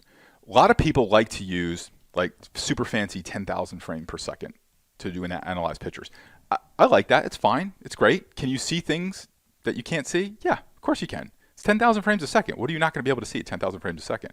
But you know what that usually tells me? You know what the 10,000 frames a second, even if you've got multiple versions of it, usually that video was taken in a lab, in an academy, in a bullpen. Right? And it's showing me usually 1, 2, even if you got 20 deliveries, it's showing me 20 deliveries or however many in a lab or in an academy. I like to use pictures, especially at different places, because you see these guys are wearing different uniforms here, different teams, right? John's on a different team, because that shows me that they had a continuity of their delivery for over a long period of time. We're trying to throw hard for not just a game, not just a season, but for a career. I don't want to show you the mechanics of some guy at 10,000 frames a second with 17 different cameras, and he's got the dots on him throwing inside of a lab. That's not what's going to happen when he goes in the game. So I look at these pictures because it shows me a continuity that they moved like this all the time for long periods of time. Okay? Okay, so let's go back here. We're looking here at them driving forward off the mound. But look at the difference. You see Johnson's leg didn't move down just a little bit. Hands are still together. Very interesting. Now, you see the hands start to separate. Let's take a look at the similarities. Always when you're analyzing mechanics, start from the ground up. Okay? Don't get caught up in here. This is where all the exciting stuff happens. Don't get caught up in here. Look from the ground up. This is always going to tell the story. Look at the angle of the back leg. Is that driving forward? That's driving forward. Look at the angle of the back leg. Is that driving forward? Yeah. Look at the hand separation. Hands are apart. These are about the same clicks in the delivery. By the way, if you're ever wondering about timing in the delivery, like if to measure timing, hands and you look for timing things in the hands. That will tell you the kind of the space of the delivery where they are. Okay. Look at eyes. Eyes are locked on the target. Actually, hold on. Belly button. Right over head, right over belly button. Head, right over belly button. Spine aligned. You don't see any of this. You don't see any of this. You don't see any of this. You see a lot of this kind of stuff at this phase from a lot of pitchers. You see this from Arrieta. You even see this from Verlander and stuff like that. I kind of have a prediction for the 2020 season. I think so many of the pitchers that went deep into the playoffs last year, I think are going to end up hurt this year because I think they're not prepared to go over season to season a career. Just a prediction. Let's go further. Now, let's start to look as the hands separate more, okay? Let's look at the similarities. Let's start from the ground up. We see that Johnson's a little bit further than Clemens here. That was the best pictures I can get, but you can see that they're starting to drive down the mound further, right? You see what we would call like the triangle here is starting to take shape. You see the head is still lined up with the spine. The head is still lined up with the spine. The eyes are still locked on home plate. Eyes are not coming off home plate. Now, what you're also starting to see is the arms are doing the same thing. You see how the arms are doing the same thing on both sides, right? They're just different styles, right? Johnson's glove is down. Clemens' glove is kind of pointed. Clemens' ball was pointed away. Johnson's pointed down. Don't get caught up in all this stuff about pointing the ball. I'm telling you, just watch how this is going to evolve, right?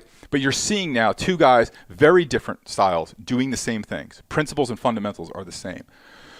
Now, as we go further down the round, just about at foot strike, it's really hard to see in Johnson, okay? But I'm going to show it to you in the next slide, okay? But let's take a look at the bottom half. What do we see bottom half? We see they're still driving the back leg, right? Now, what's very interesting is a lot of people talk about pushing off the rubber, right? So pushing off the rubber actually doesn't happen, okay? Here's why. I want you to watch that leg. Watch the legs. If they were going to push off the rubber, you know what would happen with that leg? That leg would straighten right out, like it does on a lot of modern-day pitchers who are pushing off the rubber, right? So that leg would straighten out here. That leg would not be bent. This leg is bent here, just as about the foot's hit the ground. This leg would be at full extension. If I just got against this wall here and I pushed off, this leg straightens out. We don't see the leg straighten out. Don't tell your kids to push off the rubber. Just tell them to go forward. Tell them to drive forward. Now, we start to see the arms are doing the same thing. The arms are like going down a tightrope. It's balancing. It's hard to see on Johnson because it happens so fast, but you're going to see in the next slide how it happens. But the arms are doing the same thing, creating balance. We still have head over belly button, and we still have eyes locked on the target. If you want to see here, and when you download these slides, look at Johnson's hair. Johnson had long hair back then. Look, his hair is like flowing back in the breeze. That is aggressively moving towards home plate. This is not a passive delivery. And now I want you to also think about equal and opposite forces. What would make that hair jet back? Not twisting and turning. If he were twisting and turning like some of the pitchers do today, that hair would be back and forth. That hair is jetting straight back and that is in reaction to him going forward. So hair is always a great thing to put into a pitching delivery. Okay, now we're at foot strike or just about foot strike right there. Now let's take a look at what we see here. We see a bent back leg. Now if Clemens was going to push off the rubber, this leg would be completely straight. Completely straight. This would not be bent like this. In fact, you see he's even leaned in on his toe. He's actually turned over a little bit before his foot hits the ground, okay? Now you're seeing Johnson too. This is another click, but you would see his foot too. We'll show it in another pick. Have you started to do that in the last one? Not yet. But here's what we're also seeing. Now, this is a key, all right?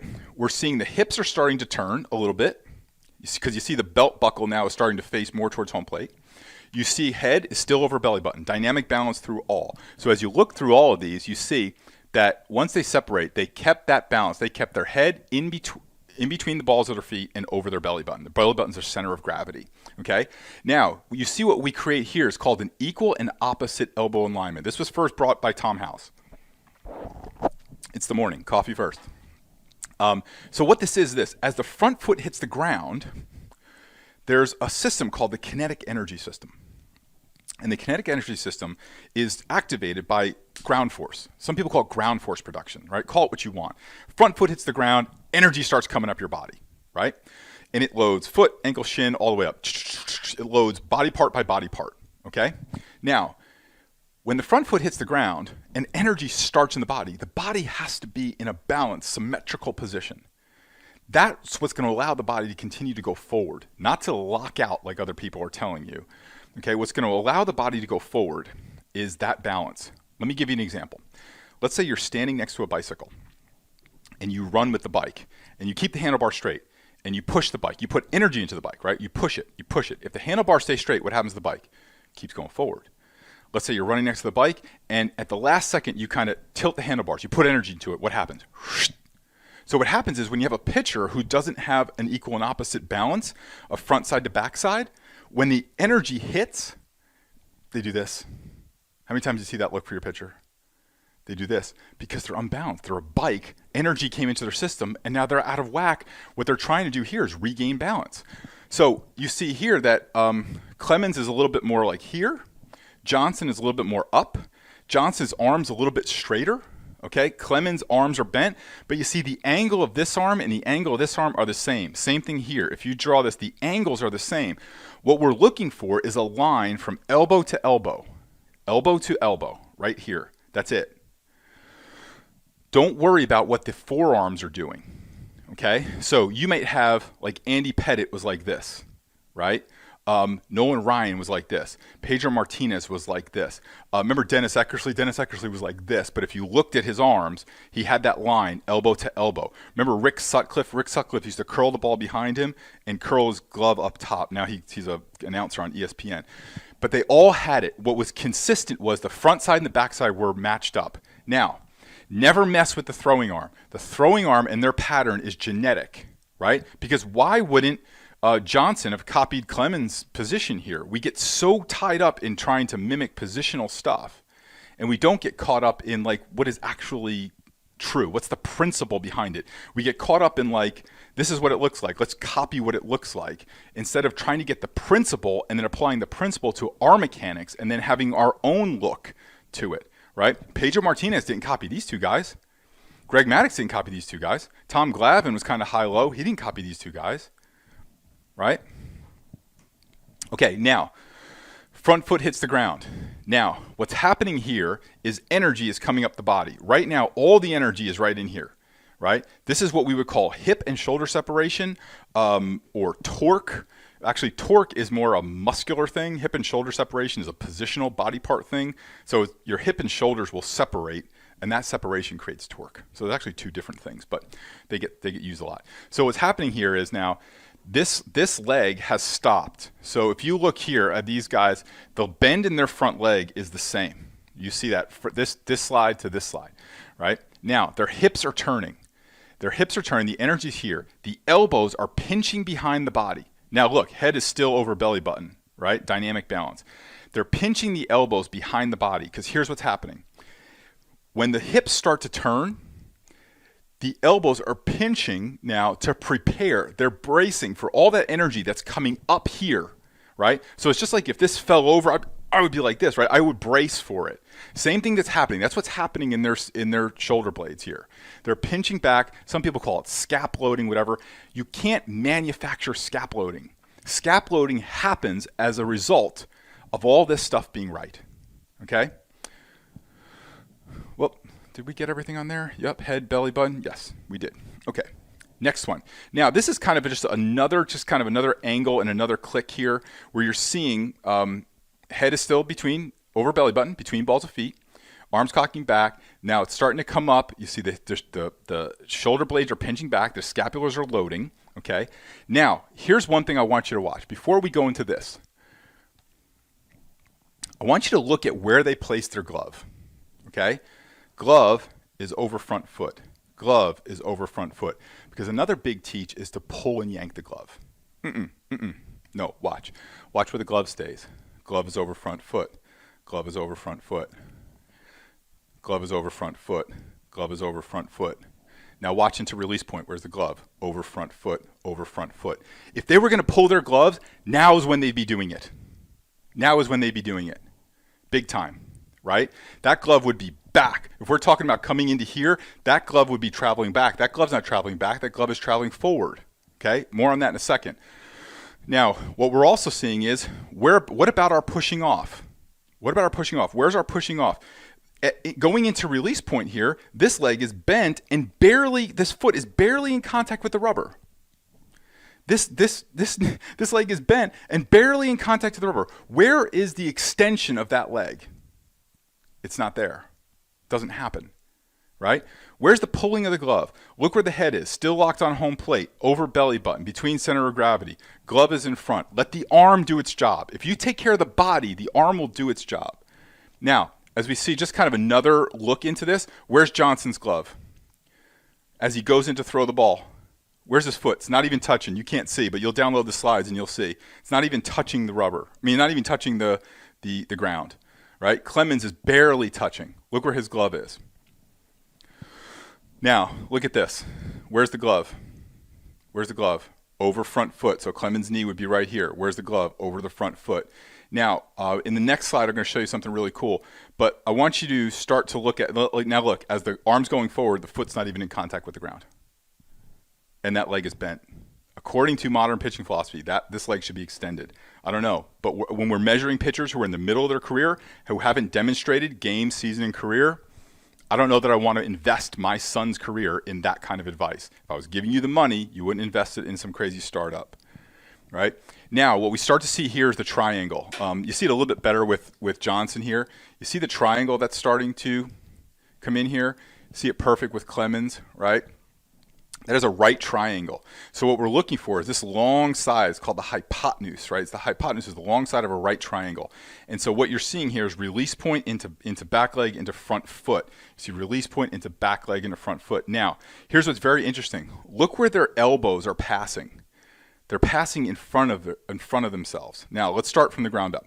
Foot is on the ground. Knee is bent. Knee is bent. So remember when we talked about those handlebars? Right? So when the handlebars are even, you put energy into the bike. What happens is when you hit the ground, you keep tracking forward. So when you keep tracking forward, what you actually get is a release point that's closer to home plate. These guys are releasing the ball just in front of their front foot. A pitcher who's not in that position when their front foot hits the ground, they end up spinning off like that. They have a release point that's further back. So they have a release point. Instead of having a release point that's here, they have a release point that's here. And so what happens is that gives the hitter a longer look at the ball. And that's why these guys not only threw hard. Remember, how hard do you throw? Gun. How hard does the hitter think you throw? That's where this happens. The closer you get to home plate, these guys are maximizing everything they had. Now, if you see here, this is really the where you're seeing really the triangle come in, right? You're seeing that long right side of the triangle. Right? Look how far out in front he is. Look at the bent front knee. Look at the bent front knee. Bent back leg, bent back leg. There's no push off. Where's the glove? Over the front foot. Where's the glove? Over the front foot. This is mechanics, guys.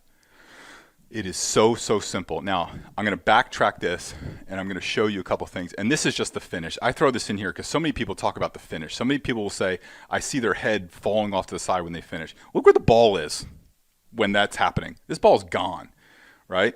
It's all gone. By the time they start falling off to this side, they're not falling off. Into release point, they got it all wrapped up together. Okay? Now, let me show you the key to all of this. So let's backtrack. So when we talk pitching instruction, pitching instructors like to talk about release point, about head at release point, about posture at release point. They like to talk about the arm action. Pitching coaches love talking about arm action, right? All day long. They like talking about arm, that would be another one. They like talking about internal, external rotation. How does the arm lay back and how does it snap forward? They love using big terms like that. They love talking about high cocked position of the ball. Where should it be? What's the ideal position in your high cocked position? They love talking about hip shoulder separation, torque. They love talking about all that, right? But here's what they don't love talking about. So the pitching motion is 1.4 seconds long. 0.04, 1.0. Here's the key. You want to have great pitching mechanics? It's simple. focus on the first second of the delivery. The first second of the delivery is everything. Because the first second of delivery is everything that happens from the pitcher's first movement to this position right here. Right? So this is everything from first movement to what we would call foot strike, landing. Everything after that, right? Hip shoulder separation, torque, internal external rotation, high cock position, follow through, release point, arm action, all happens in here. Some of that stuff is happening, this came out of the Dato Institute, some of that stuff is happening at 1/250th to 1/750th of a second. So I'm going to tell you this, if you're a pitching coach or you're a dad and you think you can make a difference on something that's happening in 1/250th of a second, be more useful. Go to Vegas, go to NASA, do something useful with that ability.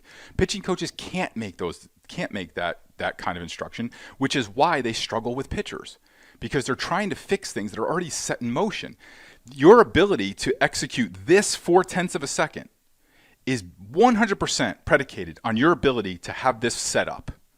More pitching problems are caused by not having the right first second set up. So there was a study that talked about 80% of velocity comes from rotation and not direction. That's true.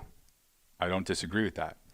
But 100% of the ability of that rotation to take place is based on how well you set up the lower half. Here's how I know this. The study was done by pitchers on 2 knees, turning and throwing. And they said, look, their upper half, their rotation, was able to create 80% of their velocity. Yes, because you preset the lower half, because you put the lower half in the proper position. And you took out all the things that screw up the lower half going into that position. You took out a pitcher who's going to stop at the top, who's going to twist and turn, reverse rotate, show the pocket, show the number. You took out all that. You took all that away from them. And that's why. And so if they do 80% of their velocity from rotation on their knees, that's great. But I would argue that your initial measurement of what 100% of their velocity was completely inaccurate, because you did it based on a flawed mechanical model of how they pitched versus how they were on their knees. It's a completely flawed mechanical model. So it makes for a nice conversation, it makes for a nice data point, but you can change the story, it doesn't change the truth. So here's the key. Let's wrap this up. You want to have max velocity mechanics. All of your focus should be on the first second of your delivery. Okay? So power angle, get moving first. Head, everything moving forward. The best instruction you could give your players is lift and go. Don't worry about 5 to 7 degree angle. Lift and go. Keep your eyes focused on the target. Keep your chin front loaded. Load the chin on your shoulder. Okay? Keep your chin front loaded. Keep your head over belly button. Drive forward. Dynamic balance through it all. Go directly at home plate. Did you see these guys going any other direction? Go directly at home plate. Line up your elbows. Let's go to this one. Line up your elbows equal and opposite into foot strike. If you just do that, hip shoulder separation, torque, internal external rotation, high cocking, arm action, release point, follow through. You will not have to work on those things. You will not have to work on those things. Here's why.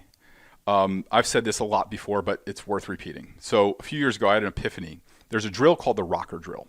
And the rocker drill is basically this. You set up your lower half the way that you would, like in this position, and then you kind of rock forward, rock back, and you throw. There isn't a pitcher in the world that doesn't look beautiful in the rocker drill. Not a pitcher in the world that can't throw strikes in the rocker drill. They all do. They all do. And that's why pitching coaches do it, because it kind of like makes pitchers look good. It makes them look good, doesn't make them good, okay? And so the problem is that when you take someone out of the rocker drill, they can't produce the amount of control that they can produce in the rocker drill. Because now we take away that we set them up in the prime position. So if we set them up in the prime position, and then they throw strikes and they can throw hard, shouldn't all of our instruction just be designed to deliver them to this position? I don't understand. If there's an argument, let me know. But if we put them in the position and they throw with command and control and everything looks perfect, and we take them out of that position, now we're talking about arm action, release point, hip shot. If we get them to that position and they take it from there and look beautiful, shouldn't we just get them to that position? Shouldn't that be our job? It's almost like this. I do a lot of work in the fitness industry, and I almost say the toughest part of the fitness industry is just getting your client to the gym. Once they get to the gym, they'll get into it. They'll get motivated, right? So if when we get them to the gym, they're motivated and they go through the workout and they're committed to the workout, shouldn't all of our effort just be to get them there? You want the secret to mechanics, it's all in the first second. That's the only things you should be working on. So if your pitching coach is working on arm action, high cocking, internal rotation, hip shoulder separation, torque, scap loading, all this other garbage, and they're not working on the first second delivery, they're not working on the foundational setup of your delivery, here's what's going to happen. And by the way, this is how you generate max velocity, by getting everything you can out of your body. So that just about puts us out of time this morning. We're going to wrap this up. If you guys have questions, let me know. Again, we're going to cut this off, and then I will record a comparison with younger pitchers, and then you'll also be able to download these slides as well. And if you have any questions, of course, just please let me know. We'd be more than happy to help you clarify details, anything that you need, guys. Just reach out. Thank you so much for watching. It does mean the world to me that you guys are watching this, and I hope you guys have a great morning and a great day. Take care.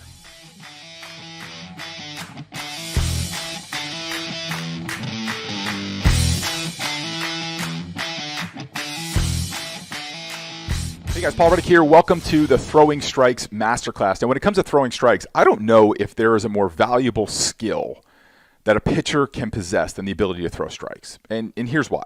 Ask any manager, from a guy managing a youth team all the way to the major leagues. Ask them if they need pitchers on their staff that can command the zone and throw strikes on a real consistent basis. Every single one of them will instantly say yes. And here's why. When a pitcher can throw strikes consistently, he becomes an asset to that team and to that coach, because your ability to throw strikes provides that coach and that team with a stability that they need. So when a coach is putting together a team, it's like a puzzle, right? There's a lot of pieces. You need guys who can throw hard. You need guys who can hit home runs. You need guys who can, or can mix up pitches. You need guys who can run fast, play defense, and you need pitchers that can throw strikes, because there's going to be situations. You've seen games get out of control, right? Where there's a lot of walks going on, or a pitcher's getting too deep into the counts and hitters are getting just too good of pitches to hit deep in counts because the pitcher can't throw strikes early. You've seen that. When you have the ability to throw strikes, you now provide that manager, say, hey, we could bring this guy in and he could put out the fire. Or maybe you're going up against the team in a tournament, in a crucial game where, you know what, we need efficiency here. We need someone who can eat up some innings, who can have those hitters put the ball in play, let our defense go to work. We need this type of pitcher. And it's amazing what that stability can do, and how that, in that stability that you provide your team and your coach, how you are looked at in a completely different way. The other thing is throwing strikes will never go out of style. There's going to be a lot of changes coming in the game of baseball. There's big data, there's technology, there's all kinds of stuff that are coming in that are making it harder and harder for pitchers to do their jobs. There's going to be pitch clocks that are going to come in. Pitch clocks are going to speed up the time in between pitches that a pitcher has to throw the next pitch. That's going to rattle a lot of pitchers. That is going to cause pitchers to shorten their preparation time between pitches. That's going to cause control problems. You're going to have pitchers who have basically good control that are going to get rattled by that. Guaranteed. There's going to be some kind of AI robotic ball and strike counting, not like robots, but you know what I mean, like they do in tennis, right? That is coming. If your son is probably, I would say 12 or under, 13 or under, he is going to be pitching to an AI, some sort of technological AI ball and strike calling system. Now, what does that mean? That means you're going to have to command the strike zone. You're going to have to throw strikes, because you're not going to get that subjective pitch that's 3 inches off the plate because the umpire, because you're around the plate and the umpire likes you and you made a good pitch. You're not going to get that anymore. It's going to be black and white, ball or strike. When that comes in, you are going to have to control the strike zone. Now, the third thing is this. Throwing strikes makes any pitcher better, right? How many times have you seen a guy who threw hard, but he couldn't throw strikes? He threw hard, but he couldn't control it. Well, guess what? If you have an asset like velocity and you can't control it, you don't have that asset. If you throw 95 but you can't throw a strike, you don't throw 95. Because real true velocity is measured by what you can command and control in the strike zone. How many times have you seen a guy who's got a lot of good off-speed stuff and stuff like that. But like he can't set it up right because he can't spot the ball in the strike zone to be able to use those pitches effectively. Throwing strikes and commanding the strike zone will never go out of style. So what we're going to do in this masterclass, we're going to look at throwing strikes in 3 different ways. We're going to look at the long way to throw strikes, right? How we're going to set up your son to not only throw strikes early, but to do the long haul of strikes, setting themselves up so they start building their body and their mechanics in a way that makes it easier and easier and easier as every year goes on to throw strikes. Most pitchers get this part wrong, and that's why we're going to focus on it a little bit early on. We're going to talk about drills that a pitcher can use day in and day out. You could use these drills every single day to enhance and improve your ability to throw strikes. And then we're going to talk about like in the moment. So like how do you bring it back into focus when you need to bring it back into focus? So like you're in the middle of a game or you're working on things in the bullpen. What are some things that you could do like in the moment as a pitcher to be able to throw strikes and to be able to, find the strike zone or get it back or get yourself under control? So if you've been in a master class with me, I like to make this very informal. I like to make it like if you and I are sitting down for a cup of coffee and you say, hey, Paul, you know a lot about this. You've been in baseball your whole life. What does my kid need to do to throw strikes? And then we're just having a conversation. So I may stop to sip my water, sip my coffee, but we're just going to keep it real informal, just me and you talking. So let's get into it, okay? The first thing we're going to talk about is the foundation, and it is the least exciting part of this process because it has the least short-term results. Actually, that's maybe not so accurate, but you have to start to lay the foundation for throwing strikes. So we could go to the drills, we can go to the in-game stuff, and that's going to have an immediate impact for you. But here's the thing. If you just do the drills and you just do the in-game stuff and you just say, well, that's good enough, let's just get it going, there's no way long-term you're not going to be in this area of the foundation. There's no way your son is going to be able to throw long-term strikes without addressing this. These drills are great and adjustments are all great, but what you ultimately want to do is you want to be able to have a foundation that makes this stuff less and less needed, right? So let's get into it. Let me explain it to you, and this is all going to make perfect sense, and you'll have a complete idea of how to throw strikes short-term, in the game, and then also building towards the long term. And then, like I said, when you can throw strikes, you will have a career a pitcher that can throw strikes can pitch a long time, can pitch a really long time. So let's get into it. So the foundation of throwing strikes is a consistent release point. That's it. You have a release point that's gonna bring the ball into the strike zone. So a consistent release point is the key to throwing strikes. Now, that's a real simple phrase, but now how do we build a consistent release point, right? So a consistent release point is from consistent mechanics. So you have to have the understanding of mechanics from a structure of like, how do I use my body to deliver this consistent release point all the time, right? So consistent release point is brought about by consistent mechanics. Consistent mechanics now have a support system of strength and endurance. So there's strength to be able that your body can get into the right positions, right, to get that consistent release point. Then there's the endurance for you to be able to repeat those mechanics as many times as you need to. So as you grow older, you get into high school and college, you'll be throwing 120 pitches a game every 5th day for 6 to 9 months a year. That is a lot of pitches, right? So you're talking about if you're going to start 20 games, that's over 2,000 pitches. That's a lot of pitches. You want to make sure in those 2,000 pitches that you're able to find a consistent, predictable release point all the time. You can find that and you'll throw strikes. Now, I said that's an easy thing to say. It's a harder thing to do. So let's talk about 2 things. Let's talk about a mechanics test first. I'm going to include another clip with this as a bonus where I explain this a little bit more in depth if you want to go more in depth with it, okay? When it comes to mechanics, what is sometimes very difficult for a dad or even a really experienced coach is I know there's something wrong mechanically, but like where is it? Like where is it in the I can't pick out where it is. Here is a test that you can pick out exactly where it is in your mechanics. Now, there is a drill called the rocker drill. And the rocker drill, I know you can't see my lower half, but so what I'm set up here is I spread out my feet, and I have my lower half set up in like as I'm going to stride as a pitcher, right? And so here's the rocker drill. Is basically the rocker drill is that you would get my baseball out. You would take the ball, and you're going to kind of rock forward, rock back, and throw, right? Now, there is not a single pitcher in the world that does not look absolutely beautiful doing the rocker drill. Not a single one, right? So I'm not endorsing the rocker drill. I'm not saying it's a good drill to do, but it's a test, right?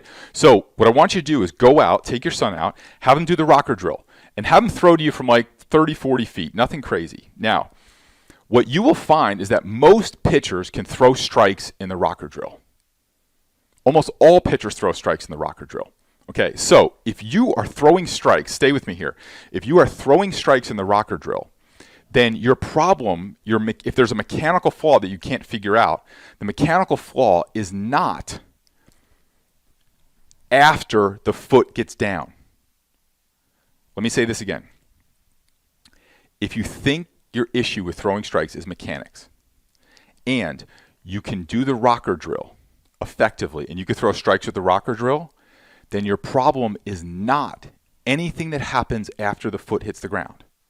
So what happens after the foot hits the ground? You have the hands coming, well, the hands are apart before the foot hits the ground, but the position of the hands when the foot hits the ground, internal, external rotation, the way the ball comes out of the high cocking position, when the arm lays back, when the arm snaps forward, your head, your release point, your wrist, anything that happens after the foot hits the ground. If you can throw strikes in the rocker drill, X that out. Just completely X that out. Here's why. Let's do the rocker drill remember, we're looking for a consistent release point. So if I'm doing the rocker drill, I can get my consistent release point every time. Now watch. Let's just say I'm going to shift my foot 6 inches, not even 6 inches, maybe 3 or 4 inches, right? Here's my release point. Now I'm going to shift my foot. What just happened to my release point? It looks like it moved over. It actually moved back. Watch. You'll see this get a little closer. Now, this pitch is not going into the strike zone, right? This pitch is either going to go up and into a right-handed batter or low and away. I'm going to pull it across, and it's going to go low and away to a right-handed hitter. So what happened? What changed was my feet. So in the rocker drill, we have preset the lower half. So when we preset, and follow this logic, if your son can throw strikes in the rocker drill, that means that when you preset his lower half, the rest of his body takes over. He can throw strikes. It's not about throwing strikes. It's not about changing your release point, changing your head, internal, external, all these things. It's not about that. What's probably telling me is that there's something wrong in the first part of the delivery, not later on. Now, those are the things from a pitching coach perspective can get a lot of attention. Pitching coaches like talking about release point and arm action, all this kind of stuff, right? They're great buzzwords. But most of the problems with arm action are because of an improperly set up lower half. So you have a pitcher who does this, who what we call reverse rotates. There's actually people that teach, like show the number or show the pocket, right? So let's say he reverse rotates. Now he comes out this way, and now it's this way, and now my release point's trying to get to home plate. I can't get out to the proper release point. The same pitching coach who will teach this, right, will also put a pitcher in the rocker drill and tell him this is how you have to throw. The problem is when they do this, they can't get to the same place that the coach is putting them in a rocker drill. So in the rocker drill, the coach is saying, this is the optimal position you need to be in. Be in this position. Let's practice this. But in like when they're instructing, they're saying, stop at the top, show your number, show your pocket, stay back over the rubber. And that instruction is actually causing the pitcher to not be in the position of the rocker drill, which they're saying is optimal. I know that's a lot. Maybe you need to watch it one more time. But if your son can throw strikes in the rocker drill, then his problem is everything that happens before the foot hits the ground. So my teaching on this is when I teach pitching coaches, I will say, if we put them in the rocker drill and they throw strikes, what that's telling me is that everything is okay. If they set up a good lower half, then the rest of it kind of flows. So shouldn't all of our instruction be geared towards setting up an optimal lower half, which means the pitching motion basically breaks down to about 1.4 seconds. The first second is everything that happens when your foot hits the ground. The other 0.4 seconds is this dizzying array of movements that happen. So when I say, let's just work on the first second, because if we get the first second right, they take over, because that's what the rocker drill is. The rocker drill is presetting the first second of the delivery.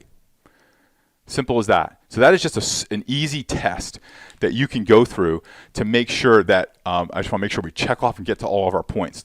Is it mechanics? If you're thinking that it's some kind of mechanical tweak or mechanical flaw, you got to know where it is. Because if you don't know where it is, what you're going to do is you're going to go from pitching coach to pitching coach, from coach, instructor that's going to say, do this, do that, tweak this, do that, lift that up, get extended, get follow through. And it's like, but it's none of those things. It's none of those things. Check to see where the problem is. Okay, assessment. I've talked about this just so many times, but I don't want to skip over it because it's super important. Your son should be assessed by a physical therapist 3 to 4 times a year, if not more. Here's why. Pitching is kind of a one-way movement, right? As a right-handed pitcher, you're making a lot of left-hand turns, right? A lot of left-hand turns. Now think about our cars, right? We rotate our tires because we make more rights than lefts, right? And if we don't rotate our tires, the rights get out of balance and the car starts pulling, right? You ever drive a car that pulled? You got to kind of make sure it goes straight.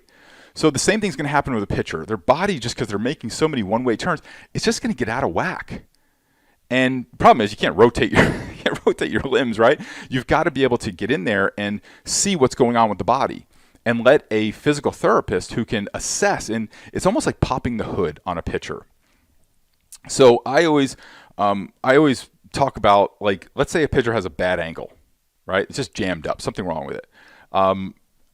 I can be dangerous. I know enough that I can maybe work on that ankle a little bit, but not enough like a physical therapist can free up that ankle.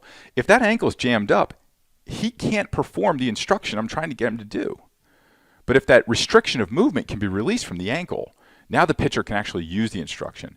99% of pitch coaches in the world will not even think that there could be something inside the pitcher because of the way he moves all the time that could be grooving in a pattern. The big words are biomechanical adaptation patterns. And what that means is we move in one way all the time that our body changes. Our body literally changes. A biomechanical adaptation pattern is doing curls, right? We put enough weight and enough tension in this movement, our body builds muscle in response to that. Same thing. You make a lot of left-hand turns, your body's going to shift, right? So you got to be able to pull all that stuff back in position. That is super, super important. Your pitching coach can't do it. Just another thing to keep in mind. A lot of times when you go to a pitching coach, they will see through their lens. A pitching coach's lens are drills and bullpen and throw. That's what a pitching coach is going to do. But if you got a problem with your ankle, if you have a low-level injury, which a lot of pitchers have low-level injuries because great athletes have a high tolerance for pain, and they're really good at getting around injuries. They're really good at playing hurt and getting around something that's maybe a little stiff and sore. They'll just alter the way their body works, right? So once those are removed, a pitcher can actually be free to work. So getting an assessment is absolutely crucial. You have to be looking at it multiple times per year. Just a little bit of work from a physical therapist can put all that back in alignment, right? So if you're driving that car that's pulling down the road and you have to use even a little bit of energy just to keep it straight, imagine if you didn't have to use that energy, you just could go, right? How fast you could accelerate. Same thing happens with a pitcher. You have to be looking at an assessment. What also that physical therapist can do is that the physical therapist can also provide you with a plan to build and maintain strength based on what your mechanics are. So it's an invaluable relationship. It's a mandatory. I won't work with any pitcher that doesn't have an assessment first. Won't do it because I want to make the most of our time. And if there's something that's going on inside their body, that's going to prevent the instruction I'm trying to give them from actually being useful to them. So I'm going to get an assessment. Let's remove all those restrictions. Let's heal all those injuries. Let's cure all those imbalances. Now come to me, and now we can start accelerating. We can start moving. There's nothing stopping us. We're going to have to pull in different directions. Okay? Just another foundational thing Be careful about throwing non-warmed up strikes or expecting non-warmed up strikes. I can't tell you how many pitchers I've had that have said, I just can't throw strikes. And then I watch what they do, or I ask them what they do, and I can tell the reason why they're not throwing strikes, because they're just not ready to throw. They haven't warmed up properly. They rush through whatever warm up they're doing. They run right to the bullpen. They run right to the mound, and they expect to throw strikes. Right? That is just not the way it works. And we're going to use this idea of also to throughout what we're going to do in some of the drills. Think about an NBA player. If you get early to an NBA game, what's the first thing an NBA player does? They don't run out to the three-point line and start chucking up threes. Right? The first thing they do, you'll see all of them in the middle of the court. You'll see them stretching first. You'll see them warming up. You'll see there's a whole process there before they even touch a basketball. In baseball, I don't know. I think maybe because it's so easy to pick up a ball and play catch. I don't know. I don't know why we do, but we generally skip this part. So never expect a strike from a non-warmed up body. Now, let's put a bow on this section here. There's two things that are going to come from this. If you can get a consistent release point that's supported by mechanics, that is also supported by strength and endurance with the removal of any restriction, okay? And you're doing your warm-ups. Here's what you're going to get. You're going to be able to throw strikes with minimum effort. So here's, in full disclosure, if you get all this right, which is it's not easy, but it's also not hard, right? It does take time and effort. If you get all this right, everything we're going to talk about for the rest of this class, you will need less and less and less. It just won't be as important. It's almost to think of it, it's almost like if you have your diet right and you're eating properly, you don't have to work out to maintain your weight as much as maybe other people do. And then the less you have to work out, the actual more energy like your body has, because working out is like breaking down your body a little bit. And so if you think about this, if you can get all this right, this is so, so important. It makes the rest of it, and these are the things that get all the attention. These are the only things people want to talk about. But it's kind of like everybody wants to talk about exercise, but nobody wants to talk about diet. This is just kind of the hard truth of it. Now, the other thing that you'll get, just kind of a side note, this is not about throwing strikes, but this is definitely an added benefit, is you will get what we call tunneling. Okay, so the more you can have a consistent release point, and that release point can stay that way all the time, and all of your pitches can come out of this release point, there's a thing called tunneling. So when a pitcher releases a ball, right? This is I'm not drawing anymore, so I don't take any drawing requests anymore. When a pitcher releases a ball, there's this idea called tunneling, right? There's a hitter who is sitting here with his bat wanting to hit, and the longer that your ball can stay in this tunnel and look like a fastball, the harder it is for a pitcher to pick up. Is this a fastball? Is this a cutter? Is this a sinker? Is this a curveball? Whatever it is, right? So Mariano Rivera had the best tunneling of any pitcher. If you just go on YouTube and you just put Mariano Rivera release point, you'll see this great overlay video of all the balls coming out of the zone. They're all the same, and then all these different pitches all just splurt out all over the place. Clayton Kershaw has generally a good tunneling as well. So your ability to do all these things, the added benefit is tunneling. The more you can tunnel, the less time this guy is trying to see. He's trying to pick up. The less time this pitcher has to react to your pitch. It's going to make your pitches look faster to the hitter, visual velocity. It's also going to make you unpredictable. Pitchers are not going to be able to pick up where your pitches are going. They're not going to be able to tell which pitches you're throwing when. So an added benefit to this is tunneling. All right, let's move into part two. Now, this is the part everybody wants to talk about, drills, right? Everybody loves drills. Coaches always ask me, what drills can I do? Parents, drills. I get it. Look, I also get that this part of the equation, while it is the most important, I get it, right? I get that there's a lot here, and there's a lot to kind of figure out. And if there's anything I can do to help you understand this better, please just reach out. We'd be happy to help you do that. I also get you might be coaching a team, and that this is a lot of stuff that you can't always control as a coach. So I get it. So what do we do? Let's go into drills. Okay, there's 3 drills, and I would suggest that you do these drills every single day. There are some version of them every single day, and these are the only 3 drills that I would do for accuracy. Okay, and if I were to lay out my total pitching practice program, what I would do with a pitcher, and I'm talking about maintaining mechanics, different pitches, it would all be this. There's nothing more. There's nothing outside of this. So the first drill I would do is the nets drill.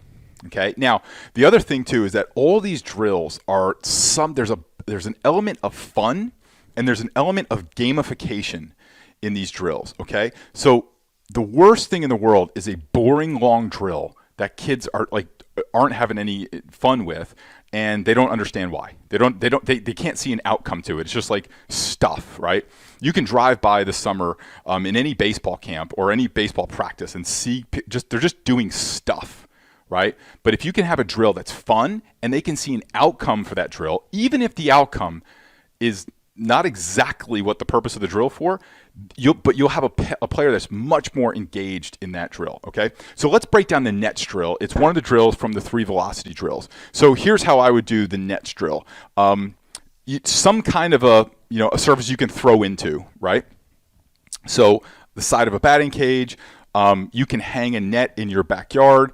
You can buy a big piece of net for next to nothing now. It's very inexpensive, and you can have a stand for that built. You can have this whole thing built for probably less than 60, 70, maybe $100 if you want one for your team or whatever. But if it's just the side of a batting cage, great too. And the pitcher is going to start throwing here. Okay, it's going to start throwing into the net. So what I suggest you do is you got to play around with the distances, right? Don't get too caught up in like exact distances. But if you want some, I would say have them start about 30 feet away. Right? And on this net, what you're going to have is, in any way that you want, there's people that sell targets and stuff like that. Quite honestly, I used to take athletic tape and just tape it to the side of the net, because athletic tape allowed me to change it up a lot easier than like a pre-made target that you have to buy, and it's a lot cheaper. So I would have them throw, and now it's best of 10 into the net. Right? Into the box. If they don't get 10, they stay there. They don't move until they get 10. And then once they get 10, move them back to 50 feet or move them back to 60 feet. If they get to 10, if they get there, move them back to 70 feet. Right? You'll be amazed at how often you can have a pitcher throw in that box. Now, how big should this box be? Like, make it like the strike zone to start. Maybe like a little bit bigger if you want. Don't get caught up in these exact things, right? Get caught up in the overall idea and the fundamentals of that drill. So I don't know, maybe 5x7 is a good box to put in. I would kind of just like eyeball it, to be perfectly honest with you. Now, you'll be amazed at how kids will throw into that box from 70 feet, 10 out of 10, if it's gamified. So now you have a kid who's trying to throw into a box. It's a game, and there's an outcome. There's a scoring aspect to it. That is fun for a kid. And what are they working on? They're working on throwing strikes. They're working on accuracy. Now, what happens when they master this? When they throwing, then you shrink the box or you move the box and you keep moving it around, right? There's so much. Don't make this more complicated than it has to be. Don't go out and make it, don't go out and buy some fancy target and stuff like that. I mean, that's all fine and good. Go get a piece of netting, right? Go get you can very easily get a, what's it called, like a post that you can, this is very inexpensive, and get some athletic tape, put the box, and have the kids throw into it. You can also turn this into competitions, which is great. All of these, you can turn these into competitions, where now maybe it's a great end of a practice game or even a start of practice game where you're now competing, but you're also working on something. Kids want to play games. Kids want to compete. It's what they want to do. Make it fun for them. Gamify it in a way that's super, super enjoyable for them. Okay, so let me, hold on, I got to step out. I get my eraser. Okay, the next drill that I would do is the Little League drill. Now, so with my older pitchers, I know that you'll have pitchers that are throwing the 45 distance, so we'll adjust this, right? So it's 30 feet or 45 feet. So what I would do with my big field pitchers, my 60-foot, 6-inch pitchers, is I would say to them, I'm not going to let you pitch in the big field unless you can pitch Little League first. And so I would have them go at 45 feet and command the strike zone at 45 feet. And I would do the same thing. I would do best of. Show me that you could throw 10 strikes from Little League. Can you throw 10 strikes in Little League? Great. Show me 10 strikes. Can you throw me 10 curveballs? Can you throw me all your pitches? Can you command that? If I put you in a Little League game, would you be able to command that zone? Now, a couple things happen with pitchers. And again, for a little league, maybe you move it to 30, 35 feet, depending upon the pitcher. But you just got to shorten it up. Pitchers, all pitchers have an ego, right? You're not going to stand on the mound and hold the ball and basically control the game without a little bit of an ego, right? And they don't like the idea that they can't pitch at a lower level. And it became a challenge for my pitchers. Now, here's the cool thing.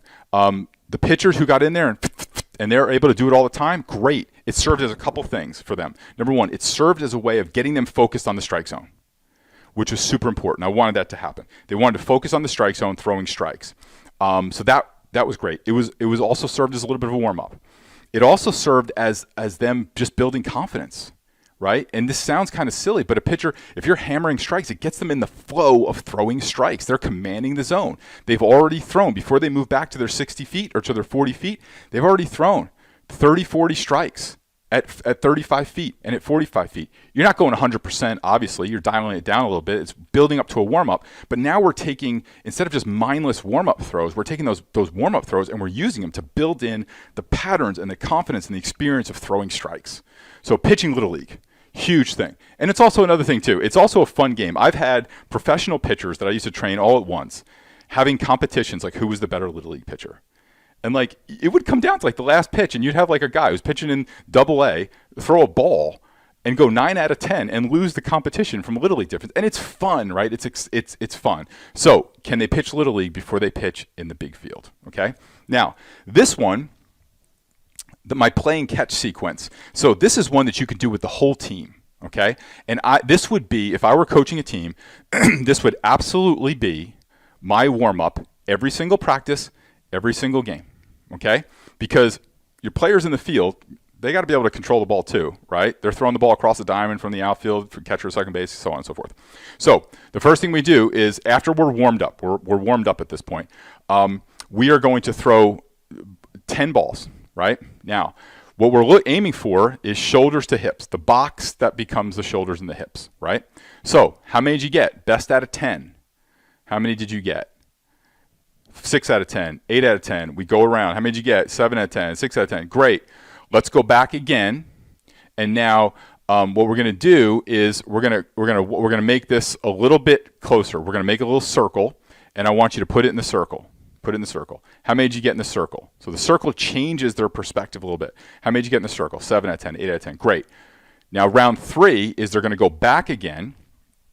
And now, instead of, I still want you to show the circle. So the person that they're throwing to is doing this. So the minute they throw the ball back, they're now doing this as a target, right? Because I also want my players to get into the habit of giving targets, right? If you got an outfielder throwing to a shortstop, I don't want the shortstop standing there like this.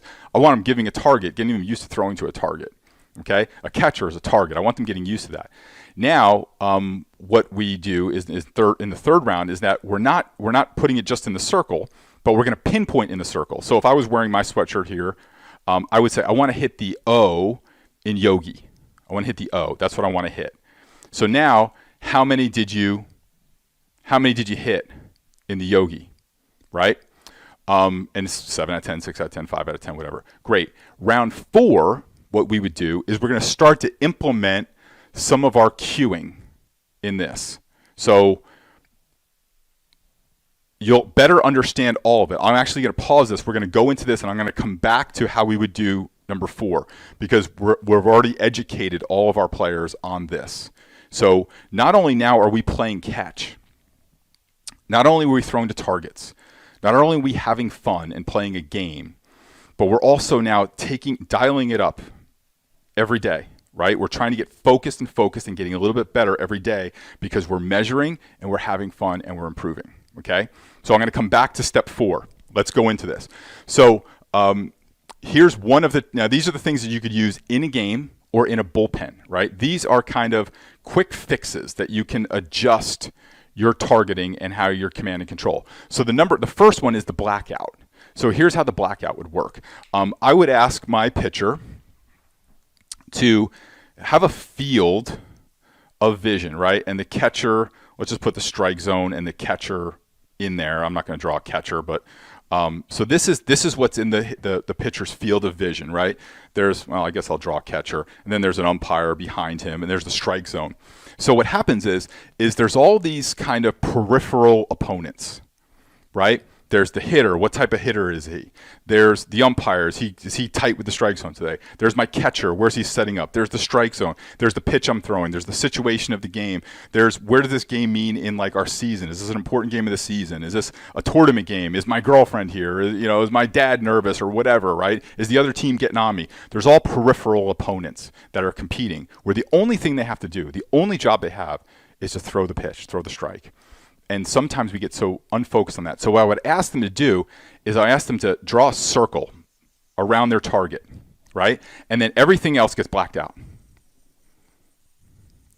Everything else gets blacked out except that circle, right? Now, that alone is a great clearing way for a pitcher. So if he's up there pitching and you say, draw a circle around your target, black out everything else, go to the circle.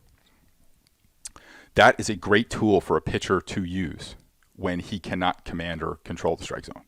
A great tool. Another thing that I would do is it's helpful. It's not necessary, but there's some pitchers that respond better with what's your favorite color? Blue. Great. I want you to paint this circle blue and everything else black. Go to the blue. Go to the blue. Because now you're connecting with something that's kind of important to them. Like, why is someone's favorite color their favorite color? I don't know. There's no reason to that, right? It just is. So now you can say something like, go to the blue. Go to the blue. Now that's a great thing that you have in your pocket all the time. You could walk out to the mound, your pitcher's having control issues, and say, hey, remember that? Draw a circle, block everything else out, go to the blue. Go to the blue. Go to the blue. You could write it on the inside of their hat. You could have wristbands, right? Go to the blue. That or go to the yellow, or go to the the red. Whatever their favorite color is, right? That is something that once you have that explanation with a pitcher, they'll never forget that drill. They'll never forget it. And then you can say, go to the blue. 4 words. You could snap him into a focus, right? Where now, because most of the time when it comes to control, when a pitcher loses control, what do they start doing, right? They start pressing, they start getting anxious, they're worried, they're fearful, the other team chanting, it gets a little louder, the hitter gets a little bit more powerful, right? The strike zone gets a little tighter. What we want, again, those are all peripheral opponents. We want to eliminate all those. Go to the blue. That's a focusing tool, okay? This one is flashlights. This one might be the one that has been universally received by every pitcher I've ever worked with. I mean, like, they got it, and they used it, and they understood it. And I don't have any scientific data or research to back it up, but I'm really convinced that it also does make a big difference in mechanics as well. It can stabilize mechanics. So here's the drill. And this is something you definitely have to work out in a bullpen beforehand and work out in practice. We'll go back to number 4 of our throwing drills, is I want you to think about a completely dark room. It's completely dark. And you know your catcher's there, right? So you know what we're doing. We're in throwing in a bullpen, but we've just turned off all the lights. We're in the gym. We turned off all the lights. It's pitch black. The only thing you have to see to illuminate everything, there's 2 flashlights beaming out of your eyeballs, right? And so wherever you look, you can see. So you look up, you can see up. You look down, you can see down. You look forward, you see the catcher. You look left, right. But you can't see anything else. And so I asked pitchers, if the only thing that you could see is where you point your eyes, because that's the only thing that's illuminated, and we're throwing to the catcher, what do you want to have illuminated? They always say, I want to see the catcher. Great. So take your flashlights, lock them on the catcher, and take the flashlights right to the catcher. Drive the flashlights right to the catcher. I've never had a pitcher that didn't get that and use that and understand it. Because what it did is it locked their head on. So oftentimes you will catch a pitcher go like this. Oh, where's your flashlight? Oh, they went down. So now think about it. When a pitcher's head goes down and then he's lifting, then what does he have to do? He's got to reacquire the target. And now like this, they don't realize how this little thing, they took their eye off the target, now they got to find the target. Versus now when you're just keeping your eyes flashlight, it just takes you right there, right? I'll have pitchers that will go, like, do this kind of stuff. Remember, like, the Bull Durham guy, Evie Calvin LaLoosh, he used to do this, right? And now all of a sudden, when a pitcher understands that when they do this and they take their flashlights this way, what's happening is they see how the lights now are coming across, and then they hope they got to lock onto this target at the right time, and then it goes off, right? So it's kind of like, instead of being locked on the target and going, it's kind of like swinging around. So it's the difference between shooting a free throw, where you're locked on, or shooting a ball where you're fading away and chucking it up, right? You would never see a free throw shooter go like this or go like this, right? You see a free throw shooter, they're locked on and they're going forward. Their eyes are locked on. The eyes are also the window into the body, right? Where the eyes go, the head's going to go. Try this. Try tilting your head and walking forward. And you're going to turn this way, right? Because that's where your head's going, right? It goes back to the assessment, rotating our tires too, right? So, but if the eyes are locked on, the body will go straight, right? You do this, but the flashlights has never not worked. Just never not worked. Every pitcher understands the flashlights. Take the flashlights, go to home plate. So now you could just say, hey, flashlights. And once they hear it, they'll know it. So now you have, hey, go to the blue. Flashlights. Okay?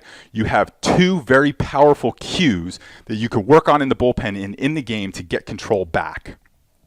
Now, the third one is a little bit more broad because it's cueing. Okay. Now I would say these are number 1 and number 2. I would say these are going to work with the majority of your pitchers. Okay. The majority of your pitchers. This third one would be if these two maybe are not working. If these two are not working, which is rare, what you want to find is some kind of cue that fits for the pitcher. So I've had pitchers where I've said to them, take the seam of your jersey and drive it to home plate. I've had pitchers where I say, take your chin, take it to home plate. Take your nose, go to home plate. I even had one I say, hey, look, I want you to take your lips, and I want you to kiss the front of your catcher's face mask. I've had them take the brim of your hat, drive it towards home plate. Take your eyes, go to home plate. So you want to play around with cues, right? I've even had guys like, take your hip, drive your hip to home plate. Sometimes pitchers will get cued on, hey, create a space between you and the rubber. Get going.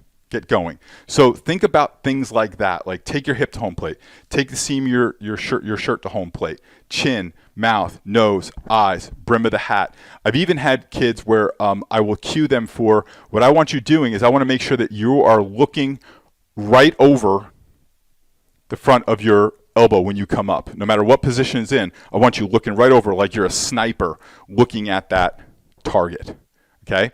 So cueing is something that you would do, again, if these kind of fail, the cueing will give, you just got to find something that works with the pitcher. Like I said, I've had pitchers that brim of the hat, no, all different. I don't know why one cue works differently for a different pitcher, but I will say this. There are some people that are very visual, right, where these two are going to work. Most athletes do have a great visual idea, especially pitchers. The cueing is more kinesthetic, it's more physical, right? There's some people that are just more physical. They just connect better. Why that happens, again, I don't know. All I know is that you need to have these in your toolbox. And what they do is they clear out the peripheral opponents. All you want your pitcher to do, if you guys can just do this, all you want your pitcher to do is not to be distracted by anything other than their job. If we could just get them to focus on the pitch, and we're talking about a few seconds. We're talking about the time that they take their sign and they come set, or they're going into their windup. We're talking about that few seconds that we just need to control their brain. They can kind of let it go in between pitches, right? They could take a breath, they could think about the situation, but what do we want? We want in that moment, we want them to kind of focus in. Remember that Kevin Costner movie where I think he said where he was the pitcher for the Tigers? I forget what that was. Love of the Game? He would just go clear and all the stuff would go back. That's all we want is that one split second. If we can get pitchers trained to do that the right way, the better they're going to be. Let's go back to playing catch. Round 1, hips and shoulders. Round 2, in the circle. Round 3, pick a fine target. Here's round 4. Now apply these. Apply the blackout. Apply the flashlights. Apply the cueing. And how did you do? Best out of 10. Did you get better? What you will find is that the kids will go like 6 out of 10. Then this one they'll go like 7 out of 10. This one they'll go 8 out of 10. And then this one they'll either fine tune 8 out of 10 or 9 out of 10, or you'll have guys hitting 10 out of 10. Now here's the other cool part is once they start performing at a high level, and this is why gamification is so important. Once they start performing at a high level, they don't want to dip down. If they get 10 out of 10, they don't want 9 or 8 out of 10. They want to stay there. Now, all of a sudden, look what we've created in this throwing sequence, right?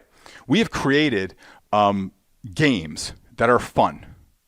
When they're fun, they're going to stay more engaged, right? We've created games that are not only fun, but they're also measured. They can actually see they're getting better, right? We're scoring it.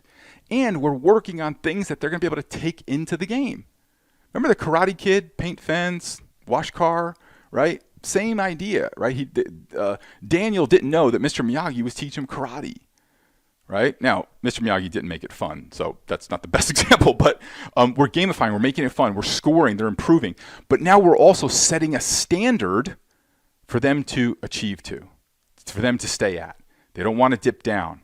Now they'll have pride in their performance. It also creates some wins early in the practice. Now they're throwing, they're in control, they've got wins. We're also working on applying the things that we're going to do in the moment. So here's the cool thing. Like, if I could wrap all this up and put a bow on it, the better we are at these things, the less these things are needed, right? The better we are at these things, the less these things are needed. Okay? So the better we are at laying a foundation, we're going to have a consistent release point, which is going to give us command. It's going to give us tunneling with the minimum effort. That's going to require less drills to maintain, right? Not eliminate, but it's going to require less drills. The better we are here, right? The better we are in these, the less it's going to take with these in the moment fixes, right? But let's hedge our bets. We're going to keep our drills. We're going to make them fun. We're going to make them engaging. We're going to measure them. We're going to set a standard for them to compete to. And all the while, we're going to equip them with the tools so they can use in the game, so they can get themselves back in the game. So here's what happens. Something magical happens if you could stay with this system. Let's put this aside for a second. If you do this consistently, and you're teaching these inside of your throwing with your pitchers and your fielders, do it with the whole team, this will take over. Your kids will start doing this. You're not going to have to say, go to the blue. You're not going to have to say flashlights. You're not going to have to say chin shoulder. They're going to know. Why? Because you had it in a situation, you put them in a situation where they saw the improvement. You're training them how to respond in the game to the moment. This is, when you can get this right, guys, I'm telling you, this is like, first of all, it's fun, right? And we all want to have fun. And there's something takes over in a player. They become more confident. And then once they get more confident with this, they'll be able to throw a little bit harder. They will let it rip a little bit. I believe with all my heart, most pitchers don't throw as hard as they can because they can't control it, right? And they don't have the tools to do it, right? So we're developing those tools over and over again. So this is it. This is how you construct strikes, right? This is because we're looking at it from the long perspective of a career. We're looking at it from a seasonal perspective. How do we train our team to do it? And then in the moment, how do we do it how do we self-correct? How do they get control back when they don't have it? So that puts this one on the runway. I have so loved doing this. I love talking about this stuff. And I love just doing it in a way that we can kind of just talk and I don't have to worry about making it all slick and professional and stuff like that. So if there's any way that we can help you or any clarification on this stuff, please just let us know. Please do not hesitate to reach out to us. Anything that we can do to help. That's what we're here for. Especially, we want you to be able to take this information and use it effectively, and use it to help your kids get better. So again, if there's anything that we can do or any clarification or any kind of guidance that we can offer you, we are more than happy to do that. Thank you so much for watching. It always amazes me, and it just means so much to me that I can talk about these things and share these ideas, and people really like them. So thank you guys so much. And again, if we can help, please reach out. Thanks. Here, thank you so much for watching Bec TV. We're going to bring you back to more baseball instruction programming in a second. But first, we want to point you to one of the free resources we have for you at BEC. Now, this is a cheat sheet that's going to tell you which pitches that you should be throwing based on your mechanics and arm slot. Truth be told, most pitches should not be throwing pitches like curveballs or changeups. They should be throwing different pitches. But sometimes as pitching coaches, we can fall into a one-size-fits-all way of teaching pitches. Well, this sheet's going to tell you exactly which pitch, based on your mechanics and your arm slot, are going to be the best for you to throw. So all the information to download this sheet is down below this video. Thank you again for watching Bec TV, and now let's take you back to more free baseball instruction programming. Thanks.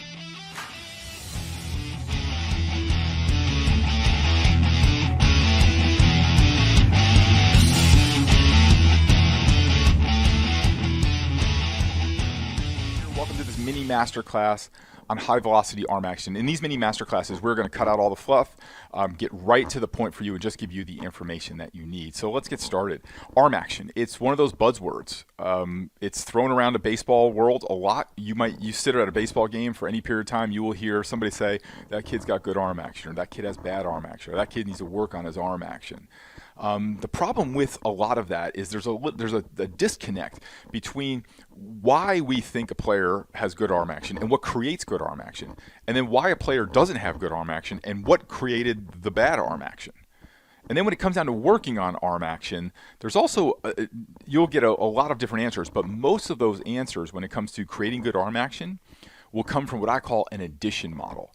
They will tell the player they need to do something in order to create better arm action. Now, that might be the case, but in the majority of the players that I work with, a lot of times creating better arm action is not about adding anything, it's about subtracting things.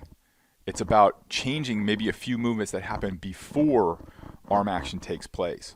So we're going to get into all that. The other problem is that if you put a group of coaches in this room and you ask them all about arm action, you would hear so many different answers. You would hear it's how they take the ball out of the glove. It's how they get to this high cock position. It's how they go from external to internal rotation. It's the whole action. It's the speed of the arm. You would hear so many different views on really what is arm action. So we're going to talk about all of that. And I broke this down into an acronym that I like to use when I teach arm action. And it's called FAME, F-A-M-E. We're going to talk about foundations. We're going to talk about accelerations. So F is for foundations, A is for accelerations, C is for maximizers, and D is for enhancers. So let's talk about foundations first, okay? The first thing that you have to look at when you're talking about any pitcher, if you're training a pitcher, I don't care if you're doing lessons with that pitcher, if he's on your team or whatever, the first thing that you have to do is you have to have that pitcher assessed for any restrictions of movement. So in restrictions of movement might mean he's got a bad hamstring, or he's got a bad ankle, or maybe he's got something in his shoulder, or he's got something tweaked. You cannot start to work on a pitcher to improve anything unless you know what you're working with can actually execute the instruction you're trying to give. So I use this example in almost everything that I do. We teach a concept called the power angle, which we'll talk about in a second.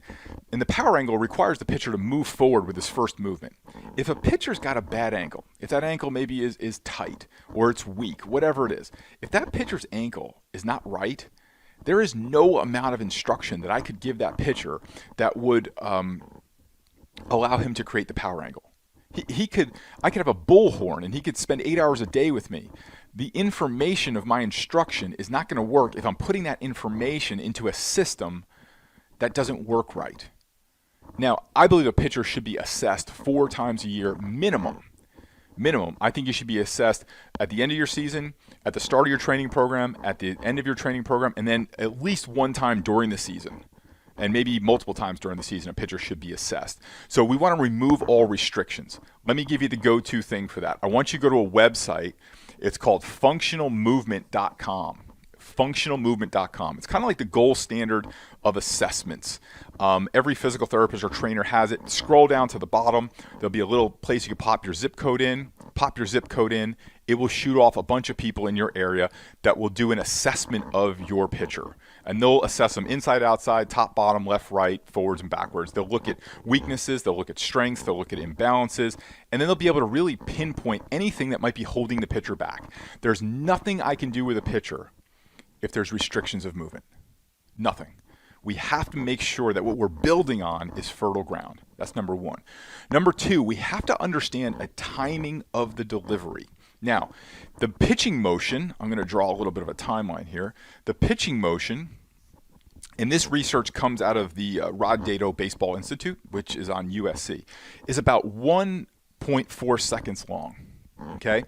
Now, about one of those seconds is from everything that happens from the pitcher's first movement to the time that pitcher puts his foot on the ground. So from the time the pitcher lifts his leg and his front foot hits the ground, that's about 1 second, give or take a half a tenth or a second.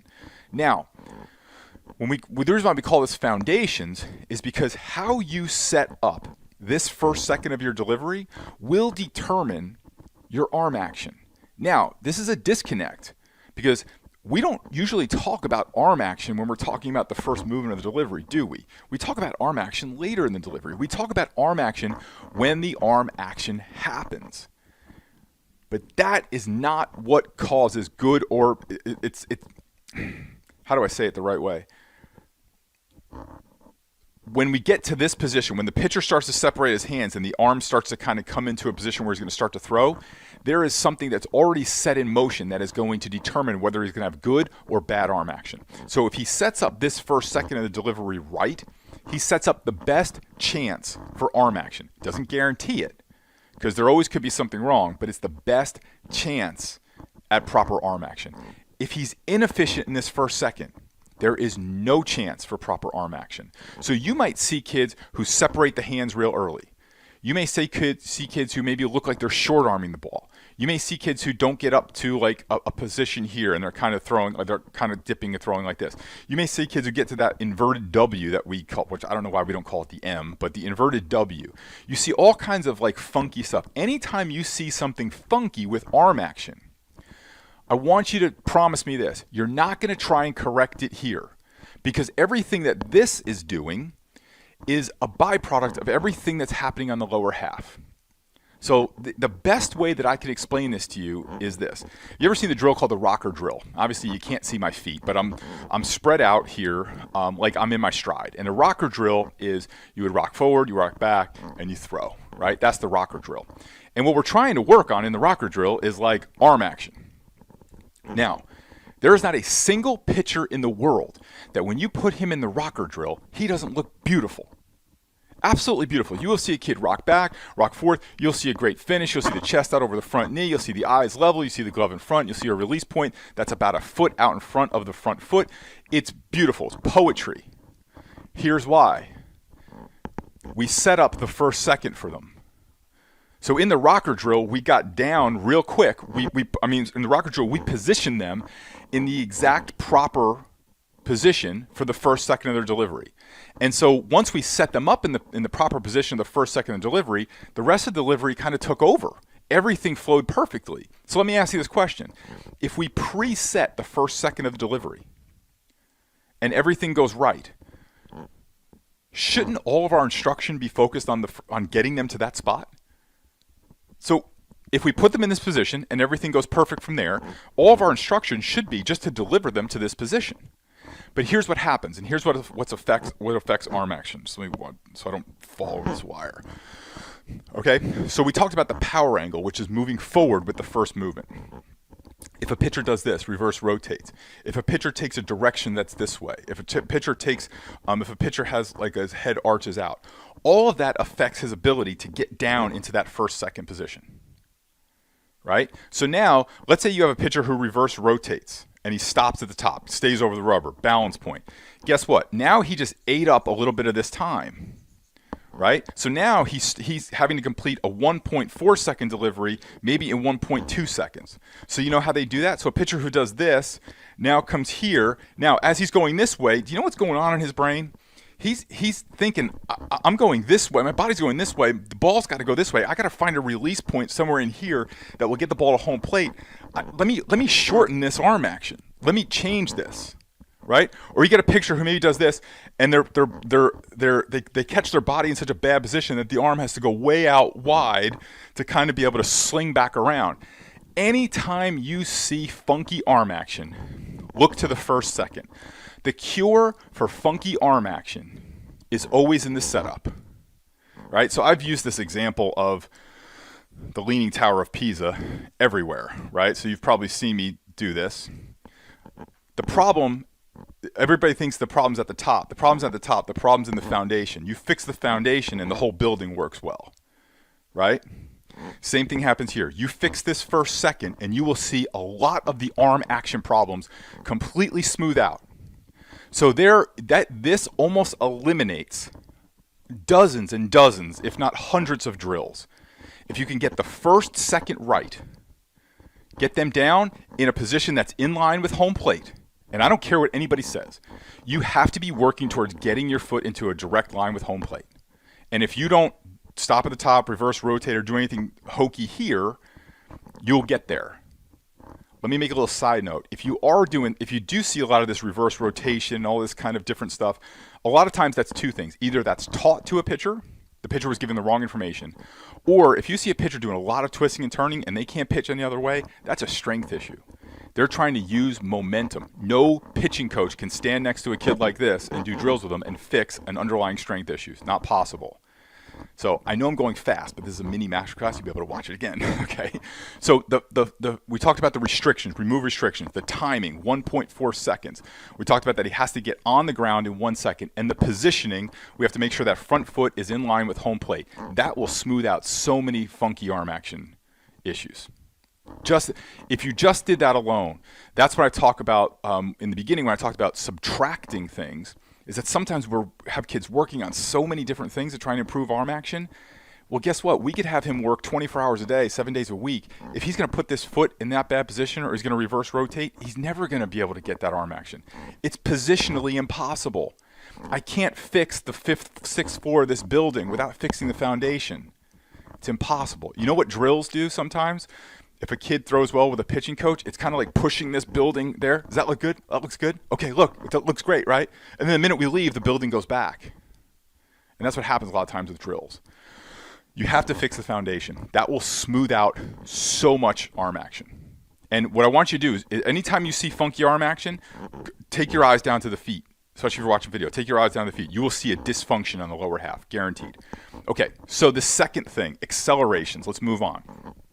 How do we now start to have that arm move faster? So there's a difference. Now, arm speed generally is genetic. It's like foot speed. The problem is that most people operate far below their genetic potential. So even though there is probably a genetic ceiling that we all have, right? We all know we can't run as fast as Usain Bolt. We all know that we can't jump as high as LeBron James, right? There's a genetic gift in there. But my experience is that even if our genetic gift is here and a major leaguer's here, we usually operate far below our genetic gifts. So here's how we're going to maximize our genetic gifts. In order for our arm to accelerate, to go forward, right? Your arm cannot speed up what it can't slow down. So think about your accelerator muscles, which the accelerator muscles is 2, actually I'm going to put this in the formula, is 2 to 1. So there's 2 accelerator muscles on your front side and for every 1 on your back side. So as your arm moves forward, you're going to accelerate. You want that to go as fast as you can. Your arm will not speed up what it can't slow down. In other words, it won't step on the gas that it doesn't have the brake for. Okay? So, you know what? I misspoke. I'm sorry. It is 3 to 1. 3 to 1 front to back side. So let me give you this analogy. Let's say you've got a car that can go 80 miles per hour. Now, if there's anyone who's like a car expert here, I'm just making a metaphor. This isn't science. Please don't. Let's say you've got a car that go 80 miles an hour, but a braking system that can only stop 60 miles per hour. How far are you going to drive in that car? How fast? How fast? You're going to drive 60 miles an hour because that's all you can slow down. So this is how your body works. So let's say you have accelerators that can speed up to 85, but decelerators that can only slow down 80. You're not going to accelerate. You cannot accelerate what you can't decelerate. So what also happens is that you have players that you can push it beyond that. That's how players get injured. When they're doing too much acceleration and the decelerators are working too hard and they have to break down. That's when you get rotator cuff and all kinds of injuries that happen in there. So the training formula is this. You do 1/3 more for the back side that you do to the front side. So if you think about the exercises, you put a bunch of kids in a weight room, what are they going to do? They're going to do bench, right? They're going to do all kinds of front side exercises. You're very rarely going to see them do a lot of backside exercises. So just do this simple test. Next time you're in the weight room, I'm not giving you a recommendation of exercises. What I'm doing is I'm just using it as a demonstration. I want you to go to the seated press and just do whatever you can, right? So let's say you could do 10 at 100 pounds. Then I want you to go to the seated row and I want you to row 30 100 pounds. Not a chance. Not a chance. And that's just to illustrate the imbalance of front to back side.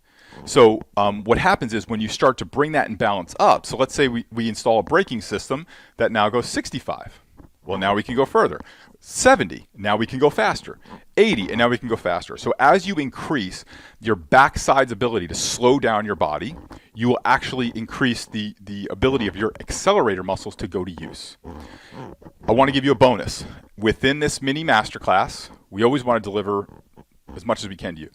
I'm going to bonus you my advanced shoulder training workout. And that will give you a really good foundation to start to balance out your accelerators. So if you have this course, it's already in here. You have access to it. So wherever you are logging in, it's in here, okay? So you have access to our advanced shoulder training course, absolutely free, okay? So foundations, F, accelerations. We can't speed up what we can't slow down. Balance out the back side of your shoulder with the front side of your shoulder, and we'll give you a program that you can do that with. So now let's talk about maximizers. So now what really this half of the board is really getting you like what's already inside of you, right? It's laying a good foundation. So once you start getting in a better position, your arm will start working better. And if we can balance out the decelerators, you'll start using velocity you already have. Right? Now, let's talk about once we've built a foundation, everything's working well, right? We've taken this building and now we've straightened out this building. What are we going to build on top of it? Let's start to build on top of it. So that would be the maximizers. So there's the absolute best way to enhance arm action, arm speed, velocity is once you have this foundation. I would say the second best way. The first best way, if you want the most velocity you're ever going to get, this is it. That's it. Now, overload, underload training. Okay, so it's a concept that's been around for a while. So this is, hold on, let me grab this ball. So this is a 4-ounce baseball. See, it kind of flips a little lighter. And this is a 6-ounce baseball, right? It's a little heavier. So the concept of overload, underload training has been around for a while. There's tons of research on it. I believe in today's day and age in the baseball world, it's really done badly. I think it's overdone. I think it's taken to an extreme level. I think it's really unsafe. Okay, so there's two ways. Well, let me explain to you the concept of overload, underload. So think about it like this. The best analogy I could give you is if you run up a hill, right, up a steep hill, you'll be going slower and you'll be using more muscles. You'll be building strength, right, but you'll be moving real slow, right? But you can't really get faster by moving slower, right? Now, if you ran downhill, you'd be running a lot faster. You wouldn't be building as much strength. So what you need is the combination of both. So velocity, power, it's strength plus speed. So what's going to happen is you throw this 6-ounce baseball, it's going to build strength. Your mechanics are going to move a little slower, but you're going to be building strength. You throw this 4-ounce baseball, you're going to be going faster, strength and speed. You'll be developing both strength and speed. Now, not only can you do this with baseballs, you can also do it with bats. And I would suggest that you actually start with an overload, underload bat. Now, there's lots of ways you can do that. You can certainly just go buy a bat that's a little bit lighter, or maybe you have an old bat, and then you can put a donut on a bat. Here's the formula, though, to make sure. You have to be very careful of that. 20% up and 20% down. What does that mean? A baseball's 5 ounces, 6 ounces, 20% increase. 4 ounces, 20% decrease. So if you're swinging a 30-ounce bat, you would only go up, 36, and then down to 24. So 24, 30, 36 is what you would swing. That you don't want to be swinging two 30-ounce bats. I know it maybe feel good, but that's not going to do anything for you, right? Same thing is you don't want to be throwing a 7, 8, 9, 10-ounce baseball. I don't care what's on the internet. I don't care. It's just there's too many issues, and you don't need to take it to that extreme level. You can get everything you need. The research on a 4 and a 6-ounce baseball is overwhelming in of what we've studied, what we've done personally, and what's out there. Once you start getting out of these ranges, injuries go up. Simple as that. And I don't think the juice is worth the squeeze. I don't think you're going to get a whole lot more for that. So the simple formula of overload, underload training is you have to have speed plus strength. You got to go fast, you got to go slow. No more than 20% up and down with your game-used implements. The implement would be the baseball or the bat. And the two different things that you can do is you can use a heavy light bat and then a heavy light baseball. Got a bonus for you, another bonus. We are going to give you, it's already in here for you, we're going to give you our weighted ball throwing program. And we call it our safe weighted ball program. And that is a program that's laid out every single day, all the throws that you need to do to be able to use weighted balls safely. And then you can go get, we don't have weighted balls in stock right now, but you can go on Amazon, get a 4 or 6 ounce ball for $20. Pretty inexpensive. So let's recap real quick. Foundations, we're going to make sure we're in the right position, the right timing. Acceleration, we're going to balance out front side to back side so that we can accelerate fully. So the body won't stop, body won't decelerate what it can't accelerate. We're going to maximize by using overload, underload training with implements that are 20% higher and 20% lighter. So now, the final thing of the FAME formula is enhancers.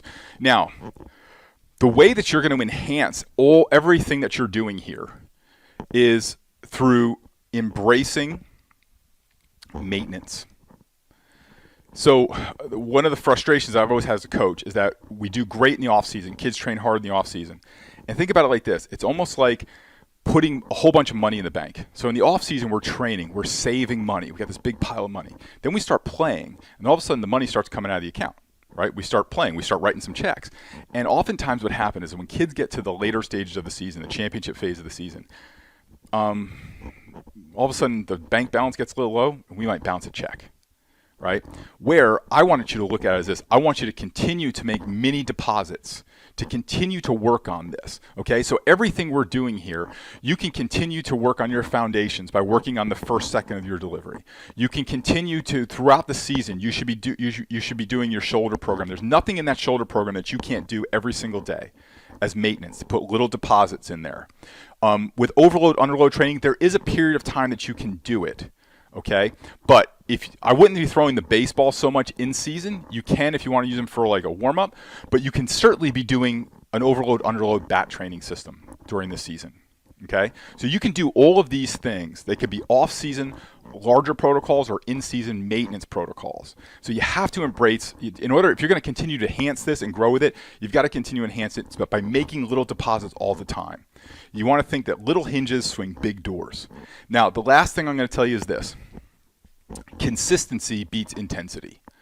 I have a book that I'm going to reach. I'm going to go over to my shelf here that I've given to every pitcher I've ever worked with and every business owner I've ever coached or dad I've coached, and it's The Tortoise and the Hare. Now, The Tortoise and the Hare is like obviously a kid's book, but you know what?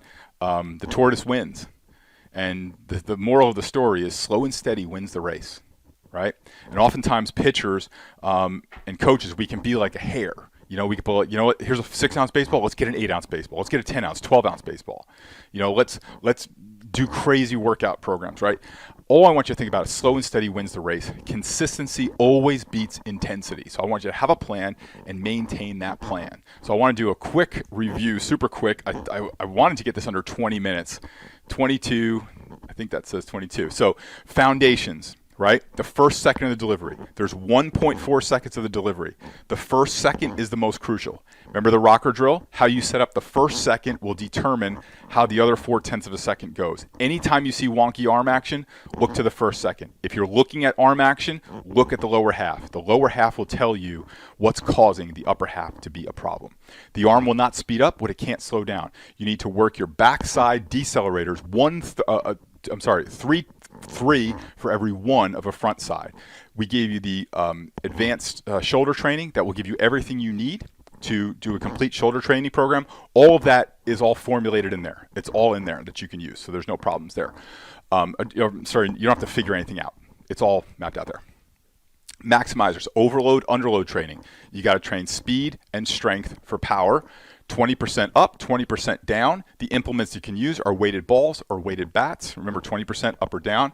The way that you enhance it is making small deposits, continuing to maintain your balance throughout the season, and consistency always beats intensity. So this has been awesome. I love diving deeper into these topics because normally we don't get the chance to do that. So I hope you enjoyed this mini masterclass. Again, the bonuses that you have will be available to you in your portal here. So if you probably go up into that navigation that's up there, all your bonuses will be you'll be able to access them there, or maybe they'll put them down below, but you'll be able to find them once you're in here. Guys, thank you so much for your attention, energy, investment in us, trusting us with your baseball education. It is something we take very seriously, something that means very much to us, and we want to wish you the best of luck. If we can help, let us know, and we certainly look forward to working with you for a long time to come. Thanks. Kira, thank you so much for watching BEC TV. We're going to bring you back to more free baseball instruction programming in just a moment, but I want to point you to one of the free resources we've created here at Baseball Education Center for you. This is our most popular sheet. It's called the How Hard You Should Be Throwing sheet. This sheet is going to do two things for your pitcher. Number one, it's going to tell him, based on his age and the level he's playing at, what is the average velocity for that age and the level that he's playing at. Now that gives you an idea of kind of where you stand. But the best thing that players have reported back to us about this sheet is that not only does it tell them where they stand, but it also tells them where they need to go. And that helps them direct their training, because now you can look at what's the velocity based on the age that I'll be in a few years and the levels I want to play at, especially if you have a goal to play at higher levels. Now you'll have this guidepost that will help you direct your training so you know exactly how hard you need to be throwing at each level. So all the information is down below this video. In order to download this sheet, go ahead and click on it down below and we'll send it to you immediately. Now let's take you back to more free baseball instruction programming on Bec TV.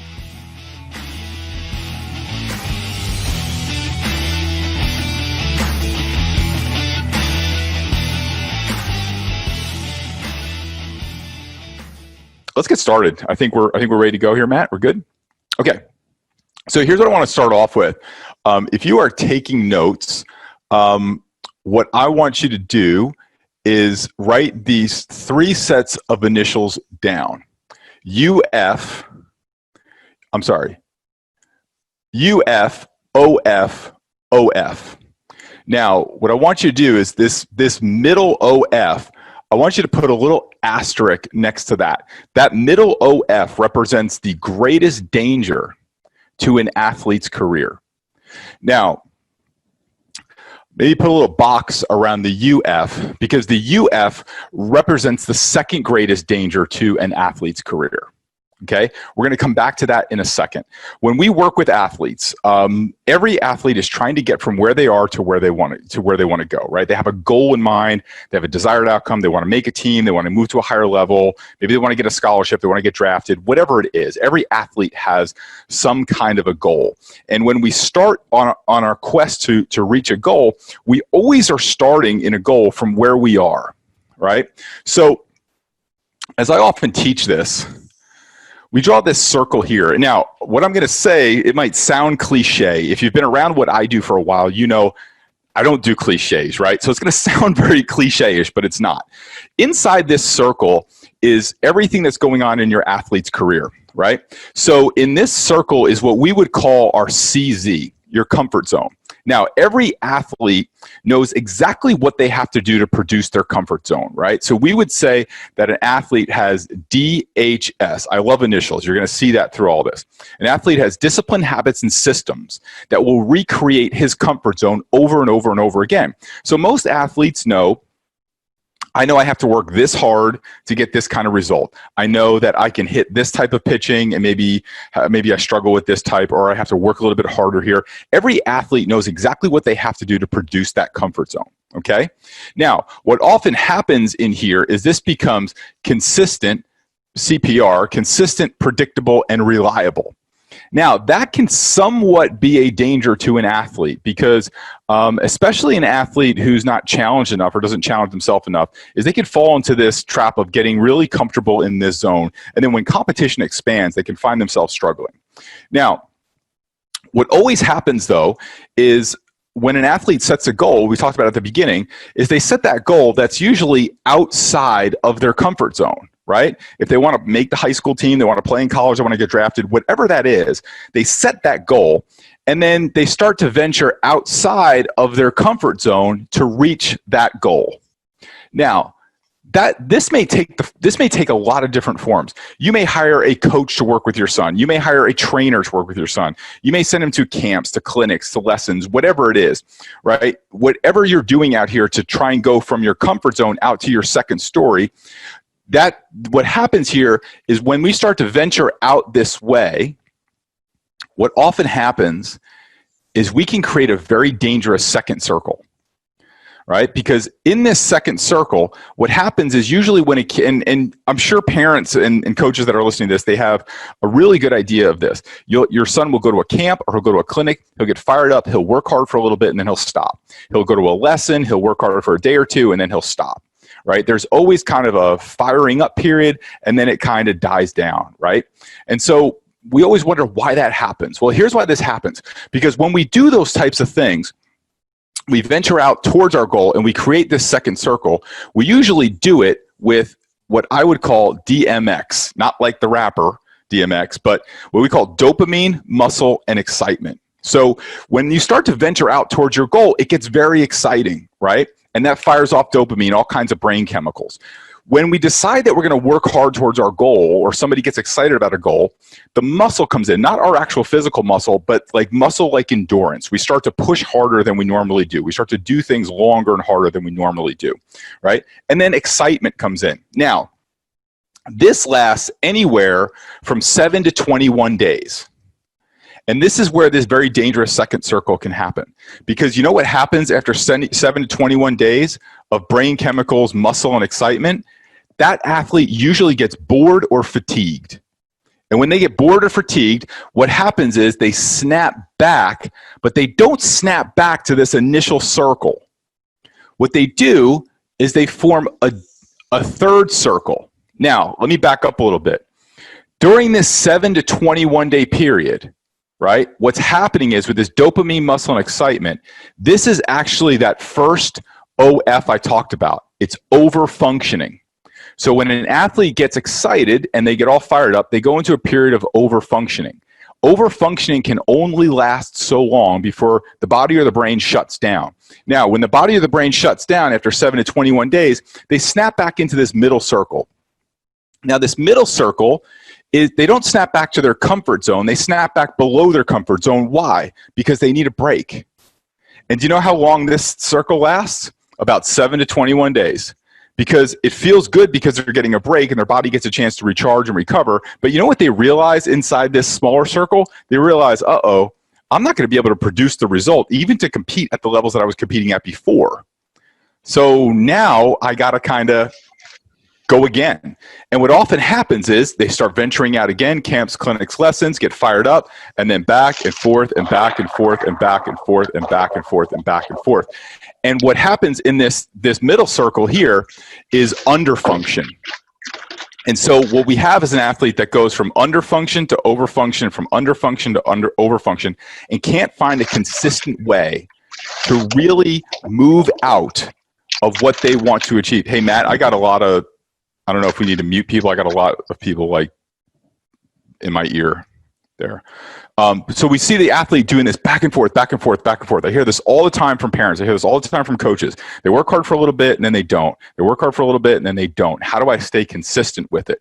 So when I work with athletes, most of the athletes that I work with are usually caught between two stories. The first story and the second story. Now, the first story is the very visible story of their performance.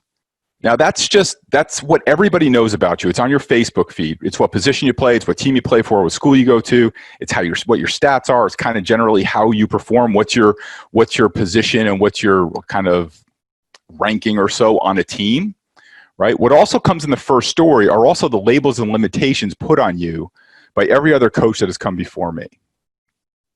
Now, the second story is something very different because the second story is something that's in every player. The second story represents the very invisible story of a player's potential. Now, every player knows that every player has a second story because they've caught glimpses of it. You've caught glimpses of it as a parent or a coach where you've seen your son that he's played well for, I don't care if he's played well for a few weeks during a season or he just caught a few glimpses of it in practice. You've had an insight and idea into how he can play when he's playing at his full potential. So the job of a coach is to get between those two stories and to kind of knock out what prevents an athlete from journeying out to the second story. And so what often happens is this represents an athlete's second story, what they know their potential is. This comfort zone represents their first story. How do we get a player to make the consistent journey so they get past this dangerous second circle that's created and keep journeying out towards their goal? It's a very simple process, and I want to take it. We got to do a little bit of background on a few things before we get to it. I'm going to move over here to this side of the board. This is a very important triangle in everything that I do, whether it's in baseball or working with with athletes outside of baseball, or even with work. I coach and mentor a bunch of different people from all walks of life. And in this BBB triangle, we call it. And if you took Psych 101, this might be familiar to you. So on the one side of the B is what we believe. Okay. Now, what we believe is what we believe about hard work, what we believe about potential, what we believe about our kid is capable of, what our teams are capable of. The second B is how we behave. So what we believe influences how we behave.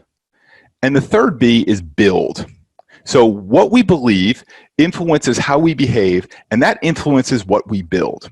Okay, so we're going to keep referring back to this over and over and over and over again as we go through this. Now, when it comes time for an athlete to get motivated or get inspired, right, there's always a few things that always come up, especially in the sport of baseball, is the default setting that we have when we go to motivate players is what we would call traditional motivation. Okay. Now, traditional motivation shows up in a lot of different ways, right? It can show up in slapping up a poster in your locker room. It could be putting up quotes all over your dugout. It could be doing a rah-rah speech. It could even be fear or intimidating players. It could be bringing in a motivational speaker. And everything in traditional motivation is what we try and do is we try and just kind of sprinkle a bunch of stuff onto kids. And we hope that some of that stuff sticks. Right? That if we say kind of enough of this just positive, rah-rah stuff, that eventually maybe some of it will land on them and some of it will create some kind of a consistent performance. And what the problem with traditional motivation is it gives the appearance of working immediately. You give a rah-rah speech to your team and they're all fired up and they go out and they play well maybe for a few innings. You bring in a motivational speaker or somebody like that and they get fired up for a day or two, or you put up a quote or a mission statement or something like that. And there's nothing wrong with all that stuff. But in my opinion, oftentimes traditional motivation, it comes off, well, it's almost exactly like drinking a Red Bull. It works really quick, but then it fades. And every time you go back to the Red Bull, it works a little bit less and less. You got to drink a little bit more and more to have the same effect, right? And so especially today, when we're talking about 22-year-old players and younger, they have heard the motivational stuff. If they've got an Instagram account, they've heard 10,000 and seen 10,000 motivational memes. They've seen clips and videos of people rah-rah. They have seen all that stuff. So traditional motivation is going to be something that is going to become less and less and less effective as time goes on, because the default solution of traditional motivation is always tactics, right? So I one time had a talk with a college pitcher. And he was struggling mentally. I said, well, tell me what's going on in your mind, like as you're standing up on the mound trying to make your pitch. And he's like, well, I'm trying to breathe and I'm trying to relax. I'm trying to focus on my zone. I'm trying to visualize. And he was just on and on and on and on. And I was like, well, I know why you're having trouble pitching now, because you're trying to do 30 things on the mound. And so every time we talk about traditional motivation, it shows up as tactics, which could be tactics to fire you up, right? We've got a lot of those. Right? We got all the things we talked about. And then there's tactics to calm you down, right? So we want players to be rah-rah, excited, fired up. And then but when they get in the game, we want them to be loose and relaxed. So we kind of move beyond these two worlds of we want you to be tight and intense, but loose and relaxed, and intense, but relaxed. And it just leaves a player with nowhere to go. Now, when we're talking about the default traditional motivation with default solutions and default tactics, understand that every time that things show up as tactics, we're always fueled by a belief of what we believe. And in baseball, the default advice for any player who's not playing to his potential is what? Hustle, grind, work harder. And what does a player translate that into? The player translate that into taking more reps, doing more practice, working harder. That doesn't necessarily bring out a player's potential. Okay? So we have to look at the way we're doing things in baseball is that we have these kids going back and forth, creating these very dangerous second circles. We got them over-functioning and under-functioning. We're throwing a bunch of motivational stuff on them. We're punching a bunch of tactics of them, tactics to fire them up, tactics to calm them down. And then we just tell them, well, just hustle, grind, work harder. Well, it doesn't leave an athlete many places to go, right? And there's not a lot of, and what I'll also say too about tactics is this. When a player needs to use those tactics, when they're going to come in the most handy and the best, is probably when they're least inclined to use them. When they're over anxious or they're frustrated or they're fearful or their thoughts are just getting away from them or they're just caught up in the moment. I don't know how many youth athletes, when they're having their heart is beating out of their chest and they're anxious stepping into the box, is going to remember the 17 things that they're supposed to do in a pre-at-bat routine. Now, of course, there's always going to be some people that do, but it's going to be very difficult for them to do that on the long haul. So how do we do this? So let me talk to you about the brain. There's 3 parts of an athlete's brain. There's the want part of your brain, the can part of your brain, and the will part of your brain. So the want part of your brain represents your ambition. It's what you want to achieve. It's how bad, what do you want to accomplish, right? So the can part of your brain represents your capabilities. Can you do it? Do you have the ability to do this physically, mentally to do it? And the will is just what you're going to put into action, right? What you're going to be willing to do. So follow along, even the parents here, because I'm sure this will apply to you too, as I do most of this teaching with adults. Here's what happens. You see something that you want. You have a goal, you have a dream, you have a vision, right? What we talked about here. Now, what happens is the want part of your brain lights up. And the want part of your brain says, we want to do that. We want to play on this level. We want to play on this team. We want to make the starting rotation. Whatever it is that you want, doesn't matter. It goes over to the can part of your brain and says, can we do this? Do we have the capability? And the can says, check, we've got the capability. And then the two of them go over to the will part of the brain, and then the will part of the brain goes, oh, we'll do it, yeah, and we'll get started tomorrow, or we'll get started next week. And delay and procrastination kicks in, or we go into this dangerous overfunction, underfunction, overfunction, underfunction. So we have so many things that we want to do, so many goals that we want to achieve. We have so many goals that we can achieve. But the problem is the will part of the brain is kind of where things go to die. Right? There's not many things that we could figure out how to put them into action so that we can make them possible. So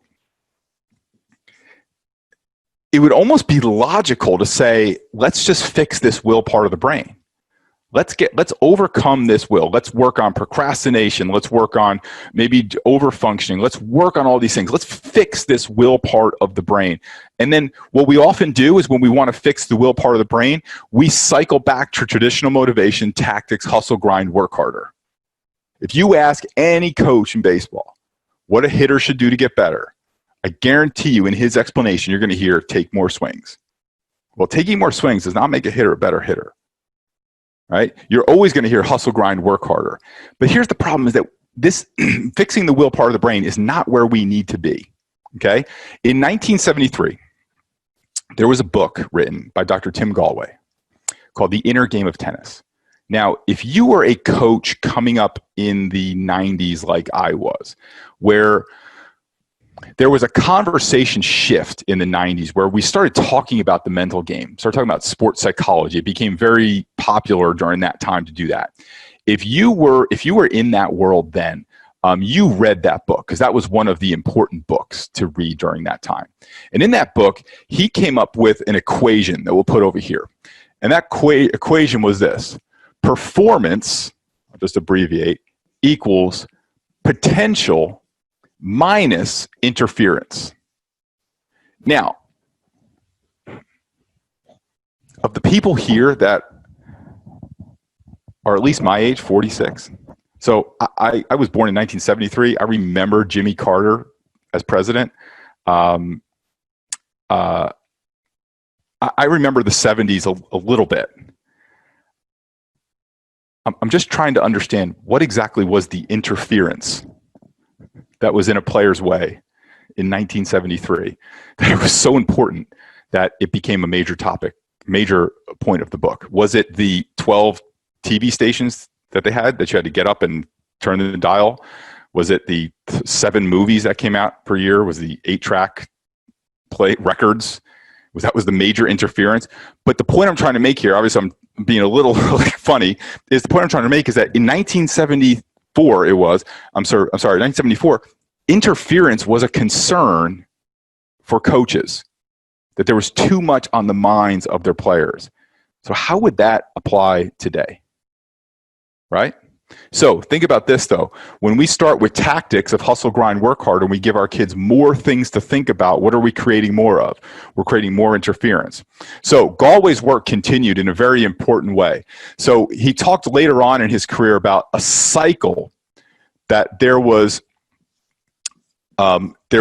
initially started with the distortion of reality. Right, that an athlete or anybody trying to perform at a high level sometimes had just a different view, a distorted view of how reality really was. Right, we'll talk about this a little bit more in a minute. And from that distorted reality, they took a distortion of action, which means that they took an action that wasn't based on anything real or solid. Right, just like we did here. Right, an overfunction. And from that distortion of action, they got a distortion of results. They didn't obviously achieve what they wanted to based on their action because it was based on a distortion. And that led them to a distortion of self-image. And that was the most dangerous because the greater the distortion of self-image, the greater then the distortion of reality, and then round and round and round the cycle went. Okay? Now, any time that there is a distortion of reality, what happens is we end up setting what we call the 3 toxic goals. Now, the 3 toxic goals are this: copying, comparing, competing. If you have a player that is under 22 years old, which all are, I guarantee you they are, with one thumb flip of their social media account, they are copying, comparing, and competing. Let me go through these one at a time. And all 3 of these are distortions of reality. Okay, and we're never going to achieve a goal that was set based out of a distortion. Okay, so copying.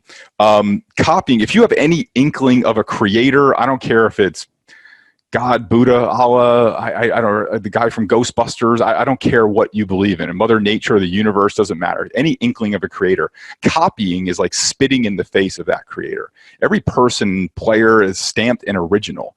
And one of the issues that we have in baseball is you go to a showcase and you go to some dad and say, which one's your son? Oh, my son? My son's the one over there with the 2 bats in his bag, the flat brim hat, and the arm sleeves and the eye black on. Oh, so your kid looks like the other 250 kids that are there too. Kids dress alike, act alike, talk alike, think alike, they walk alike, they behave alike, and guess what? When you act like them, talk like them, walk like them, and dress like them, you neutralize everything that is unique about you. It's so hard for a player to stand out when they are trying to copy what every other single player is doing. And every time that we are copying ourselves, anytime we are copying someone else, we're kind of killing off who we really are. Right? Because we're actually lose twice. We lose the actual time that we spent behaving like someone else. And then now we didn't have the time that we were stepping into our own gifts.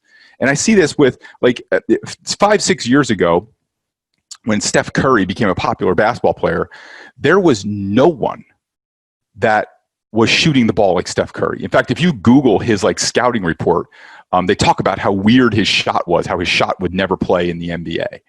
And now you see kids shooting like Steph Curry. It's insane to me that here's the least Steph Curry thing that you could do would be to copy Steph Curry, because Steph Curry didn't copy anyone else. There was nobody shooting like him before he came in. And so now we see kids who are copying because they think he's like a smaller guy, different type of player. Oh, it must be his style of play, and not just that he was a unique player. They're copying the wrong thing. They're copying his movements. They're copying his actions, and they're not copying his uniqueness. The thing they should be copying is he's unique. And that's the most important thing. So toxic goal number 1 is copying. Toxic goal number 2 is comparing. So if you want to have the most miserable career ever, then get into comparison, because there is a never-ending string of people that you can compare yourself to, especially in the very photoshopped, very clipped world that we have in social media today. You will never have a shortage of people that you can compare yourself to. And here's the thing, is that most comparison makes people feel inadequate. Now, there's a double-edged sword to this, because if comparison is your source from unhappiness, it also goes to say that comparison is also your source of happiness. Because if you feel bad because you compare yourself to a player who's better than you, and then you feel good because you compare yourself to a player who's worse than you, it's a two-way trap. When we should be trying to step into who we uniquely are as a player, and we're going to go into that a little bit later on, of how we figure out how each player is unique. Right? But comparison is also saying that there's somebody's figured out the way. And if I just compare myself to him and see how I stack up, maybe I can kind of close that gap. The second toxic goal is comparison. The third toxic goal is competing. Now, anytime that we are competing, let me back up. Actually, let me go back to comparison. Could you imagine if Steph Curry came in after maybe a game of not shooting so well and said, you know what, I think I should start driving to the hoop like LeBron. I should start taking the ball hard to the hoop, power into the hoop, and I should start penetrating, going into the paint. What do you think his coach would say to that? Coaches say, you're insane. Like, you're going to get clobbered. You're going to be hurt within 2 or 3 games, or go back and do what you're supposed to do. But if he were comparing himself against LeBron, it would come off unfavorably. You cannot compare yourself to another person. You don't have their same gifts, and they don't have your gifts, and the talents aren't the same, and your destiny is not the same, and your position is not the same, and your genetics aren't the same. So comparison is always a dead-end trap. And the third one is competing. Now, competing says that there's one way to win. And I am sorry, I've been in the game of baseball. I've been coaching the game of baseball since I'm 17. So that's coming up on 30 years. And I've been in it ever since I'm 7 years old. I got a pretty good pedigree in the experiences that I've had. And I'm telling you that I've yet to see only one way to play the game of baseball, because every once it happens all the time. And actually, now Jose Altuve just killed my one analogy that I always use. So now I got to think of another analogy on the fly here. Thank you, Jose Altuve, for wearing an MIT-made. I'm not saying he wore an MIT-made buzzer on his arm. I'm just saying, if I hit a home run and I was coming around third base, I don't know. You can rip off anything you want. If I hit the game-winning home run to win the game, I wouldn't be closing it up unless I was rigged, with something on. So let's move on. But what I see often in my career in baseball is there's players like Dustin Pedroia who play differently. There's players like Aaron Judge who play differently. And for whatever we think about Jose Altuve, whatever he did, right, he played differently. And then there were pitchers like Mariano Rivera. How many pitchers today would come up and throw two pitches? Like, we had a 16-year-old kid throwing 2 pitches. We'd be like, oh, you need 2 more, right? There's always different ways to compete and to win. And honestly, I believe that the more you are yourself as a player, the more you will stand out and the more that your gifts will shine. So in those 3 toxic goals. Now, here is the tough part about today's world, is that when we set a toxic goal, or we set a goal that's on over-functioning, it often gets a great response. So we put toxic goals, get a great response. Let me give you an example. Let's say you were training Tom Brady, right? You were his physical strength trainer. And let's say Tom Brady posted on Twitter, I'm coming back to the Pats. We're going to win Super Bowl number, whatever it is, 7, I think. And I'm going to double my training routine. I am going to cut 12 pounds so I can move a little bit out of the pocket. I'm going to get up early and do more cardio so I can be lighter and in better shape. And I'm going to add maybe a 3rd workout as the season gets closer, because I want to be Super Bowl MVP, league MVP, undefeated Super Bowl champs, hashtag, right? What would Patriot Nation do? That would be the most retweeted post, liked, commented post on Twitter, like, ever, right? And so what happens is, when we set goals or we set expectations from this distortion of reality that causes us to set toxic goals, the immediate response to that is usually pretty positive. But what's the long-term effect? What would happen to Tom Brady if he did that training routine? He'd be burnt out 4 or 5 weeks into the training routine. He wouldn't be able to keep up with it. He'd probably end up, not being ready for training camp, or if he would, he'd probably miss time, right? Him being light is probably not a good deal, and on and on and on, right? So in this world that we live in, setting these goals can sometimes get a good response and get you a little respect. Nobody says no to someone who sets a big, broad goal. Let me give you an example. Have you ever seen someone who sets a goal that, like, we want to help 1 million people, right? We want to do whatever. We want to help 1 million baseball players. Nobody ever says that's bad, right? Nobody ever says that's a bad thing, right? Because it's one of those things that's it's hard to say it's bad, right? So when Tom Brady or any athlete says, hey, I'm going to double my routine, I'm going to work harder, nobody says that's bad, because what's our default advice? Hustle, grind, work harder. So how do we now do this? How do we move a player from with all of this, right? This is kind of says, like, wow, it's really hard for this all to work, because this is the system that we've created. How do we do this? Well, there's an easy way to do this.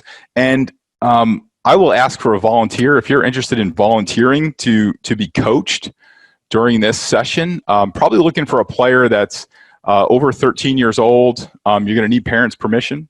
Parents got to be with you. Or if you're over 18, we can do that. So if you want to volunteer, you can hit in the chat below, the chat box, and Matt will watch that. And here's the thing. You're never going to figure this out from the low levels of logic. Here is the one thing that we screw up in all this. When we talked about the 3 parts of the brain, and we try and fix the will part of the brain, and we're talking about traditional motivation, tactics, hustle, grind, toxic goals, we're talking about overfunction, distortion of reality, and all that. Where is all of this stuff located? It's all swimming around in our head. If you ask any baseball player that had an unbelievable streak or a great season, what do they always say? Do they say, well, my head was just filled with all kinds of positive things, and I was reciting my affirmations, and every time I went up to bat, I remember this quote from Vince Lombardi, right? No, what do they all say? They say, my mind was empty. I was in the zone. There was something in there. I found something that, a calmness, a stillness there. Now, the other thing that every one of them say is that because we're not going to figure this out from our head, here's what we're going to have to do. If every coach watching this, if I gave you the option that I will give you 15 talented players or 15 players that just Dustin Pedroia, Brett Gardner type players that just play their hearts out, will get dirty, lay out, dirt on their fingernails, uniforms dirty all day long. Every coach on this call would take those players with heart, because we all know that heart will win more games than talent every single time. And if at the very least, heart is more fun to coach, right? So everything we do is we talk about players having heart. Think about the movies we like. Think about Rudy. Think about Rocky. Think about the movie about the 1980 hockey team, Miracle. Those are not stories about, athletes that were intellectual superstars. Those are stories about athletes that were able to tap into something that was inside of them that helped them compete and in sometime, I know Rocky is fake, but compete and beat athletes that were far more talented than they were. And those are the stories that we watch over and over and over and over and over again, because we see that is something that is accessible. Now, if you are a coach listening to this,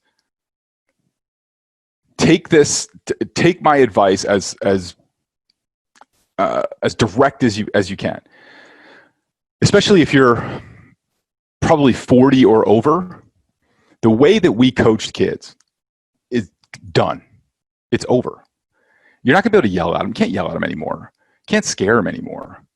We used to be able just to, there used to be like this kind of like intimidation thing that the coach was the boss and you did what the coach said. That's gone.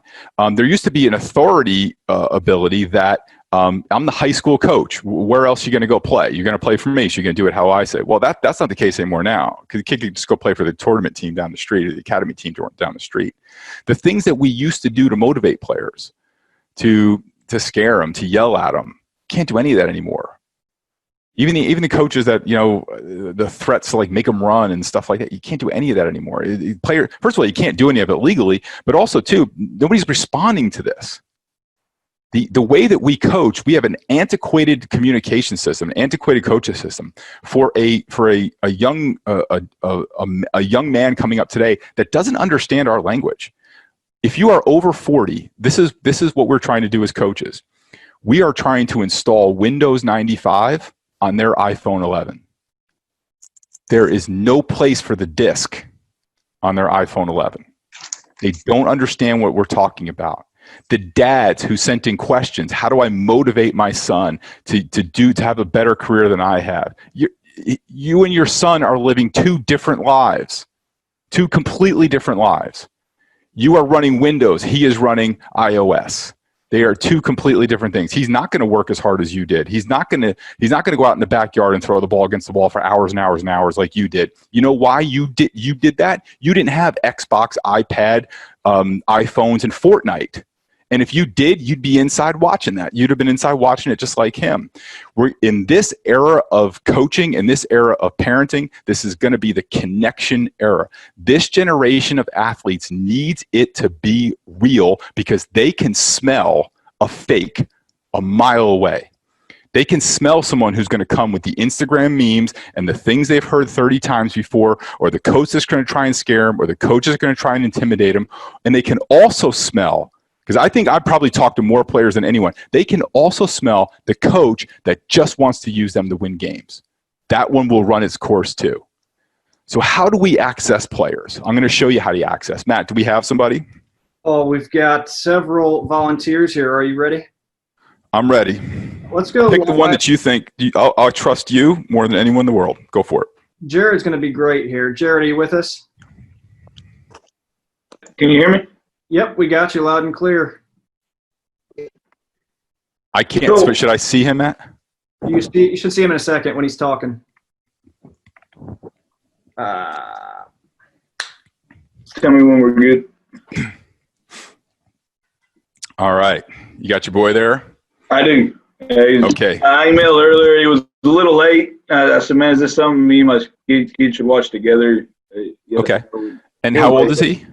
He's 12. He turns 13 in April.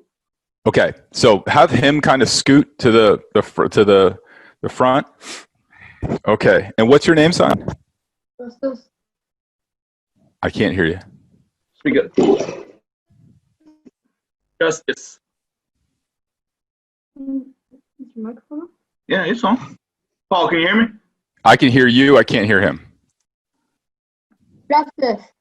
Justice. Okay. There's some rules here, Justice. Okay. Dad, your job is done. He'll do all the talking. Okay. You can't speak for him. Okay. Justice. We are going to play a game. Okay. Now, are you the type of player that just likes to play games, or I feel like you're the type of player that likes to win games? Which is it? Win games, yeah. Win games. Okay. So we're going to play a really quick game. It's going to take about 2 minutes. Now, the key to winning this game is speed. What's the key? Speed. Okay.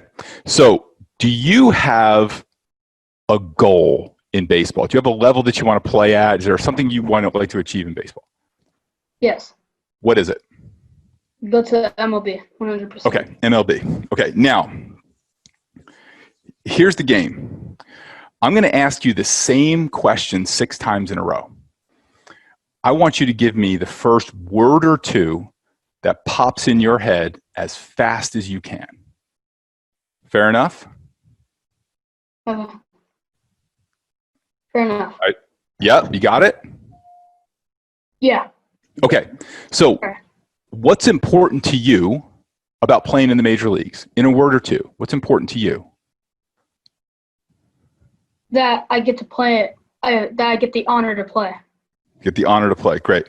What's important to you about being a young man who gets the honor to play? In a word or two, fast. That I can just be there and just see the fields and all the fans and hear the crack of the bat. To have the experience. Yes. Okay. What's important to you about having that experience, to being a player who has the experience of playing on a higher level? What's important to you about that? Oh, no.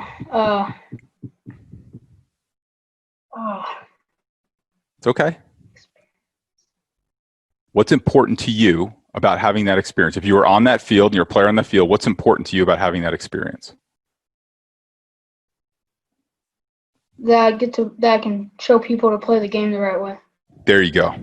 Okay. What's important to you about being a young man who shows people how to play the right way?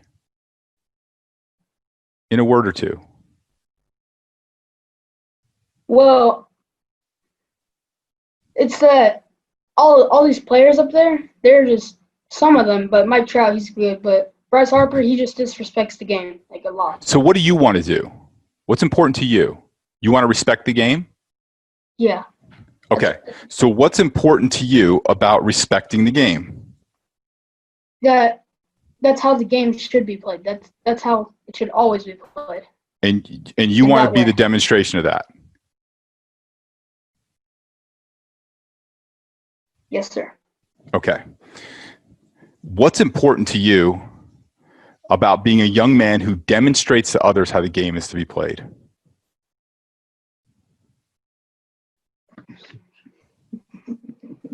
What's important to you? Well, let me think of it. Have you think of it like this?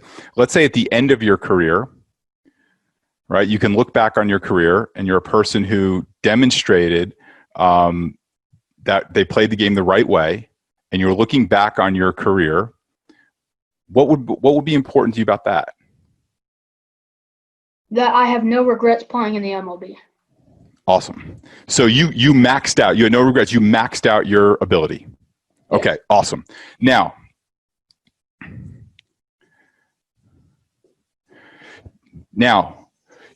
what we would call your prime athletic drivers are going to be that you respect the game, you demonstrate that respect, and that you get the most out of your ability. Now, you weren't born with this. Who put this in you? Who put that ability in you? Who put that respect for the game in you? Definitely my dad. Okay, so now, for you guys who are watching, okay, what I have on Justice now is I have the ability to create a motivated man for life because I found out what is truly important to him.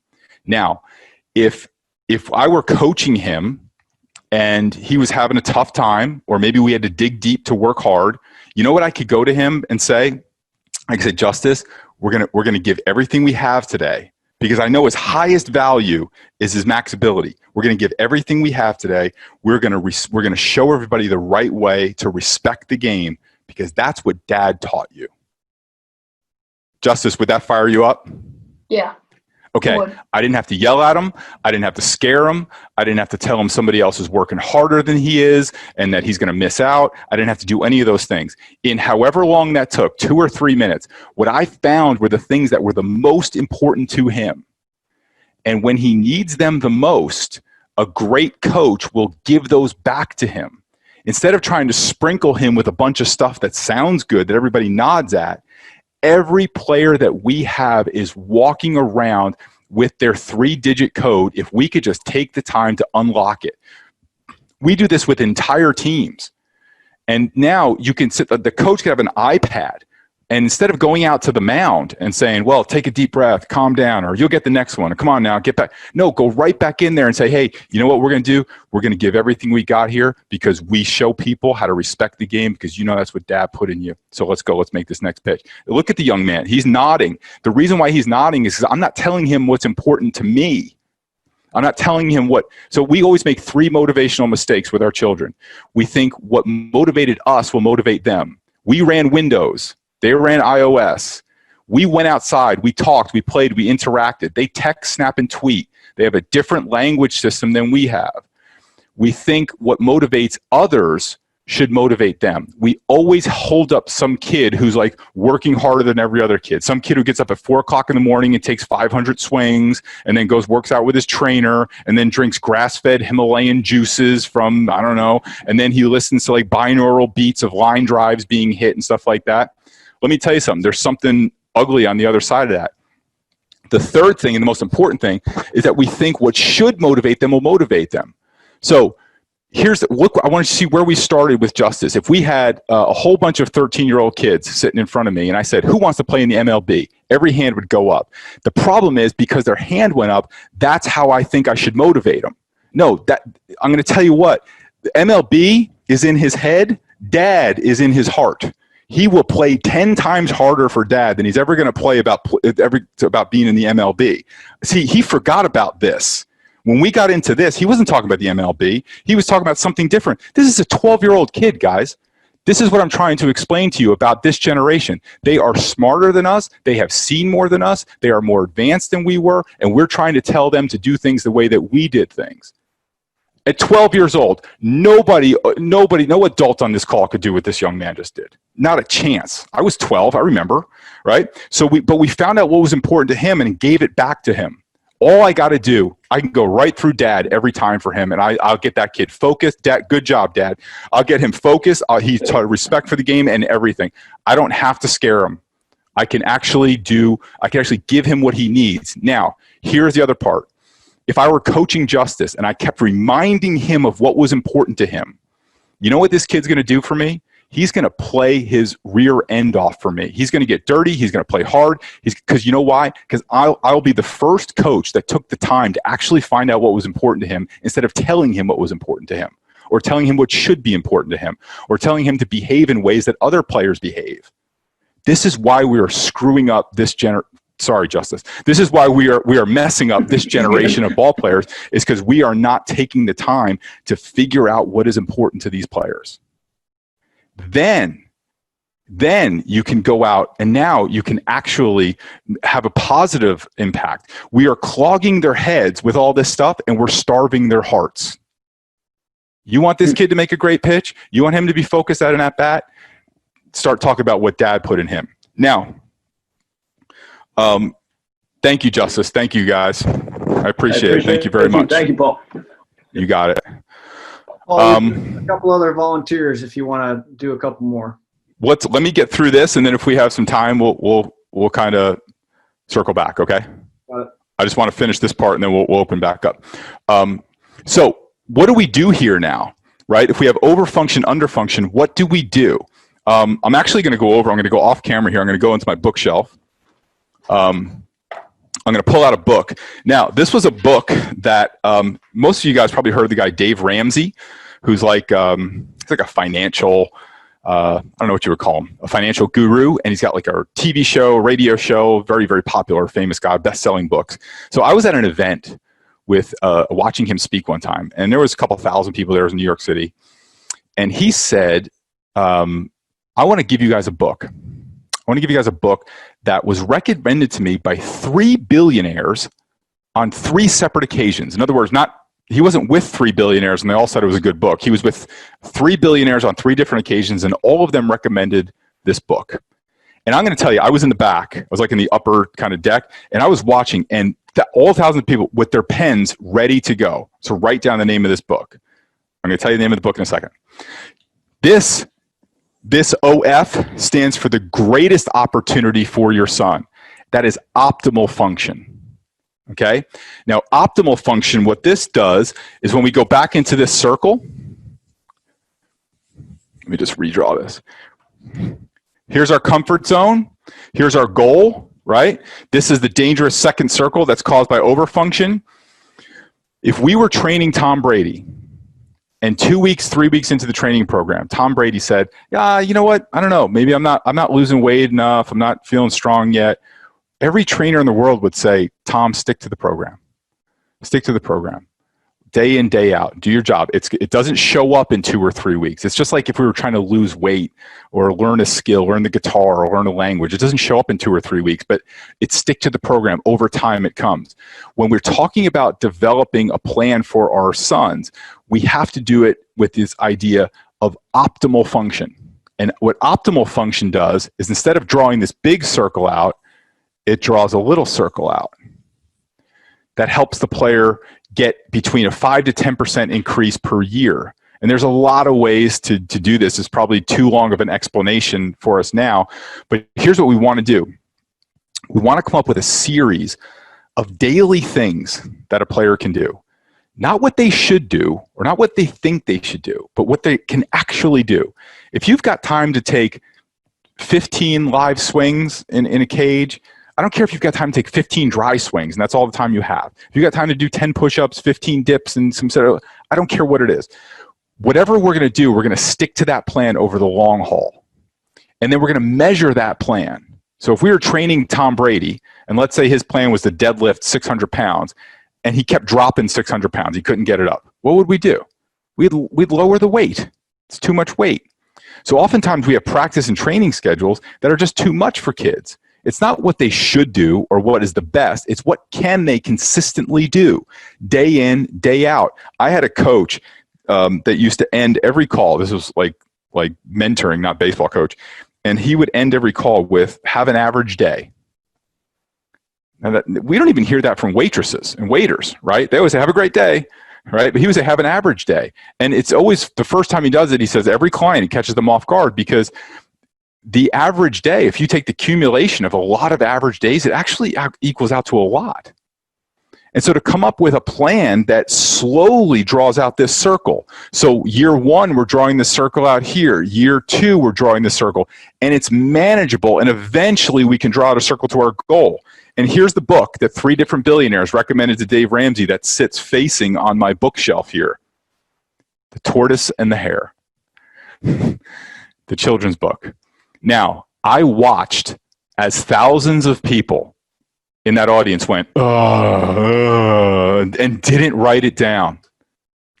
Didn't write down the book that 3 billion, because they wanted it to be like, Stephen Hawking's The Dynamics of, Economics, or they wanted it to be some book they'd never heard of, some obscure thing, but they're missing the basic lesson. Slow and steady wins the race. Have an average day. The problem is in the distortion of reality that we have today, an average day doesn't look great.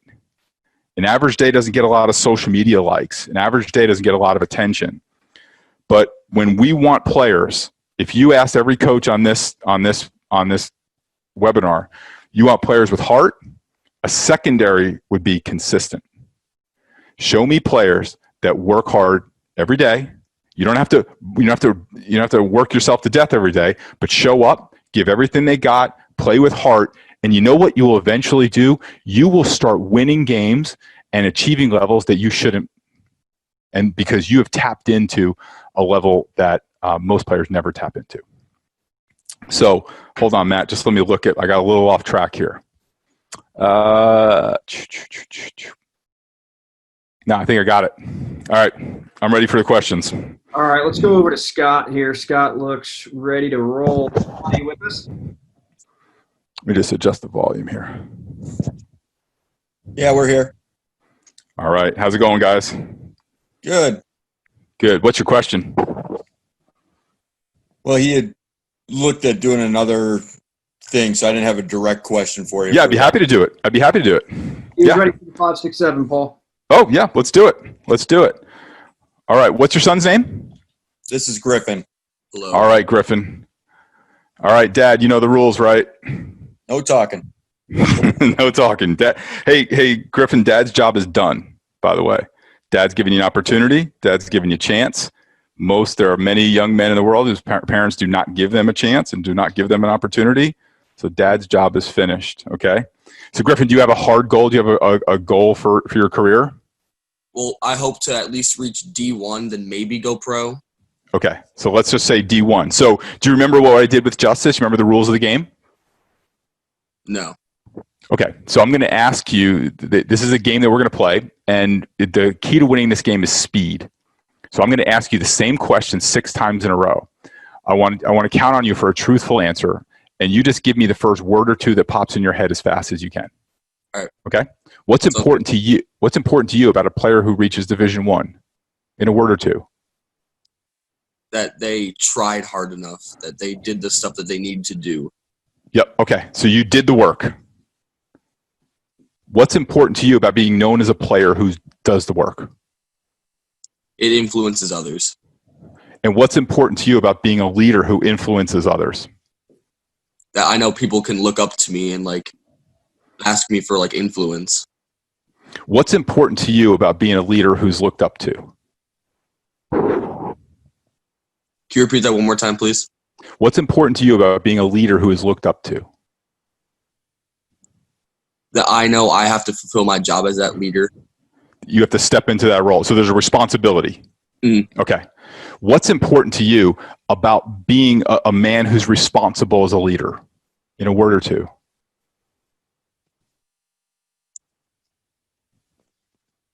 Knowing that I have to come to practice each day with that job, knowing that I have to try my hardest to fulfill that job. So you're going to lead by example. What's important to you about being a man, a player, and a leader who leads by example? That now people can look at me and know that, oh, he's that kid that tries hard. He's the one that I need to be one day, or I need to be now. So you want to be the model? Yes. Who put this in you? I would definitely say my dad. Yep. So are you the captain of your team, Griffin? No. You should be.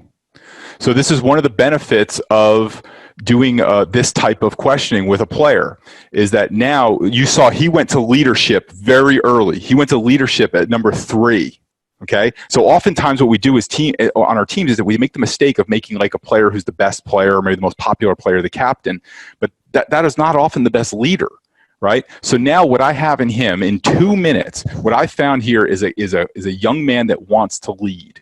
Right? Now, you could be the 15th guy on the roster and never play an inning. That doesn't mean that you're not the leader of the team, right? That doesn't mean that you're not going to be the best guy to have the team prepared, the best guy to maybe run the stretching, the best guy to keep the morale up, the best guy to pick up guys who are down, et cetera, et cetera, et cetera. All those things that a leader does. But here's the thing. If I don't put this young man in a role of leadership, in some role of leadership, I'm going to lose him, because these are his highest values.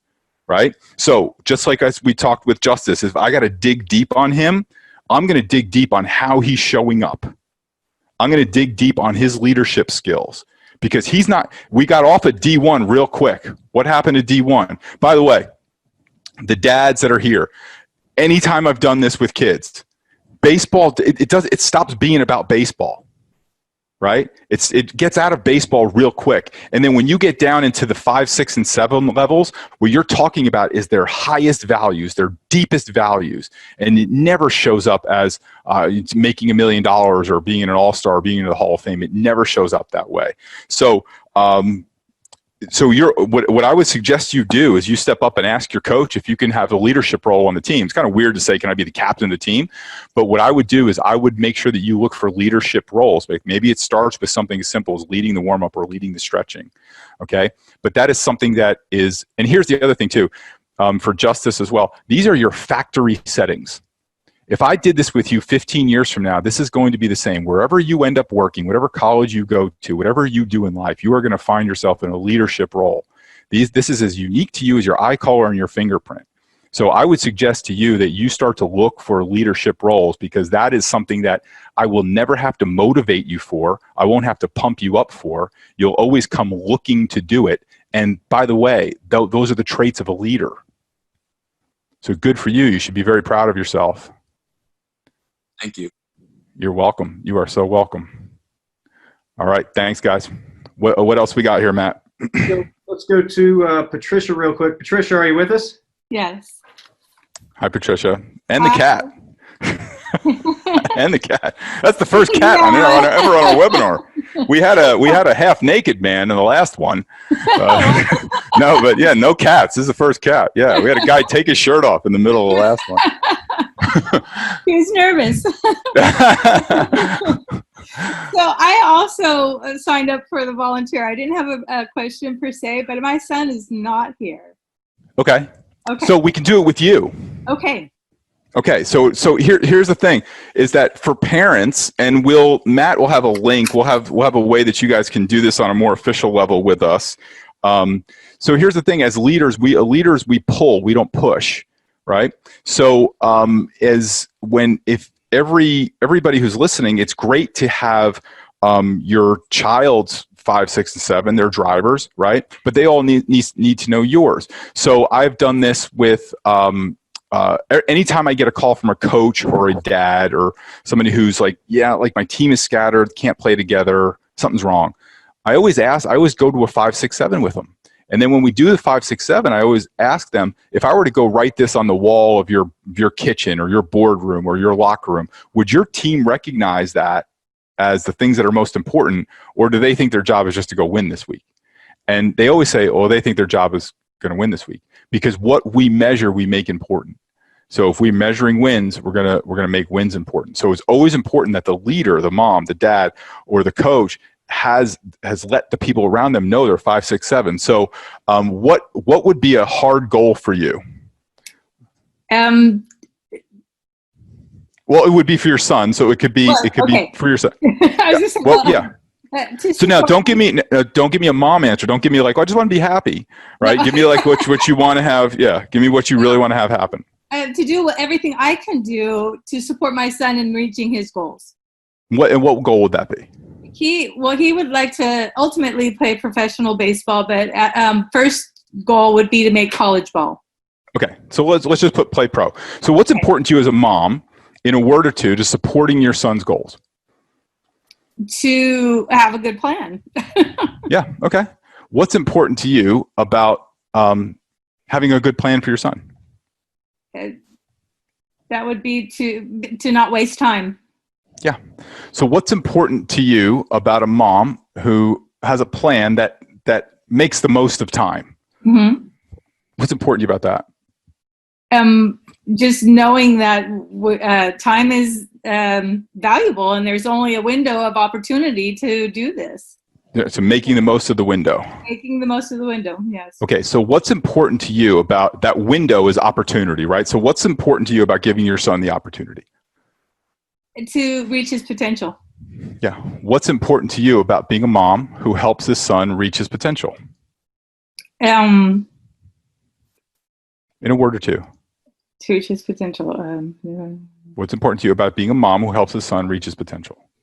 I guess I've done my job. Yeah. What's important to you about being a parent who's done their job? That I think equals success for me as a mom. Yeah. So here, go ahead. No, go ahead.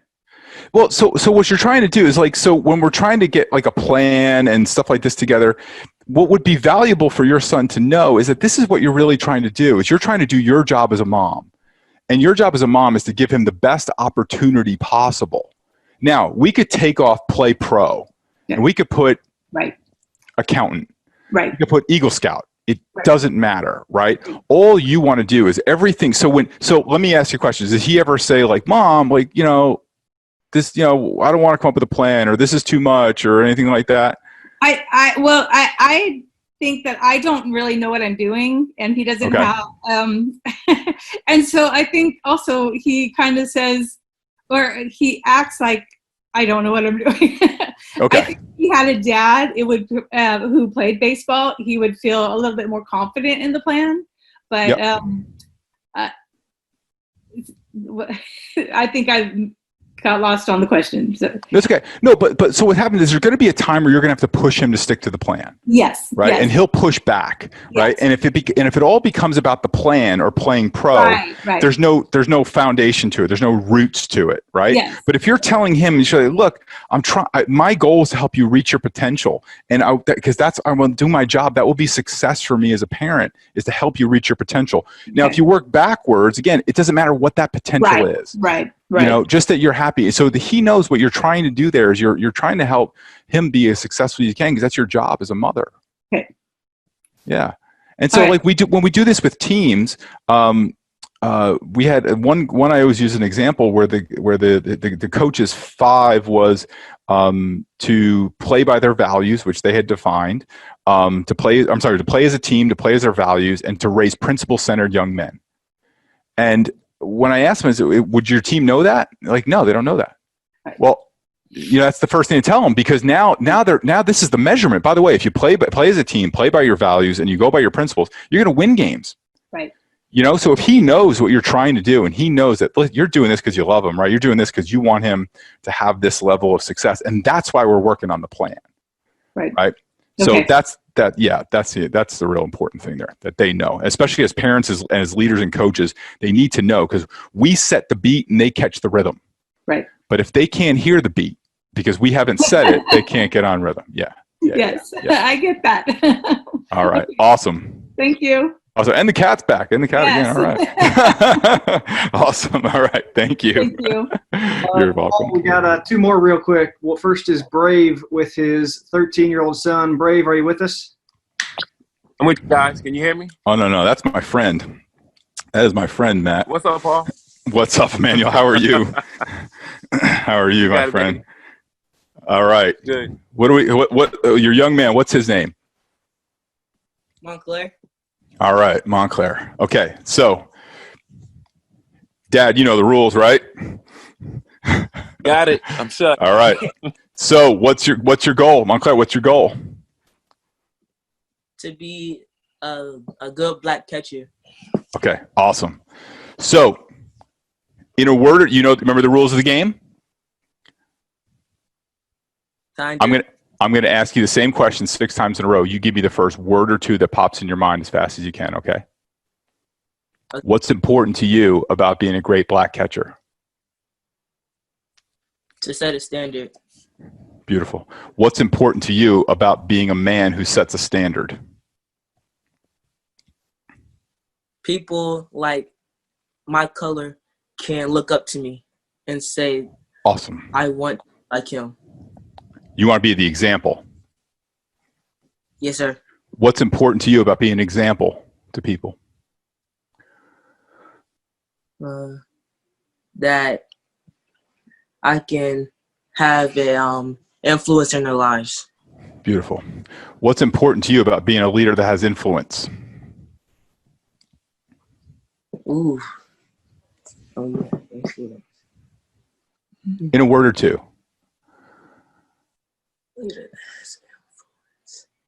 So if you were a leader who had influence, what would be important to you about that? To be that guy. I can be that guy in their lives. You want to be the man. Yeah. What's important to you if you were to step into that role and you were to be that to be that leader, to be that example? What would be important to you about that? That they will know that I am there for them whenever they need me. Awesome. So you're going to give back. Yes, sir. Okay. So what's important to you about being a young man who has success and then turns around and gives back, in a word or two? It says like, I don't know how to word this, where people look at me and say that is a guy who gives back to the community. I think what you're trying to say is respect. Now, who put that in you? My dad. Okay, so here's the thing. So we talked about playing the game the right way, maxing out ability. We talked about leadership. So you are always going to be driven by contribution, right? Mm-hmm. So that's his unique thing. So if I had these 3 players on my team, I'm talking to one about leadership. I'm talking about another about respect and playing the game the right way, and I'm talking to another about contribution. This is how we get a team together that's motivated. Right? So Montclair, you will always be motivated by what you are contributing around you. Now, I have a prediction that at some point you will be a coach, because as a coach, contribution is one of the biggest things that you can do. And everything you talked about, it almost sounds like you were moving into a coaching role. And the best thing about today is that there's more opportunities now for a young man, even your age, that you could start coaching some kids now. You could start coaching some peewees, some t-ball kids and stuff like that.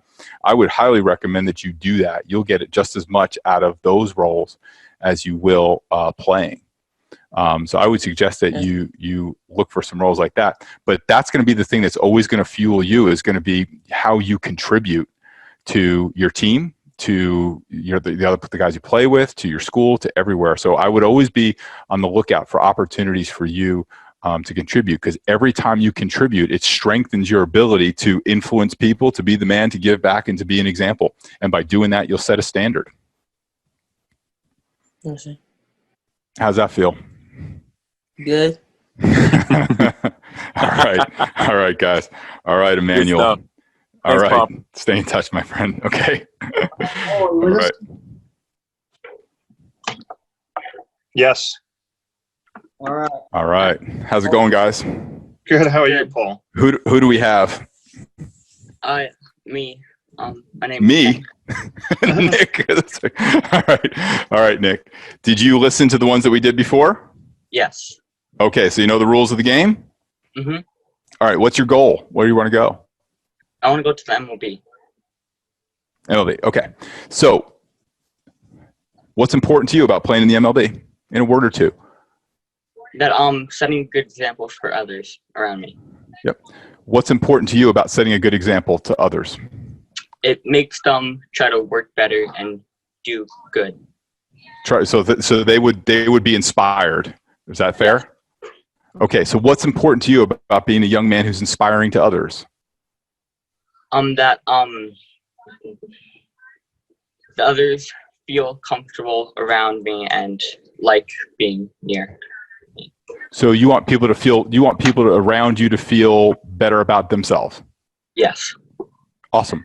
What's important to you about making people feel better around you? It boosts up their confidence level a bit more, so they have more purpose.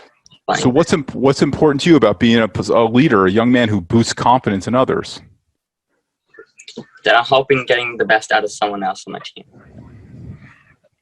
What's important to you about getting the best out of your teammates? As a team, we can win and try to do better in games. Yep. Okay, so who put that in you? Where'd you get that? My dad. Yeah. So dad is huge influence. So now this is somewhat different, right? Because we're talking about setting a standard and contribution. We're talking about leadership. This is more about about gelling as a team, about being someone who brings the team together in a special way. So there are definitely leaders, right, who are going to lead the team saying, guys, this is the way that we have to go, right? And you'll often see that in a manager, veteran player role. So a great example would have been like Joe Madden and is it David Ross, I think, with the Cubs is his name. So Joe Madden was clearly the leader issuing the charge, and David Ross is the guy kind of gelling the guys together, right? Picking everybody up. It's different. It's different from leadership. It's the guy who's in there kind of giving a guy a pat on the back and, tell him to get back in the game and stuff like that. So this is a very different role. So I would strive and look for roles where you could be that person that gels. And so this is a part of kind of me as a person that's important to me is I always want everyone to feel good and to be welcomed and included.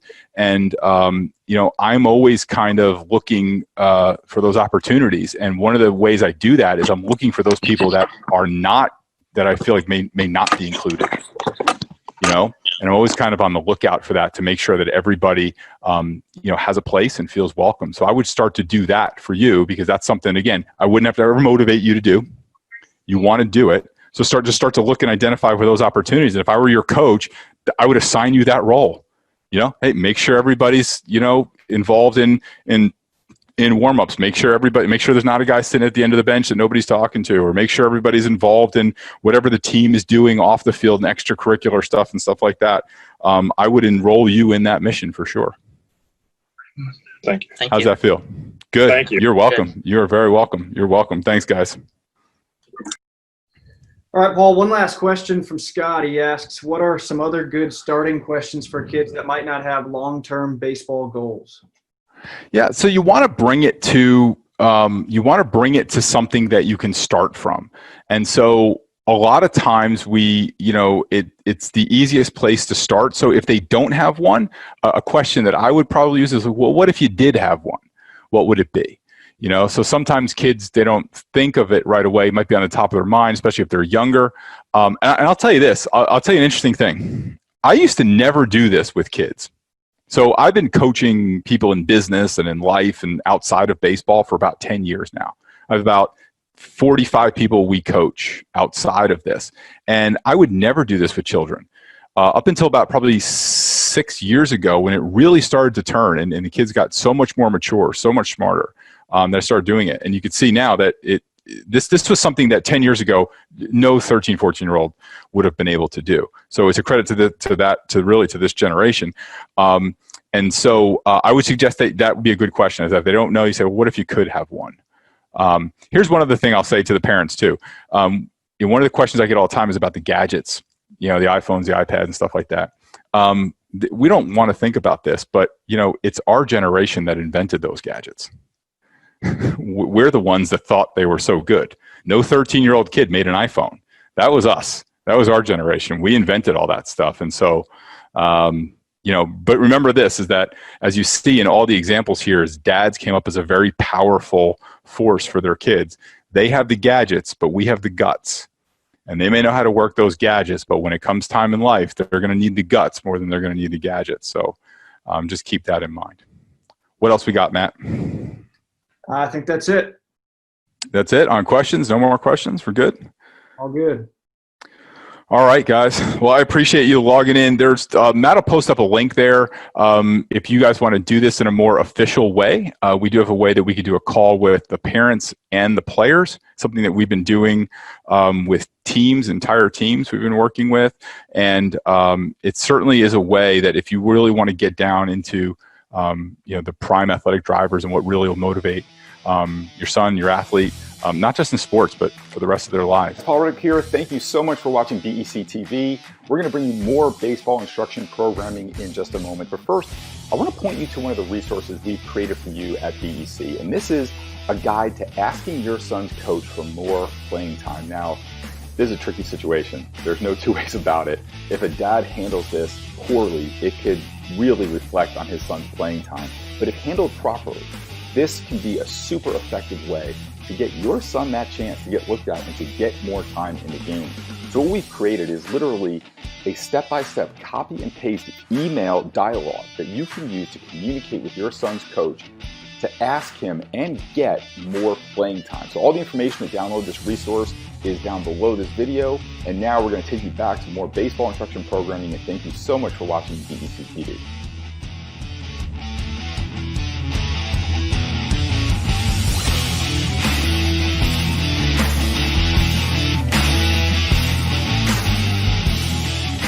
But we have started a 24/7 educational platform that we are taking some of our best programs and playing them live for free on baseballeducationcenter.com/TV, baseballeducationcenter.com/TV. And kudos to Matt, who is the brains of the operation here, who put all that together in the last 24, 36 hours. And for this community, so that you could, as you're homeschooling and training and stuff like that, you could tune in and learn what you can learn from us and our authors and so on and so forth. So if you have questions, please type those questions into the chat and we'll answer all of those questions. And as we're waiting for those to kind of queue up, some of the things that the questions that we've been getting for the most part have been, what would you do? Like Paul, what would you do with, if you had a team and you were training your pitchers or your players, like what would you be doing right now during this lockdown? Well, it's kind of weird, but when we evaluate programs and when we create programs here, either if I'm doing it or one of our authors are doing it, we are always thinking about our in-house criteria is this. Can that player do this alone? Now, I'm getting somebody's, I don't know, feedback. If we had to mute everyone for a second there, but so we always want to think about, can this player do what we're trying to instruct them alone? Which means, can they do it in the basement, in their backyard, in their garage? And so we're looking at that first. Then we're looking at, can this player do this without a coach standing over him? In other words, is the instruction as clear as we can make it so that the player can get it and run with it? And is there a self-correction, a self-teaching aspect to the drills or the tools that we're recommending? If we can check off all those boxes, we move forward. If we can't, we go back to the drawing board or we kill it. Because we know that most of the work to really be a successful athlete, most of the work is self-directed work, right? That you're going to have to be working on your own, in your backyard, in your basement, in your garage. And so we always want to have something that you can do, number one, that is easy to understand, number two, and that the drills will actually give you feedback as you do them. So everything we designed is based on that. So when I get asked a question like, what would I do? I would be doing like exactly that. Like everything that we've done in the 90 Mile Per Hour Club and any other program that we've ever created, that has been the criteria. And right now, you have your backyard, you have your basement, you have your garage. You don't need a coach, and you can self-correct. So again, I am so unbelievably sensitive to this issue, but what we have developed here at Baseball Education Center is perfect for this situation. And that's always what we've done. And like I said, if you go to baseballeducationcenter.com/TV, we're running those programs 24/7. You can catch them there. So we do have some questions. So from Dylan, how do you think this virus will affect the baseball world? Man, I don't know. I don't know, because right now there could be a news conference going on that kind of changes everything. What I don't know is how it will affect it. What I do know is that we will come back. If there's a part of me that would love to give a message to you right now, there is the coach in me that I cannot help myself in giving you a little bit of a rah-rah pep talk. So people who will succeed in this game, when the game continues, are going to be the people who understand that we are in the game and we are on the field, and maybe we're down 10 runs. But I will tell you this, any coach that's worth his salt, when his team is down 10 runs and they're heading in for the second half of the ninth inning and they look over, they don't want to see kids hanging their head. They don't want guys going, oh, they don't want people packing up their bags. They want that player that says, we're down 10, we got 3 outs, we'll get 10, we'll get 10 one at a time. And that's how we'll do it. So this is an opportunity for everybody here. Is this going to suck? This is absolutely going to suck. No doubt about it. But we are on the field, we are in the game, and it may be 4th and long, and we may be down 10 runs, and whatever it is. But here's the option. You can get in the game, you can make the most of it, you can make the most of this time, because I think this time actually can be an opportunity for you. Or the alternative is you can do nothing, you can quit. And I don't think anyone, if you've been in my universe for a long enough time, that's not an option, right? So I always look at the next step is always the same. No matter what we're doing in life, in baseball, in school, in your career, in your education, whatever, the next step is always the same. And the next step is this: run the next play. Now, the mental state that you take into the next play will determine how well the next play goes. Let me use a football analogy. So let's say we're playing a game, right? And you're the coach, and your quarterback comes over to you and goes, Coach, remember that, we were playing East Side last week and that guy tackled me and I fumbled and we lost the game. I'm really worried about that. And like your quarterback's about to go in the game. What would you say to that quarterback? You'd be like, dude, forget about that. That's over. That's done with. Get in the game, run the next play. But if that quarterback goes into the game thinking about last week, he's not going to be where he needs to be. And if you got a kid, the same kid comes up to you and says, oh, Coach, I'm about to go in the game and I know it's a big play, but we're playing West Side next week and they've got this defensive line that's going to come in and crush us and I'm really scared of that. You'd be like, dude, what's your problem? We'll worry about that next week, right? Get in the game and run the play. So the next step is always the next step is always the same, is own the moment, own the play that's in front of us, run the play that's in front of us. Don't think too much into the past. Don't think too much in the future. The way we run this play will determine how we run the next play and the next play and the next play. And you know what? When next week comes and the next opponent comes, we'll defeat that opponent the same way we defeated this opponent, but we're only going to do it one play at a time. And so to understand that, what is your play today? Your play is to get as much as you can in, to train as much as you can, to do whatever drills that you can do. That's the game that we can win. Now, we can bitch and complain about the way things are, about how bad this sucks, but that doesn't get us any closer to where we want to be. And that doesn't help us that the day when the game picks up, that first pitch is thrown, the people that own that first pitch and the people that have an unbelievable game and pick right back up are going to be people that are doing today, that know what they're doing today and are owning the moment and winning today. That is how you'll win. That is how we'll all win. It's only and always the only thing we can do is run the next play. It's just a matter of what mental state we take onto that field. And do we want to be playing baseball? Yes. Do we want to be coaching baseball? Yes. Is this going to screw up our season? Absolutely. Right?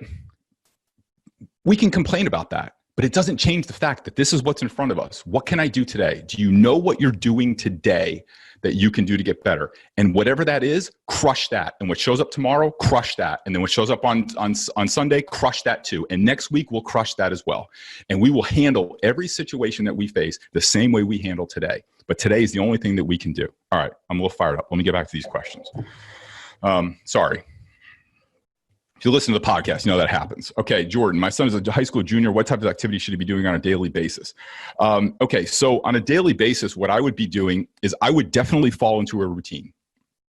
I would get into a very kind of disciplined routine because it's real easy now to fall into Netflix and with our phones and all this kind of stuff to fall into a bad pattern. So I would have I would absolutely fall into a routine. I would wake up in the morning. I would probably do some kind of mobility work. I would do definitely like energy workout, Super 7. And I'm not trying to sell anybody anything here. We've slashed like discounted prices to make sure everybody can get everything. So you don't have to do our program, but do some program. I would be doing something physical in the morning for a lot of reasons. Number one, it's great for training, right? It's great for preparing your game, but it's also good for just your mental state of mind going into the day. And I would just get that done like first thing in the morning. And then I would do, from a drill standpoint for pitchers, I would definitely do the 3 velocity drills, which are the wall drill, the Yankee Stadium drill, and the Nets drill. The wall drill, you can do right in your living room. The Yankee Stadium drill, you can do right in your living room. The Nets drill, you could probably do if you have a net or you have a wall you could throw into in your backyard. That's what I would do with you if you were standing in front of me and it was a healthy sunny day and we could all get within 10 feet of each other. That's what I would do anyway. So I would stick to those things. But most importantly, get into a routine. So that's what I would be doing every day. And the other thing too is watch what you eat. Full disclosure, I haven't passed up a single thing since I was traveling last week in the midst of this. I got home Saturday, I think. I've had to like cut the cord on it. Like if I saw it, I was eating it. So watch what you eat to make sure that you are prepared. Paul, first time, long time. What are some of the best pitcher specific drills we can do home, outside until getting back to the team? Long toss, pen, Super 7, J bands. Yes, anything and everything, right? So whatever protocols that you have as far as like, I would try your best if you can to try and mimic a 5-day cycle. Right. So try and have like an extended bullpen on a pitching day and then going through your 5-day cycle. So when you would do your J bands and when you would do your long toss and when you would do your strength training work, and you can do simulated games, right? I mean, is it perfect? No. Are you going to be facing a hitter? No. But I mean, is there somebody that, you know, can you visualize and can you imagine, can you at least work on your location, stuff like that? You can, right? So do the best that you can. I'm just going to kind of go down through these quick. What is a good weightlifting program to be following while the seasons are suspended but liable to be continued? That is a great question. So I think I would follow everything that you would in season. I wouldn't break into a new program because look, there's a part of me that hopes that in like 10 days, they're going to say, no big deal. We're all back. Go ahead. And you certainly don't want to be doing any damage. So I would stick to whatever training program you were doing in season. Hey coach, I'm currently a junior in high school. About 21 months, I tore my UCL and got a PRP shot. MRI results showed I recovered from the tear. And now I'm working to regain velocity. Of actually 2 years ago, I was 70 the man. I'm 67. I have to work my butt off, deadlifts, but I can't seem to increase velocity. I have 90-mile-per-hour club program. What are some of the tips you would have in order for me to increase velocity? I'm sorry, it's a long question. First of all, that's okay. Don't apologize for a long question. So,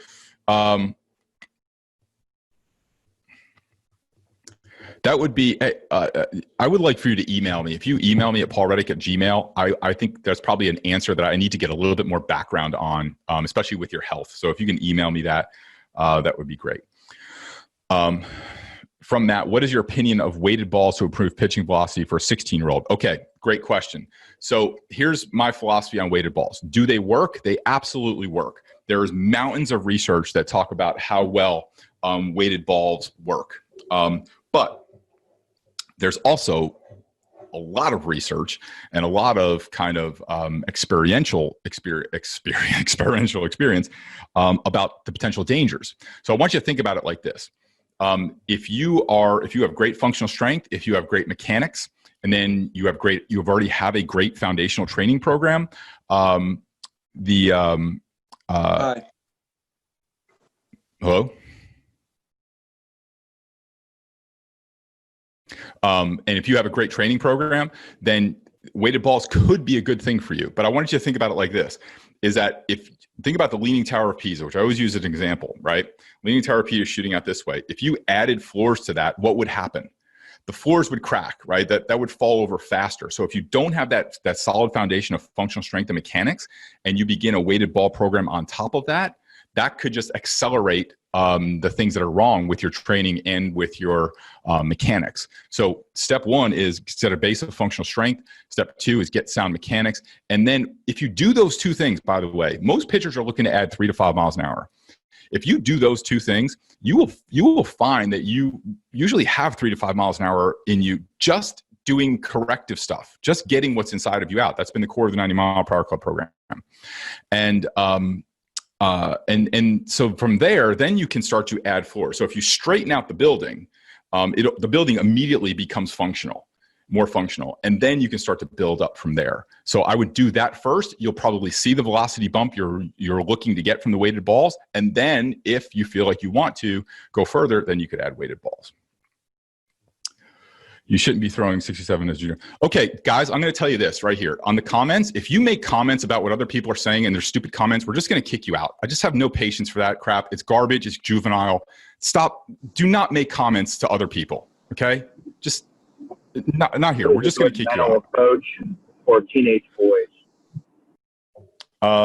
This is tough. I really want to get back to field. What are some of the hitting drills you would do with batting practice with the batting cage in my garage?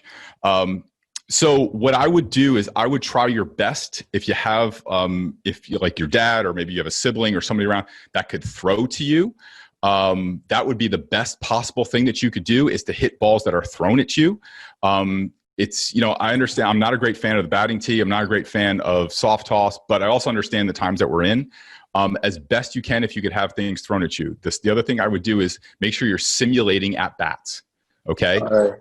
So if you're simulating at bats, then that's the best thing that you can do. Instead of just taking mindless swings over and over again, when the games pick up, you do want to be game ready, and you're not going to be game ready if you're just taking hundreds and hundreds of mindless swings. You want to be able to be game ready, and that means at bats, and at bats are 4 to 6 pitches per, and swinging at pitches that you can hit, not laying off balls, not just swinging at every pitch thrown to you. So whoever's throwing batting practice to you, they should be mixing up pitches and mixing up their spots.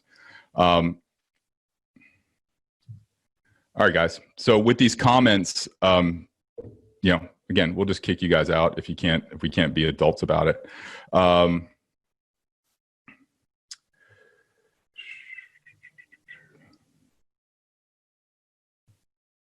What are the best band drills for max velocity? Well, that's kind of a weird question. It would have to be not a weird question, but a hard question to answer really correctly. What I would suggest is that you, in anything that you're doing, is that you're not looking at what are the exercises that will get me this. What you're trying to do is what are the exercises that are going to lay a great foundation. And I would always start that foundation with looking at your body. And not just your arm. So a lot of things when we talk about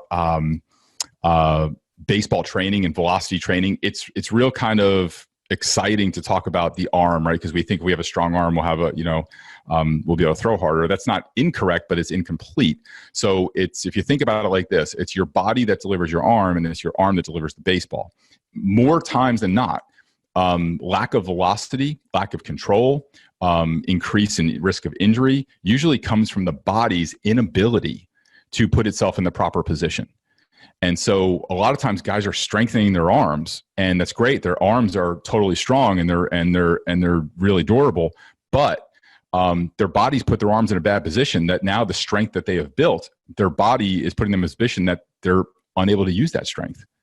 And so that's why when you see players that will pitch like kind of long time with bad mechanics. Those are players that are extremely strong with bad mechanics or just have a genetic makeup that they can support that.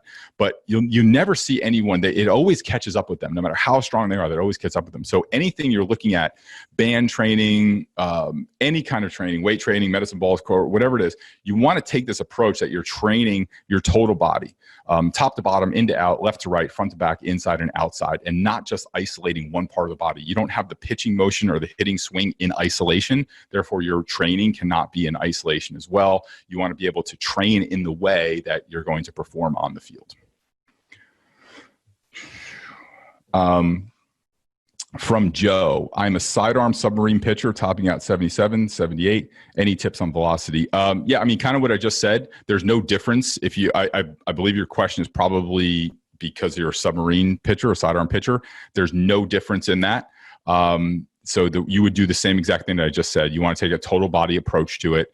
Make sure you build a base of functional strength first that will support mechanics, and then the endurance to repeat your mechanics. That will you'll usually see a 3 to 5 mile an hour bump just from that, just from making yourself more efficient. So if you go back to the Leaning Tower of Pisa analogy, if that building that's leaning to the side is stressed, right? There's stress on the joints, there's stress on like everything holding it together. If you straighten it out, the building immediately becomes more functional. There's less stress and it can do more.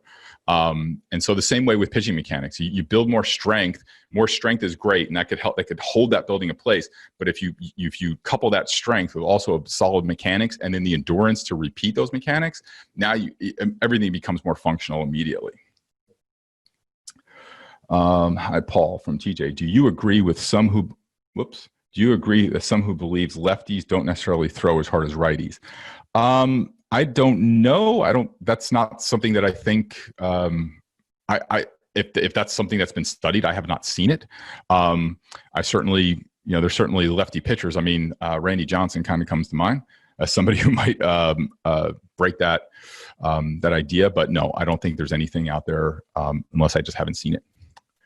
Some from Taj Hobbs. Do you think the connection ball off a tee is good for hitting off the tee? If you're using the connection ball with a purpose, okay, so yes, I do believe that is a good combination. And if you follow what our hitting coach, Mike Ryan, instructs on this, you'll see that he uses the tee very specifically with a very specific purpose to work out parts of the swing, to work on specific areas to hit to identify launch angle zones, to look at ways of generating exit velo. And it's not just mindless swings off the tee. So I love the connection ball as a combination, as long as it's a combination in purpose, right? That it's not just kind of used like in anything that we're doing, right? So I could hand you a J-band, which is an incredible tool. I can hand you a core velocity belt, which is an incredible tool. It's always going to be how you use these tools. So somebody could do 100 exercises with a J-band and not do anything, right? And think they did something. It's following the program and having a purpose with that program. That's next. From JRJ, how many times a week should my 17-year-old son throw? So what I would suggest is that, especially now, you're playing catch every day. Make sure that you're playing catch every day, especially if you're position players, even if you're pitchers, playing catch every day. And like I said, during this time, I would fall into your normal 5-day cycle. I wouldn't try and mimic the rhythm of the season, because we don't know when the season's going to start. And so if they say in a week from now, we're good, go ahead, you go out and play, this thing is slowed down, or we're going to play in 2 weeks. You don't want to be out of rhythm, right? You don't want to be out of sync. You want to be into the rhythm that you're going to step back into when you play. So I would do anything and everything you can to keep that rhythm. And like I said, that's following a 5-day cycle and having an extended bullpen that would be a simulated game that you would play, even if it's throwing up against the wall. Look, I mean, we will have to get creative, and I'll tell you that. I mean, like when I was a kid, we threw against the wall all the time. Like there was like the idea of like pitching to a catcher, like specifically, that was not something that was done, right? We threw against the wall. And so anything that you can do to get that simulated game and to fall into that 5-day cycle so you can catch the rhythm, so that when this thing does pick up, you're just getting right off the exit and right onto the highway. Paul, when you say one velocity generator is moving forward at the top of the leg lift, is the velocity due to the body moving forward rapidly to foot strike versus not moving forward? So what you're talking about is the power angle, the velocity angle at the top of the leg lift. So at the top of the leg lift, every pitcher should be at like a 5 to 7 degree angle. So it should be moving forward as they're moving towards home plate. So their first movement should be moving forward. So there's it's a multi kind of part answer. So part of that is that it's the way you're setting up your lower half, and that first movement sets up a way that you can get into a better lower half setup. So when pitchers reverse rotate, or they turn, or they show the pocket, they show their number, what happens is, let me just move my chair and I can show you a little bit. What happens is they're often kind of like turning and then landing closed or flying open, and that screws up their lower half setup. And when you screw up your lower half setup, so even if you stride closed, now you're kind of doing this, that, your release point's back, you lose actual real velocity, actual strength, and then you lose visual velocity in your distance to release point to home plate. When you're moving forward with the first movement, you have a better chance of getting that lower half set up properly. Now, why it's important to set up the lower half? There's been a lot of research done that said 80% of velocity comes from rotational forces, right? Hip and shoulder separation, which creates torque and flows on up the body. Now, while that's true, and I agree with that, there's no way I could dispute that. But 100% of the ability of that hip and shoulder separation, which creates torque, to happen, is the setup of the lower half. So while that study is real, they're leaving out the part that the study was done with pitchers that they preset the lower half. So they put the pitchers into a position of a set lower half and then just had them turn, and they were able to create 80% of the velocity, right? Or they put pitchers on two knees and they were able to turn and create 80% of the velocity. And from that, they determined, it's not your lower half. Well, yeah, it's not your lower half, especially when you preset the lower half and you set it up perfectly, and then you just ask the pitcher to perform. But if a pitcher can't get to the lower half that they preset in the study, then the pitcher can't be efficient there. So part of the power angle is it does get the pitcher moving forward, and it does give them the best chance of establishing a good lower half.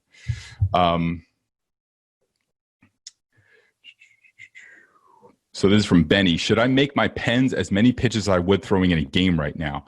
So I want to differentiate what would be a bullpen in between starts in what I think you should simulate as a start, right? So I think you should simulate a start, 15 pitches, right? And then take a break, 15 pitches, take a break. And you're doing that for what you would normally do. Would you do that 4 to 5, innings per outing?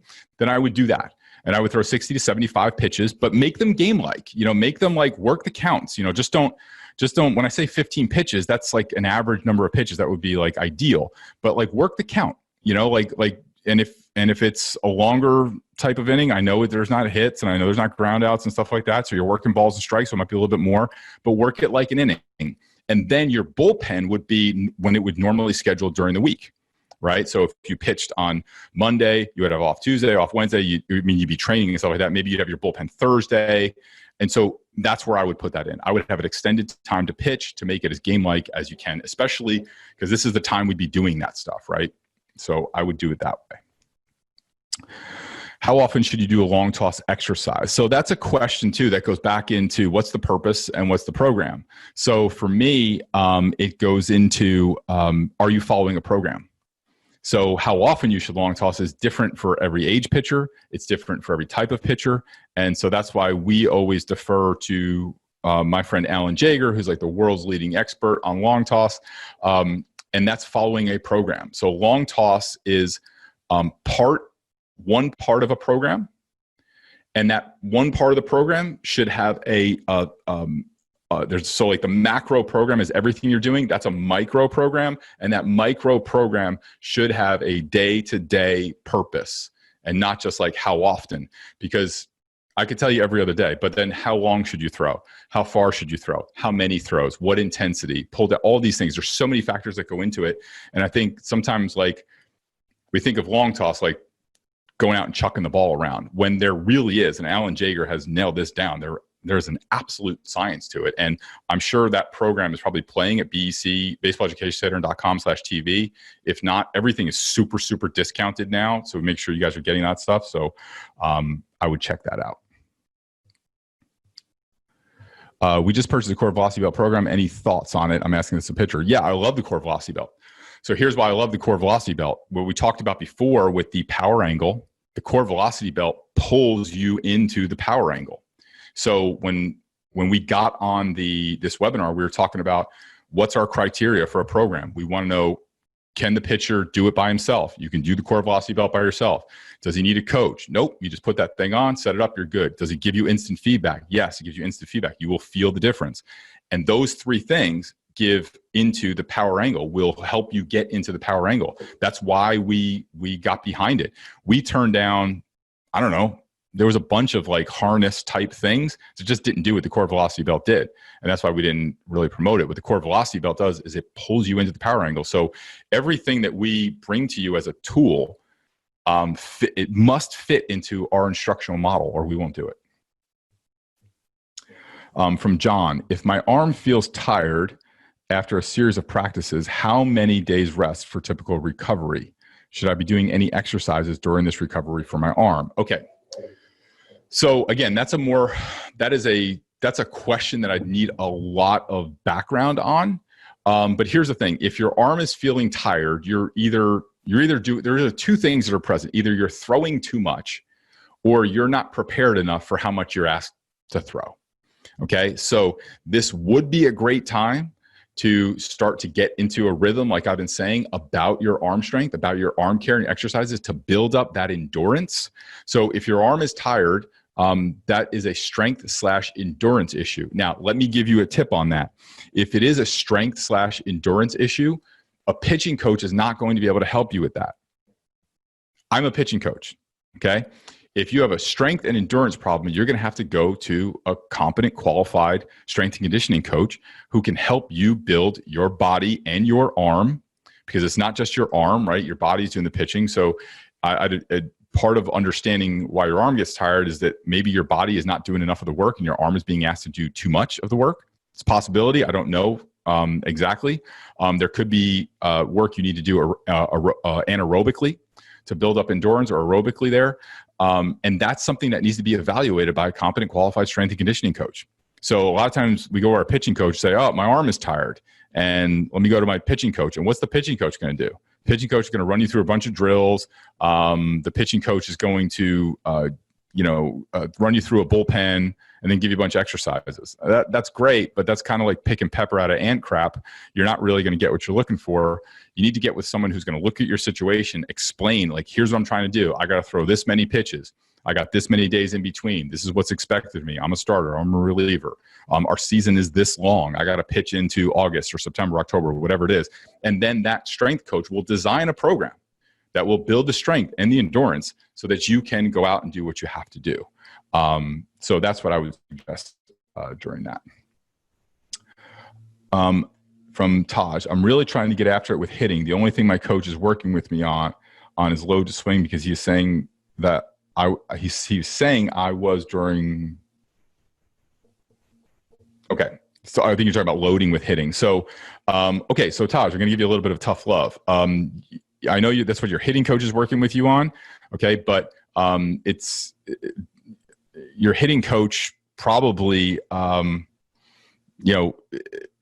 it's up to you to decide what you're working on for hitting, right? So I hear that all the time, like, my coach doesn't do this or my coach doesn't do that. Well, it's not your coach's career, it's your career, right? So what do you want to make of it? So I would start to work on the things that you think you need to work on. It's hard to say what you need to work on without seeing you, but to understand this is you definitely have to, it's not up to what your hitting coach is working with you or not working with you on. You have to take a little bit of responsibility for that as well. Is the core velocity belt a useful tool for a 12-year-old? Yep, absolutely. Yeah, if you go on the core velocity site, you'll see that most of the people on there are younger 12-year-old pitchers. What is good recovery after pitching? Ice, bands, or running? Okay, so this is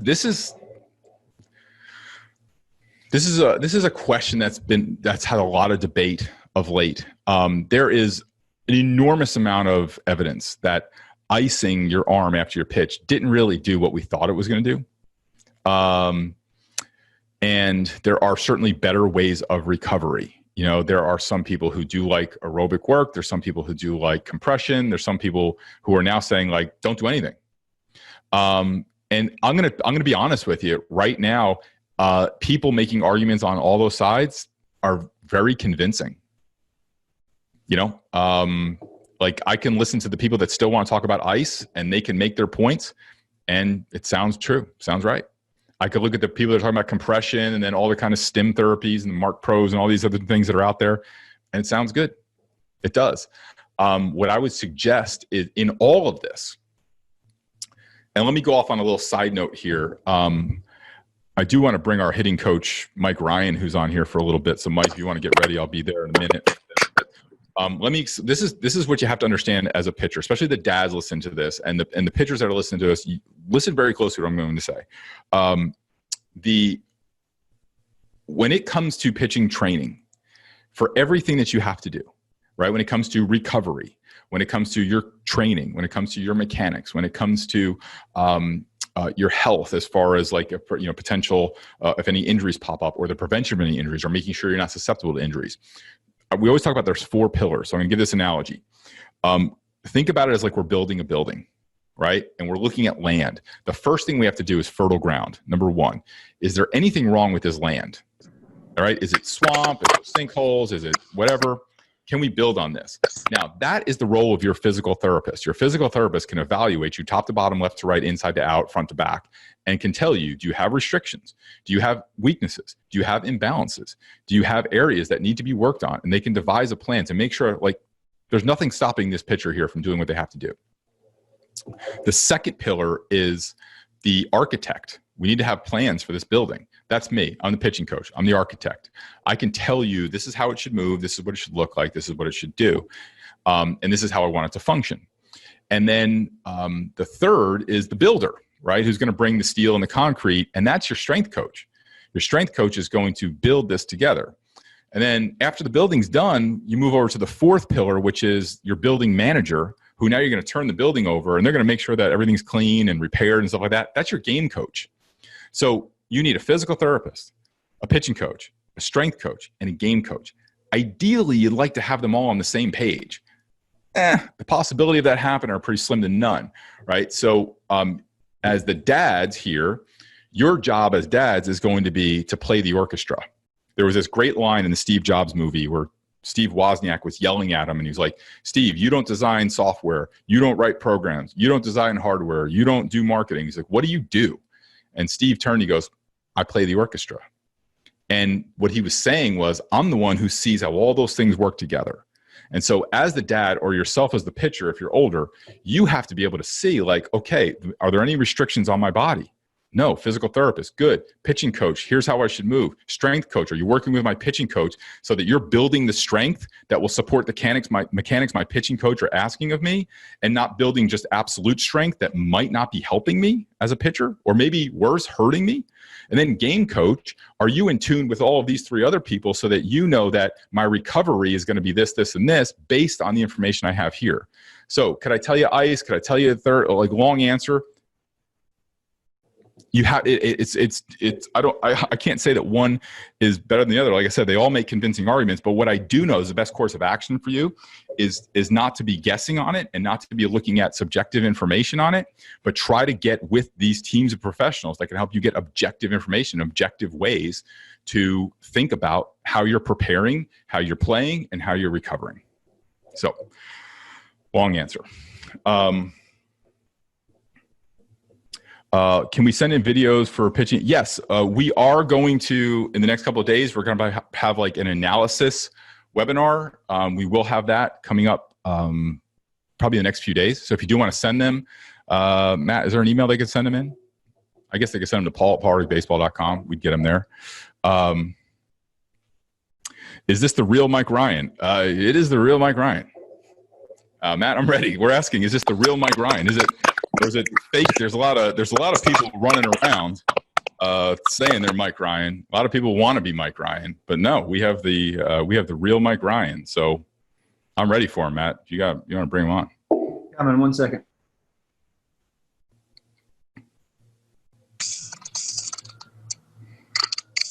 Mike, you there? Hey guys, I'm here. I'm on my phone right now. How you doing? There he is in the flesh. How you doing, Coach? Very well, very well. Coach, what words of wisdom do you have? Are you Corona free? I'm Corona free as of right now. You look good. You look good. So basically, you heard some of the hitting questions that I was asked. I will defer any hitting answer I get. If you have a different answer or a better answer, I would defer to what your expertise on this is. So go for it. Yeah, I kind of caught a little bit at the end, but I think that last part was good advice. I think all these guys got to understand that it's their career. So what they're doing or not doing is not really based on what their coach says. It's really their career. In a sense, they have to become their own best coach, and they have to figure it out. I think a lot of times, I think what you said, Paul, is exactly right, is guys are relying too much on their instructors or coaches. It becomes a crutch. And they really need to become, one of their missions has to become their own best hitting coach. That's critical. They have to become their own best hitting coach. And what a better time than right now. Yeah, I'd agree with that. So, Coach, what would we do now? So, let's say I'm a kid in Chicago, in New Jersey, and I'm in my basement backyard garage. Maybe I have someone to throw to me, but maybe we can't hit live, don't have a cage. Let's talk about like worst case scenario. Like I don't have a cage. My dad can throw to me, but we can't like hit live. So we're talking about wiffle balls.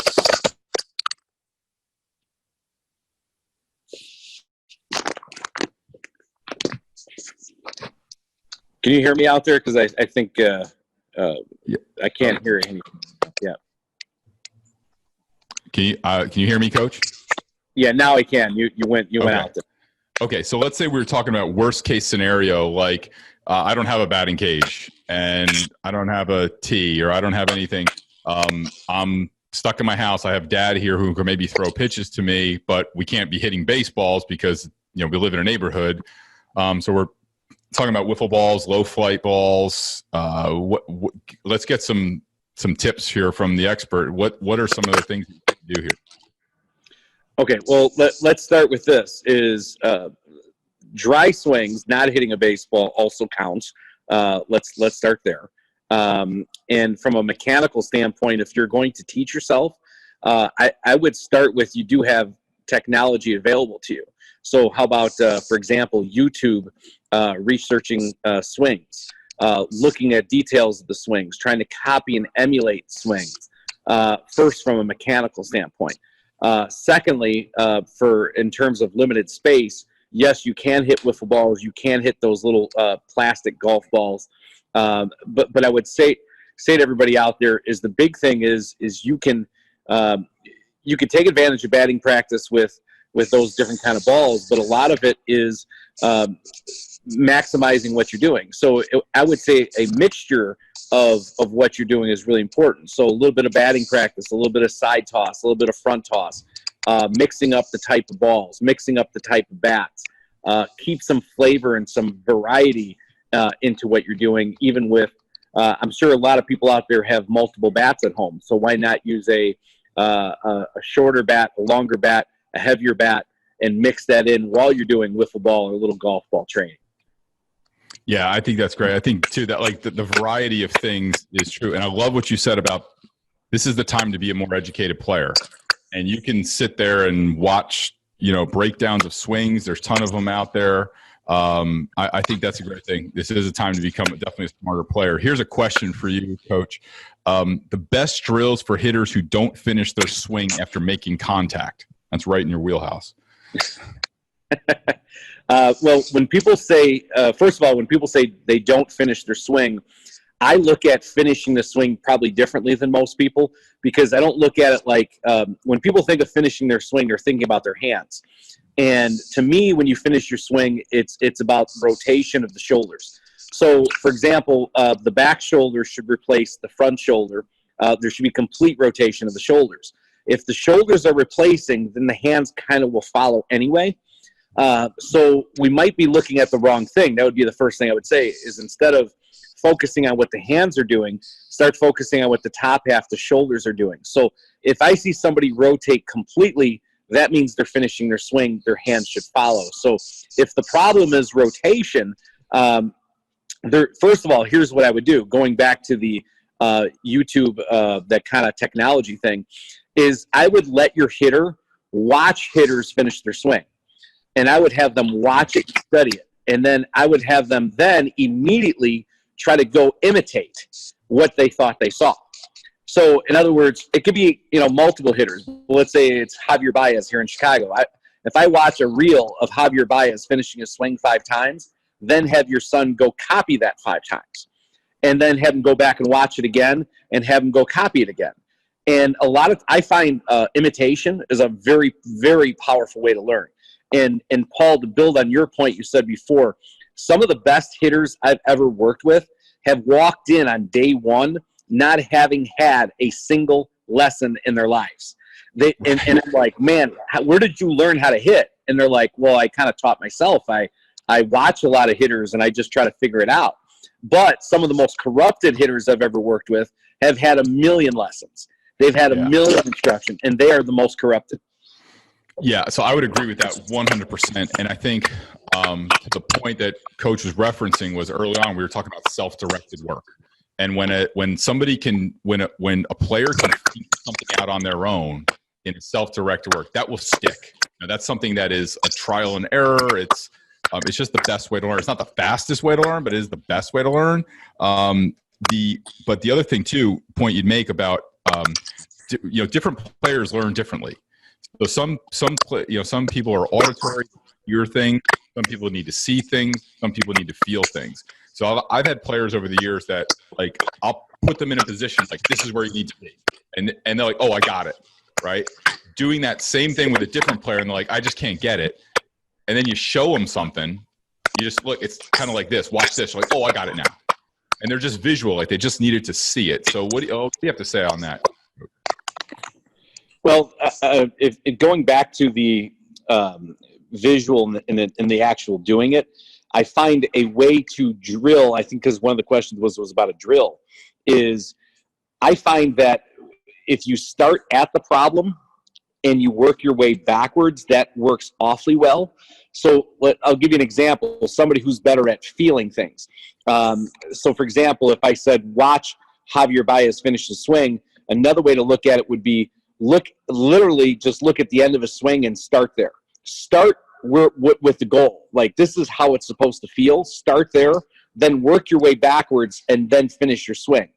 So I know that sounds weird, but it's like practicing the swing backwards as opposed to forward. So I'm going to start at the end of the swing going, hey, this is where I'm supposed to be, and then I'm going to work my way backwards and actually do it. So I call that reverse swing training or backward chaining, where you physically you're setting a goal, and then you reverse backwards and you go back forward to achieve the goal.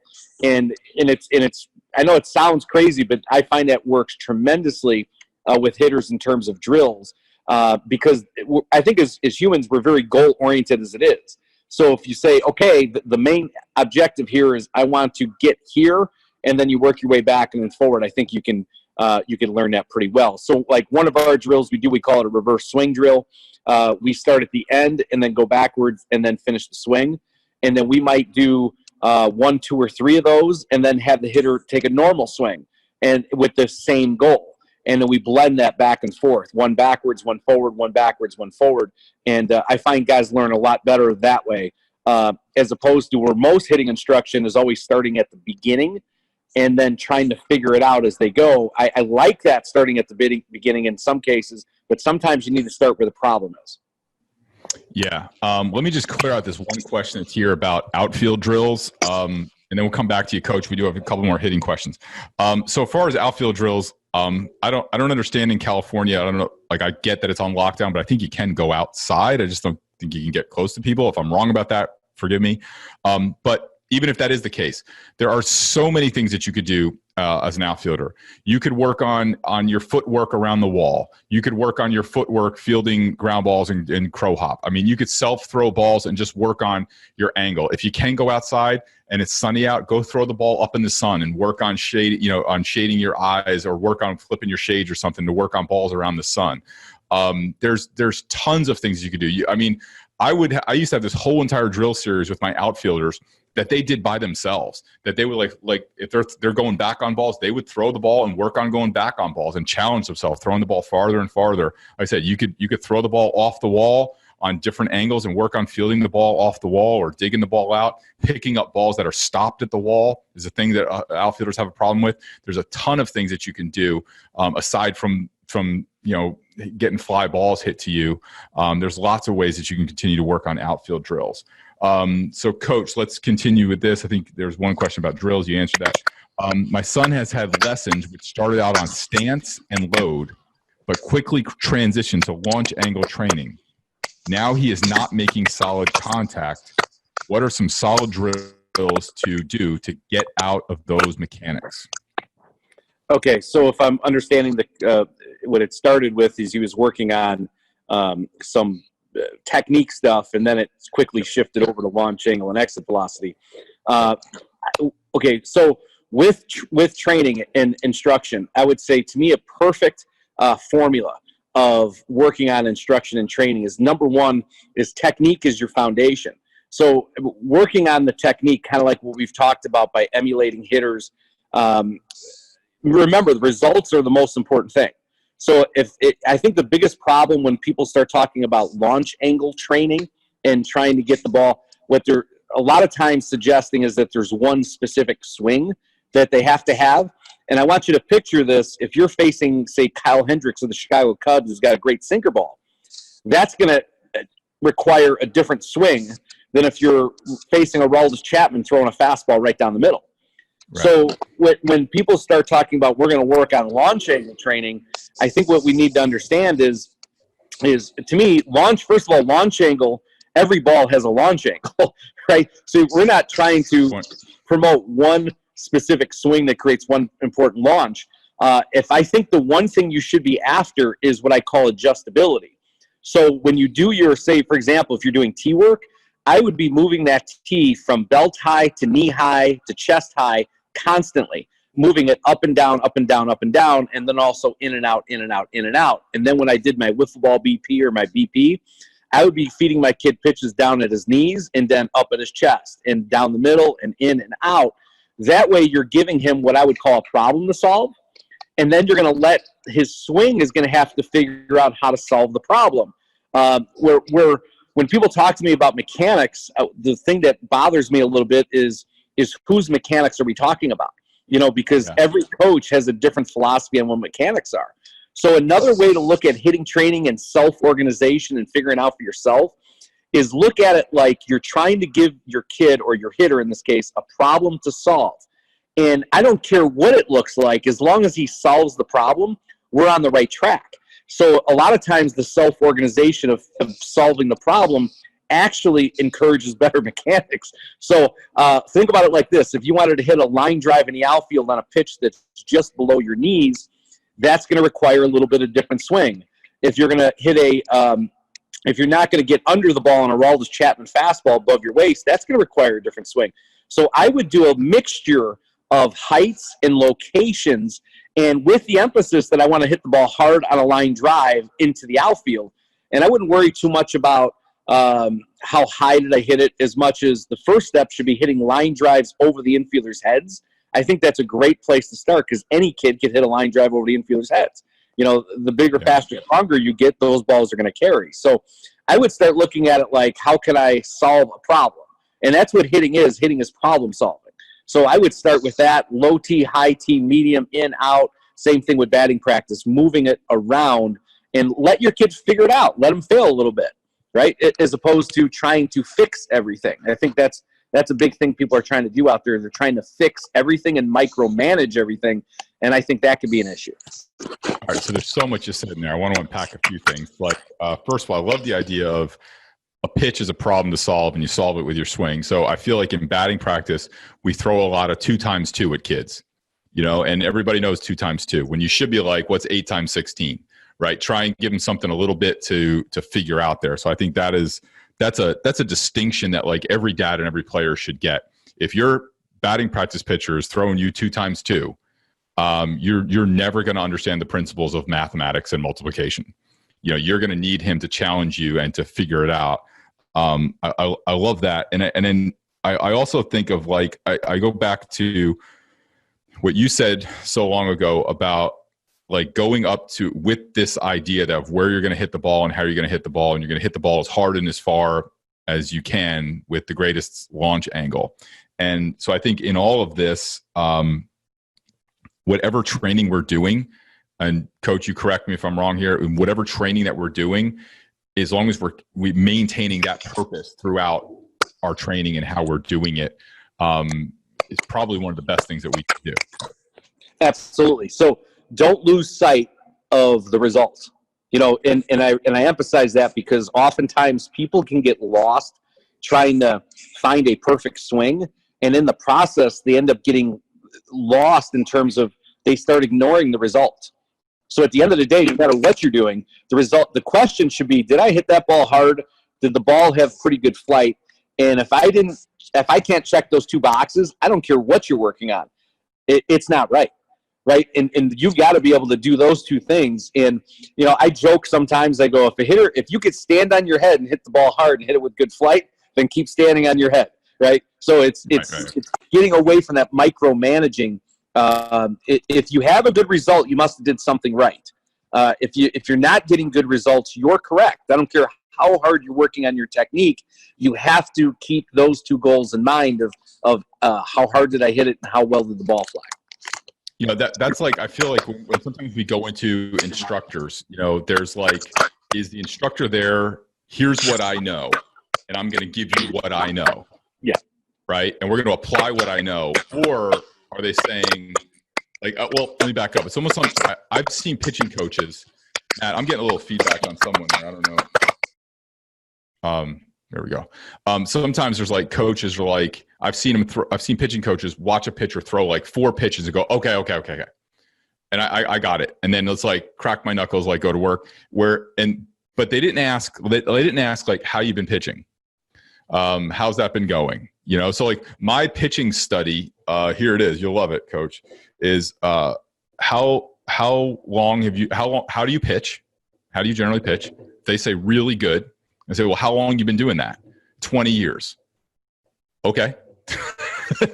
So I like to look at models like Greg Maddux and players and like Mark Burley, guys that did this for like a long time. You know, if they can answer those 2 questions, they clearly answer that they pitched well, they pitched healthy, they were competitive, they stayed in the game. So you can answer those 2 questions. To me, that's like it. And I did have a hitting question. Now I forgot it. Shoot. Oh, here it was. Like just an observation. Remember Gary Sheffield? And Sheffield used to have that hitch in his swing. And I always used to think if you'd have changed his name to Gary Smith and put him in a disguise and sent him to 10 hitting coaches, every one of those hitting coaches were like, dude, you got to get rid of this. You know, you're never going to hit like that. You're never going to turn on a major league fastball like that. He only did it like 480 times. You know, like so. I always think about that. So we're coming up on an hour here, guys. If you do have a final question for myself or Coach Ryan, please type it in. And we're going to be doing more of these in the future. And so we're going to be scheduling them over the next couple of weeks. But, you know, like I said in the beginning, you know, the weight of this thing is certainly not lost on us. But for the last hour, I'll be honest, I kind of forgot about it. You know, because we're here talking about baseball and talking about things that we love and things that we're passionate about. And then as we're looking at the end, I have my notes here to sign off with to stay healthy. And I kind of remembered it again. So as best we can here at Baseball Education Center, we are going to try and be there for you. And we're in it with you. And we're committed to going through this with you. So again, you go to baseballeducationcenter.com/TV. And we have programs running 24/7, absolutely free for you. And if there's anything that we can help with, please let us know.